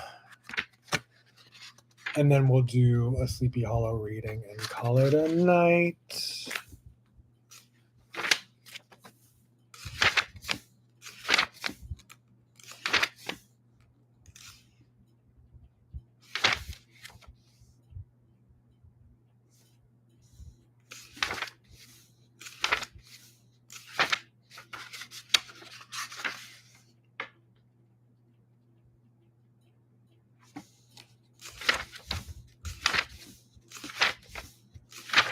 All right, I'm just going to read the introduction.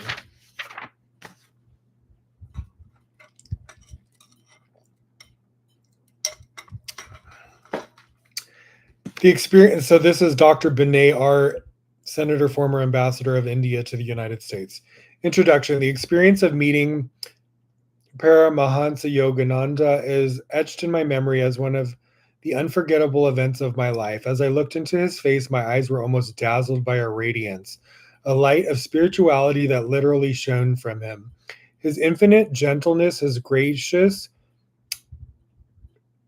kindliness enveloped me like warm sunshine. I could see that his understanding and insight extended to the most mundane of problems. Even though he was a man of spirit, in him I found a true ambassador of India, carrying and spreading the essence of India's ancient wisdom to the world. So that's the quote from Dr. Binay. And so then it goes, to those who were personally acquainted with Paramahansa Yogananda, his own life and being were convincing testimony to the power and authenticity of the ancient wisdom he presented to the world. Countless readers of his autobiography have attested to the presence in its pages of the same light of spiritual authority that radiated from his person. Hailed as a masterpiece when it first appeared in print 75 years ago, excuse me, the book sets forth not only the story of a life of unmistakable greatness, but a fascinating introduction to the spiritual thought of the East, especially its unique science of direct personal communion with God. Excuse me, I had some popcorn in my mouth. Opening up opening up to the Western public a realm of knowledge hitherto accessible only to a few.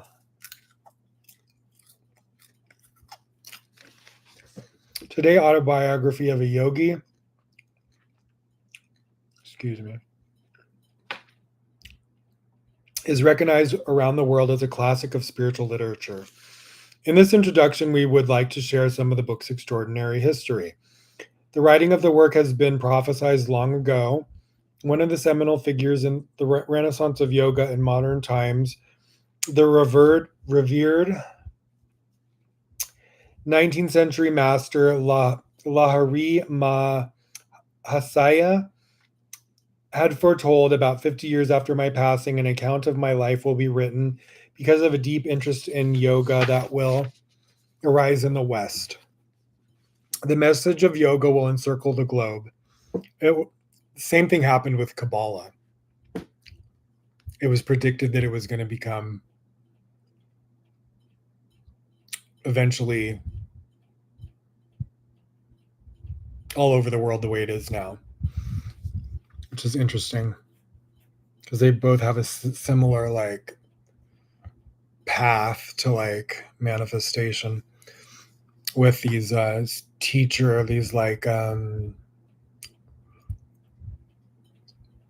these like destined teacher student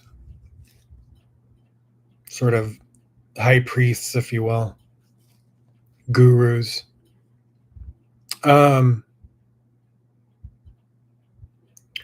It will aid in establishing the brotherhood of man, a unity based on humanity's direct perception of the one Father. Many years later, Lahari Mahasaya's exalted disciple Swami Sri Yukteswar related his prophecy to Sri Yogananda. You must do your part in spreading that message, he declared, and in writing that sacred life. It was in 1945, exactly 50 years after Lahari Mahasaya's passing, that Paramahansa Yogananda completed his autobiography of a yogi, which amply fulfilled both of his guru's injunctions, providing the first detailed presentation in English of Lahari Mahasaya's remarkable life and introducing to a world audience India's age-old science of the soul. Excuse me, some coffee.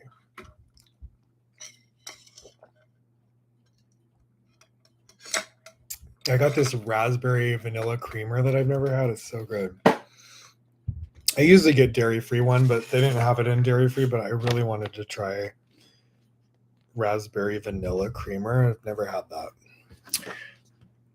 Anywho, the creation of Autobiography of a Yogi was a project that Paramahansa Yogananda worked on over a period of many years.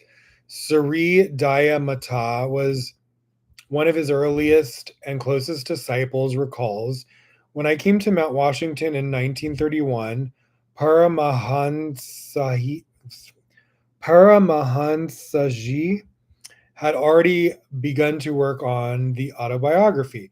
Once, when I was in his study attending to some secretarial duties, I was privileged to see one of the first chapters he wrote. It was on the Tiger Swami. He asked me to save it and explained that it would be going into a book he was writing. Most of the book was composed later, between 1937 and 1945. From June 1935 through October 1936, Sri Yogananda had made a return trip to India via Europe and Palestine for a last visit with his guru, Swami Sri Yukteswar.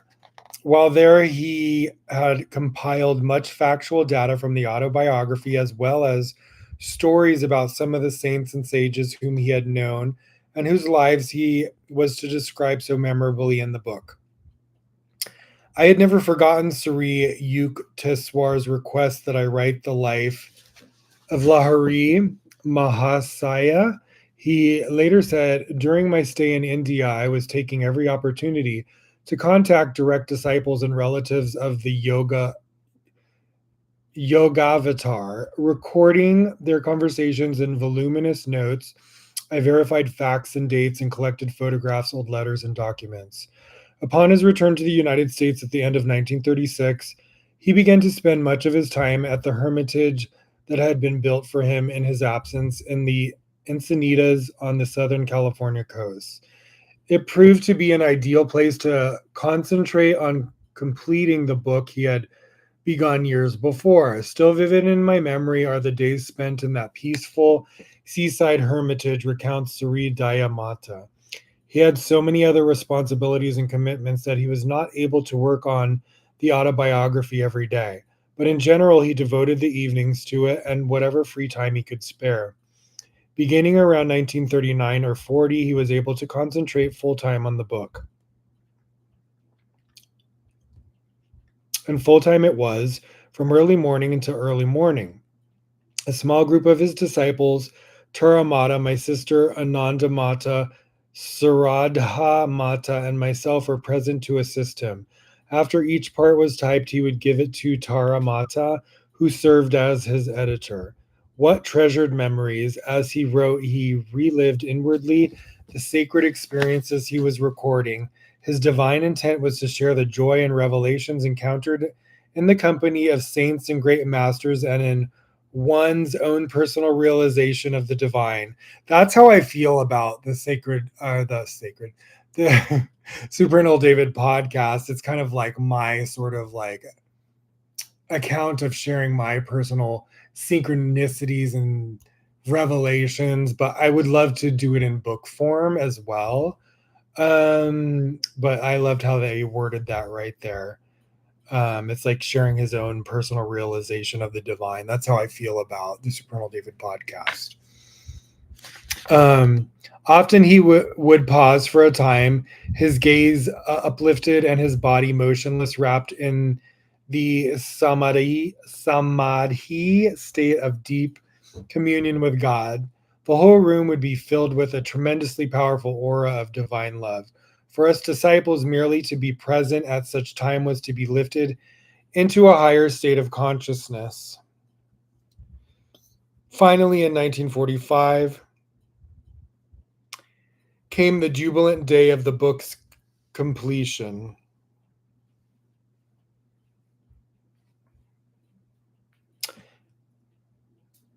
Paramahansaji wrote the last words. Lord, thou hast given this monk a large family, then laid down his pen and joyously exclaimed, all done, it is finished. This book will change the lives of millions. It will be my messenger when I am gone. All right, we're going to wrap that up there.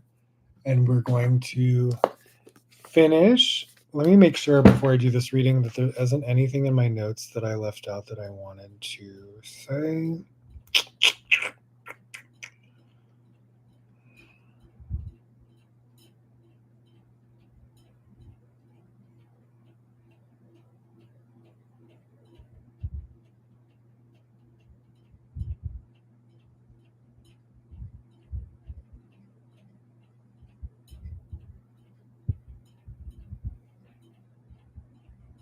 No, I think we're good, and I think I'll save some of this for part 2.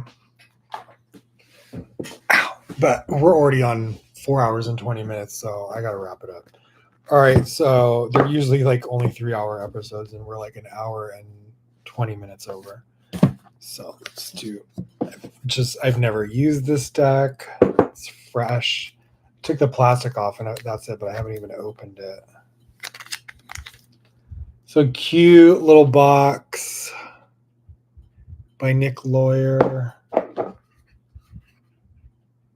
Look, there's Legend of Hollow. There's like a sun, the moon, the pumpkin. I love it. It's so on theme. Fall. Cute little book. How cute. Look at the skull and the pumpkin and the sun. Oh my god, I love it. And the moon. This is so cool. All right. What layout should I do? Should I do like...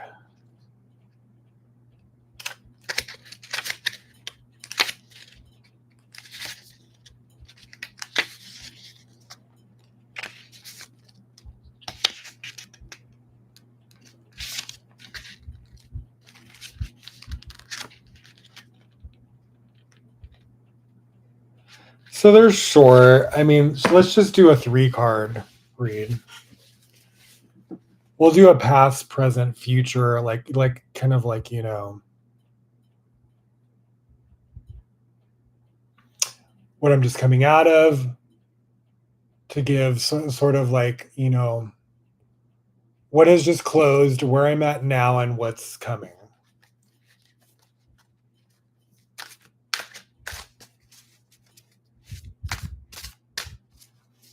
All right, Spirit. Ooh, you're already jumping out, and I didn't. Was like,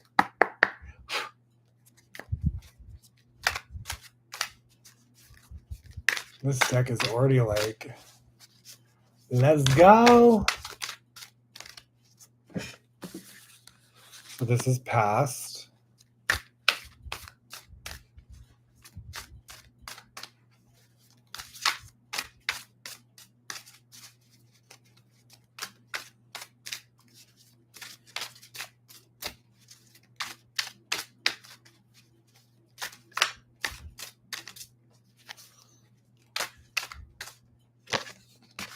Present, future.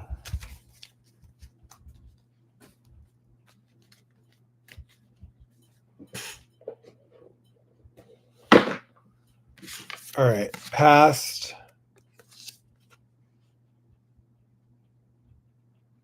Three of Swords. It's a pumpkin. That's so funny. It's usually a heart, right? Yep, swords in the fucking heart. That's my past, all right.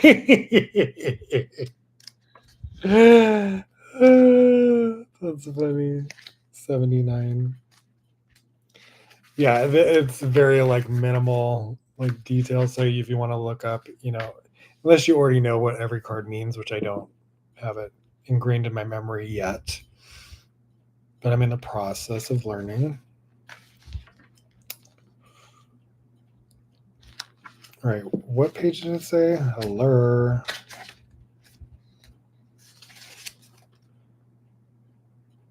I should have had my tarot book out, but I can Google too if we want to go deeper.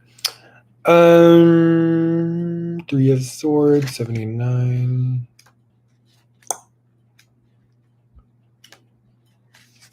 Okay, it's upright.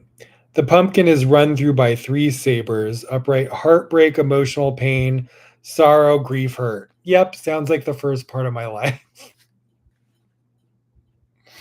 Most of my life has been a lot of that. I've tried to make the best of it, but it's been a lot of heartbreak, emotional pain, sorrow, grief, hurt. Yes. Now I'm gonna, since it's so limited,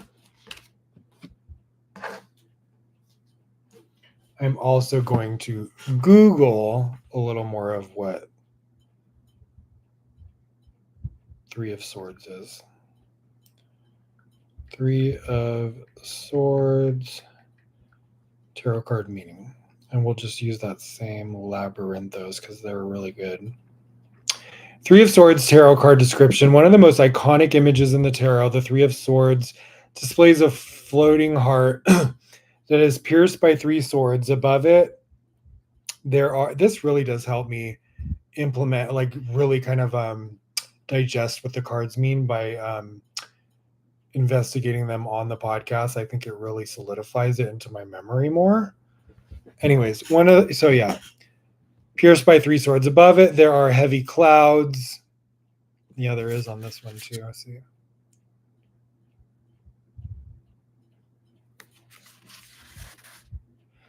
There is also a heavy downpour in the background. Yep.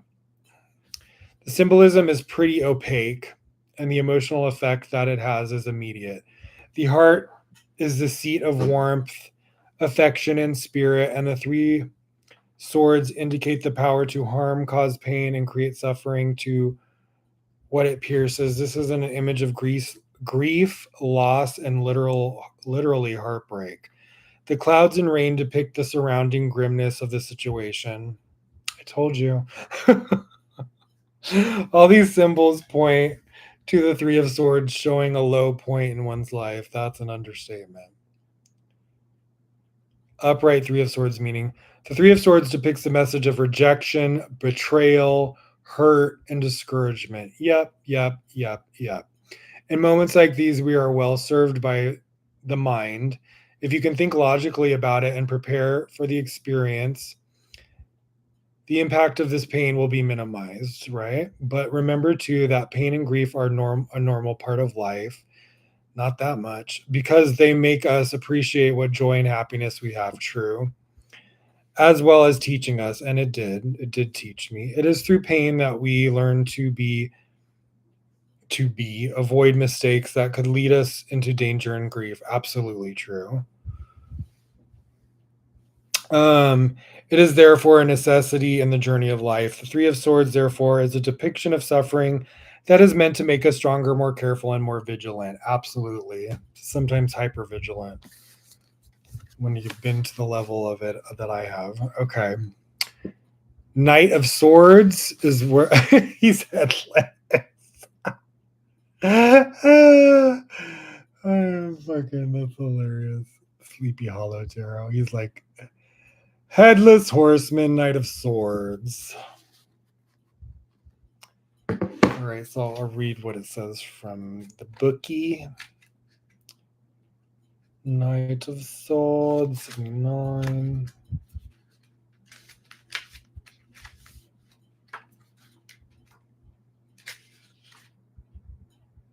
Knight.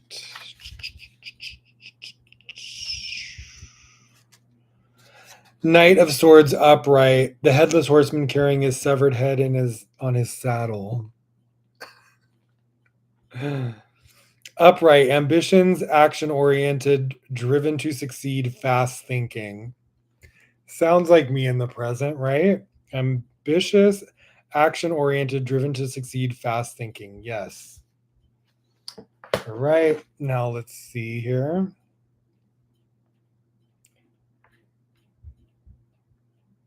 Knight of Swords.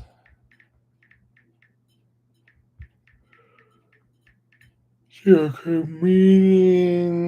Labyrinthos.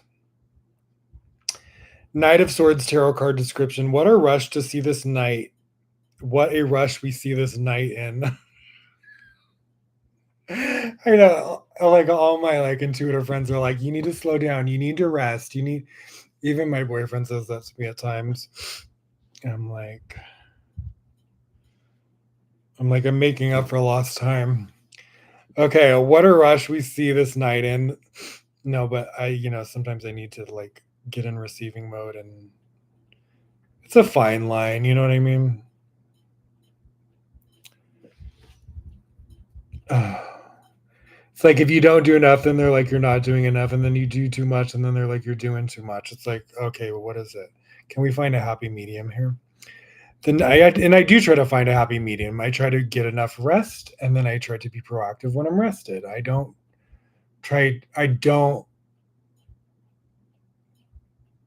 exhaust myself anymore. So I am in a balanced say. It's more external pressure, not really internal. I'm really good at balancing myself. I know when I'm tired, I know when I need to rest, and I do. And I know when I'm like doing too much. It's more external pressure from other people that has been what really irks me or gets me out of vibrational alignment is like external forces like prodding me or pressuring me and me not having financial independence to the point where I am influenced by external forces that I have to rely on other people. That's always been kind of like my what's the word? My I don't know what the word I'm trying to think of is. My issue. Okay. What a rush we see the knight. And the Knight of Swords card depicts a young man who is dressed in his armor and rides a strong white horse in the midst of a battle. The white color of his horse is a reference to the overall purity and intellectual energy which motivates this young rider. Why, thank you. The sky behind him holds stormy clouds, as well as trees which are tossed wildly around by the strong winds. The horse's harness is also decorated with images of birds and butterflies. The cape of the knight is also decorated with those same birds. Upright, Knight of Swords, meaning when we are thoroughly obsessed by a certain idea and strongly wish to manifest it, we are oftentimes so blinded by the actual desire for its fulfillment that we fail to note the difficulties which we may come across, or the actions and consequences that it could bring. The Knight of Swords is a very powerful figure that is full of life as well as energy. This needs to be balanced with a proper and actual realization of compassion and responsibility. Duh. Once the knight sets forth towards his goals, there is absolutely no stopping him. He doesn't see and he doesn't care about any upcoming challenges. Well, it's like I'll deal with that when I get to it. Once the knight sets forth towards his goals, there's absolutely no stopping him. He doesn't see and he doesn't care about any upcoming obstacles. He is filled with sheer ambition, strength, and determination to succeed with his quest no matter what. Basically.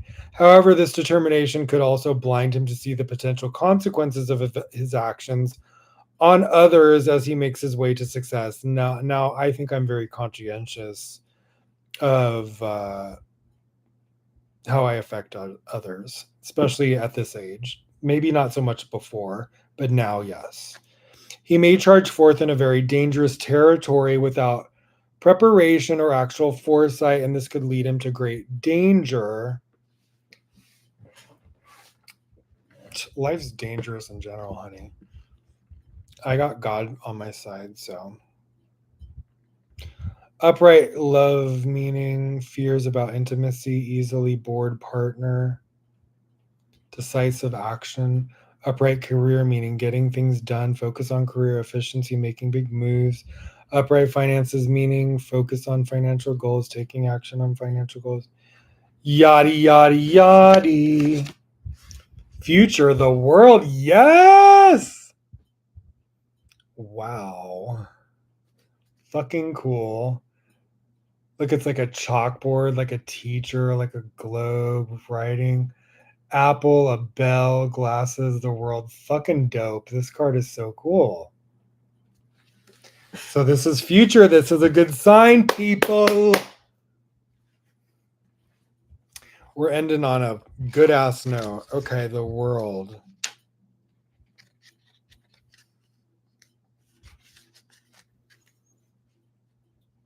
Oh. What is the world? Is that major arcana? It must be, right?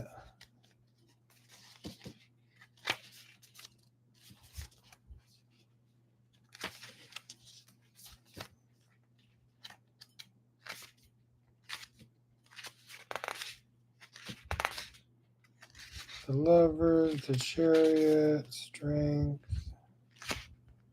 the Hermit, Wheel of Fortune, Justice. I wish they would make these table of contents more specific, so I don't have to flip through every freaking page. Just Google it. Jeez. Okay, it's got to be coming up. The Sun, the Moon, Judgment, the world. Here we go. The schoolhouse is a gateway to the world. The schoolhouse is a gateway to the world. My podcast is a gateway, which is my way of teaching, is what I wanted to be a spiritual teacher. I felt I was called to do. That's how I'm doing it through this platform. And it's leading to the world. The schoolhouse is a gateway to the world. It symbolizes learning and progression, leading to new opportunities, achievements, and fulfillment. Upright, completion, integration, accomplishment, travel. Yes. Fuck yeah. All right, now let's do the.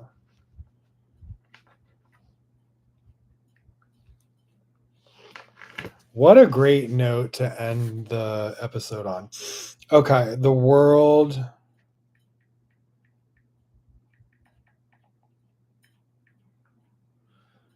Tarot card meaning. The World Tarot card description. The World card in the tarot deck has a dancing figure at the center. The dancing figure on the card has one leg crossed over the other and holds a wand in either hand. Not in this deck.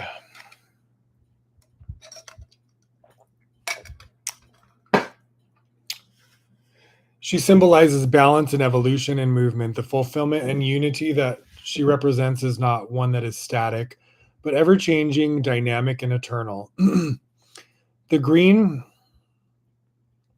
wreath of flowers that surrounds the central figure is a symbol of success, while the red ribbons that wrap around it are reminiscent of infinity. This is so cool. There are 4 figures on each corner of the card, and they are the same ones that are in the Wheel of Fortune. The 4 figures represent Scorpio, Leo, 2 of my major signs, Aquarius and Taurus, representative of the 4 corners of the universe. Interesting, the 4 elements and the 4 evangelicals. Excuse me. Together they symbolize the harmony between all of their energies. Upright world, meaning to encounter the world in your cards is to encounter a great unity and wholeness.